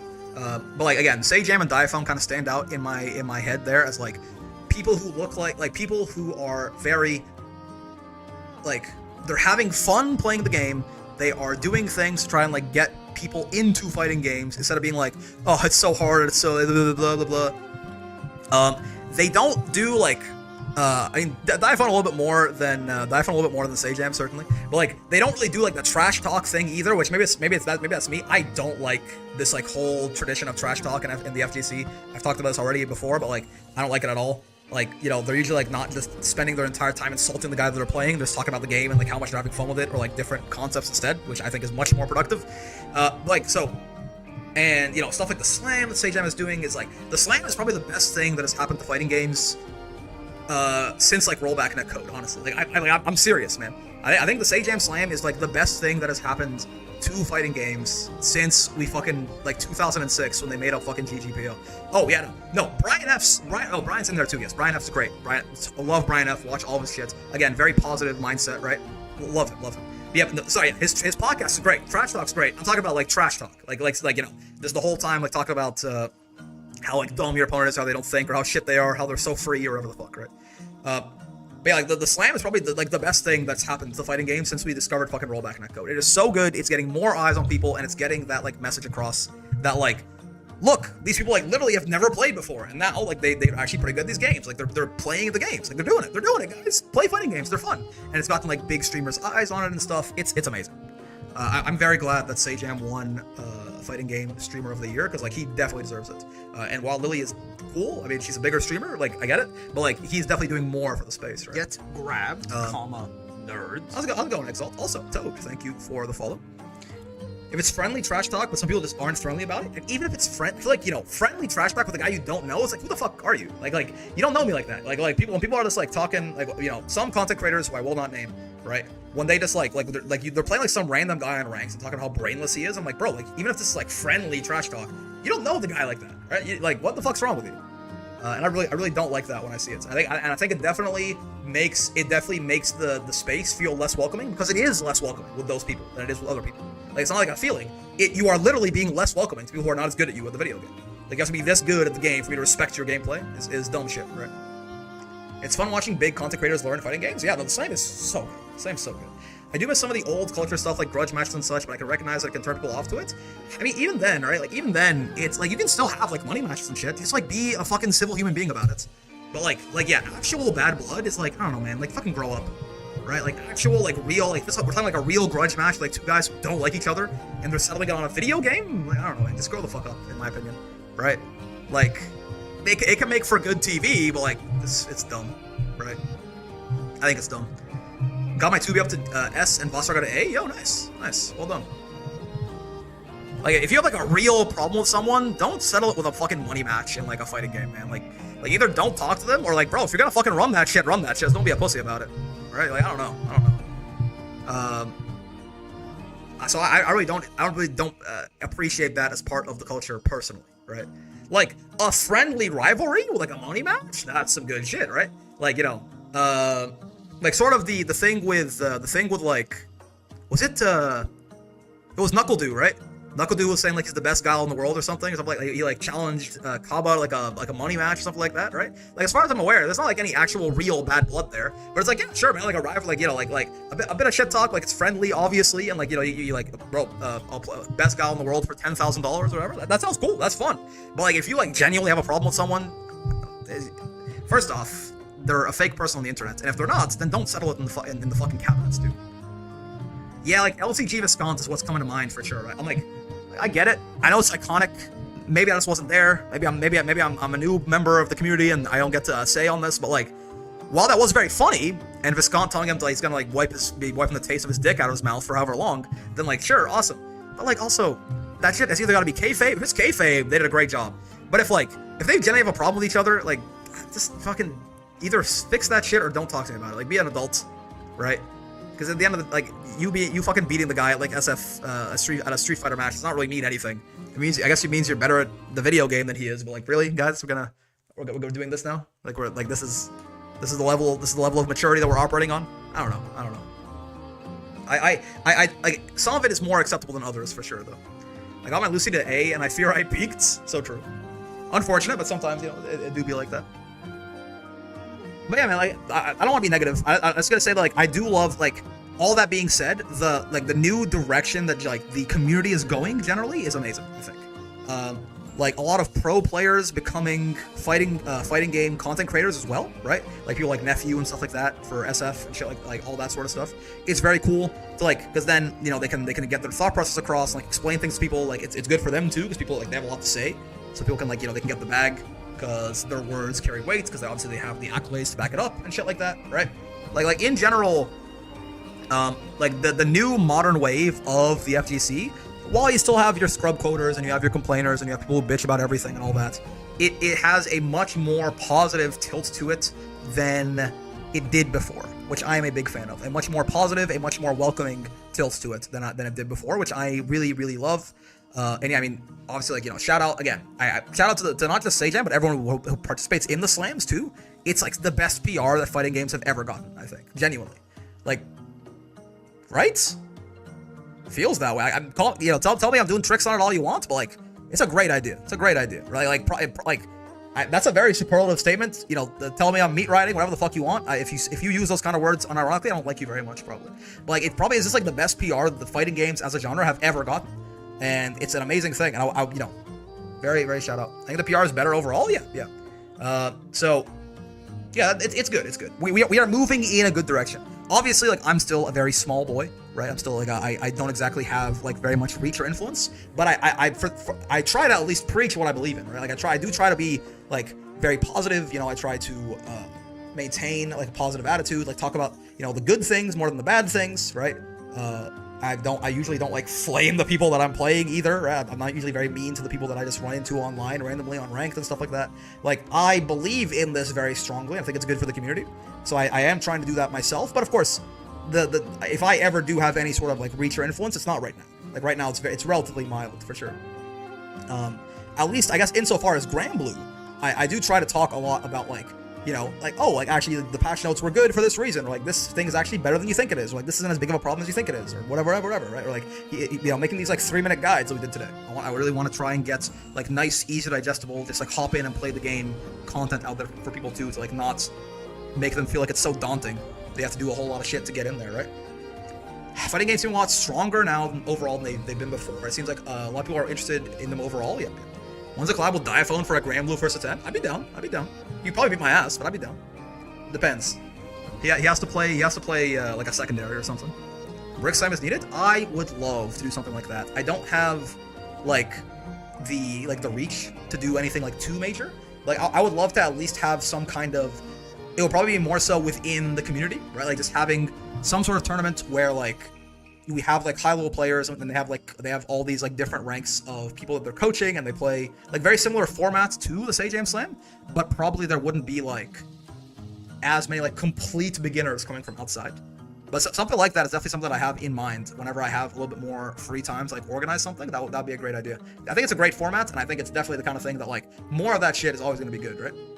Could do a master leader intermediates. Yeah, I mean, it'll probably be like, you know, you'd have like an A rank, like it probably will be a very similar format. We'd have like teams, and you'd have like, you know, a top like some sort of tournament player who like coaches it, and you have like, you know, your A rank, S rank sort of player, maybe like a B rank, C rank sort of player, like an S plus player, an S plus plus, and like an early master rank or something like that, right?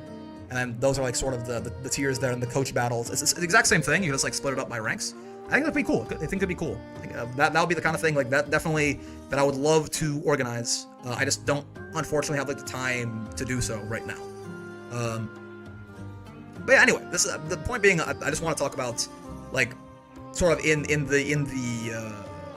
the wake of the video we just made. I just want to talk about how I really like a lot of the new direction that the community is taking. I think while there is still a lot of whining and negativity, it's much better, honestly. This idea is amazing. See if Flayed Way backs it. Yeah, no. If I were to do this, I would definitely reach out to a lot of like very strong players who probably like there are a decent amount of like strong players for Granblue who also like make content in some way, shape, or form. So we could like they're good at explaining ideas. They'll make great coaches, right? People like Lade definitely counts, right? Someone like Salt or like Gabba or like Diaphone or there's also people that I could talk about, right? So like this will be an amazing idea, and I definitely do want to do it. I just like have to find some time to organize this shit because unfortunately time is in very short supply for me right now. But that could be something like, you know, we're trying to for the, you know, I guess as we're probably gonna finish up the stream pretty quick here, but you know, as we kind of move into the second year of me doing this, I think I've kind of gotten into a rhythm now. You know what I mean? Like the stuff that I do every day, like the videos and all that. Like I get the idea. I think it's definitely the time for me to try, like eventually, to like try and challenge myself, do some new stuff. Like what, you know, we're already trying to vary the length of the content a bit, right? And going from there, like doing some like different kinds of videos. But I think like, yeah, doing stuff like bigger, like a little bit more preparation involved, a little bit more organization and stuff like that could be very fun. I definitely am interested in doing it. I just have to find some time to do it at some point. But yeah, that's kind of all I have for you today, folks. Hope you had a good time with the stream. We did a bunch of different sort of stuff. We're gonna make a lot more of those. 3-minute guide videos probably. I think those were very fun. And while we might have to do a couple of takes on stream, I think they're still very good. They're very useful. And like, again, it's a bit of content that doesn't really exist for Granblue right now. So we're gonna go off with that. But time is always in short supply. But yes, it's what you do with it. Yeah, again, like, I can get my time management better. I just have to, you know. I'll do it eventually. I promise. I just have to get off my big fat lazy ass. Throw your hat into the ring for Evo commentating. True. Always fun to be here. I'm glad. Yeah. So tomorrow is gonna be Guilty Gear, as always, and then Tuesday is SF6. So come by if you're interested in those. Otherwise, if you are a Granblue enjoyer, Wednesdays and Thursdays are gonna be Wall Brawl. I think it's just gonna be. Look, if I was here for the stream, I'll be mad. You know, don't worry about it, Lucas. I think it's gonna be a normal ass Wall Brawl this week, like no haha funny, no 2v2, just like a regular ass 1v1 Wall Brawl. Let's go some Guilty Gear and SF6, yeah. And yeah, let's find someone to raid, I guess, on the Twitch side of things here. I will end the stream on the YouTube side of things. Thank you very much, fellas. Hope you have a wonderful day. And bye-bye. Quickly say I hate Granblue system mechanics.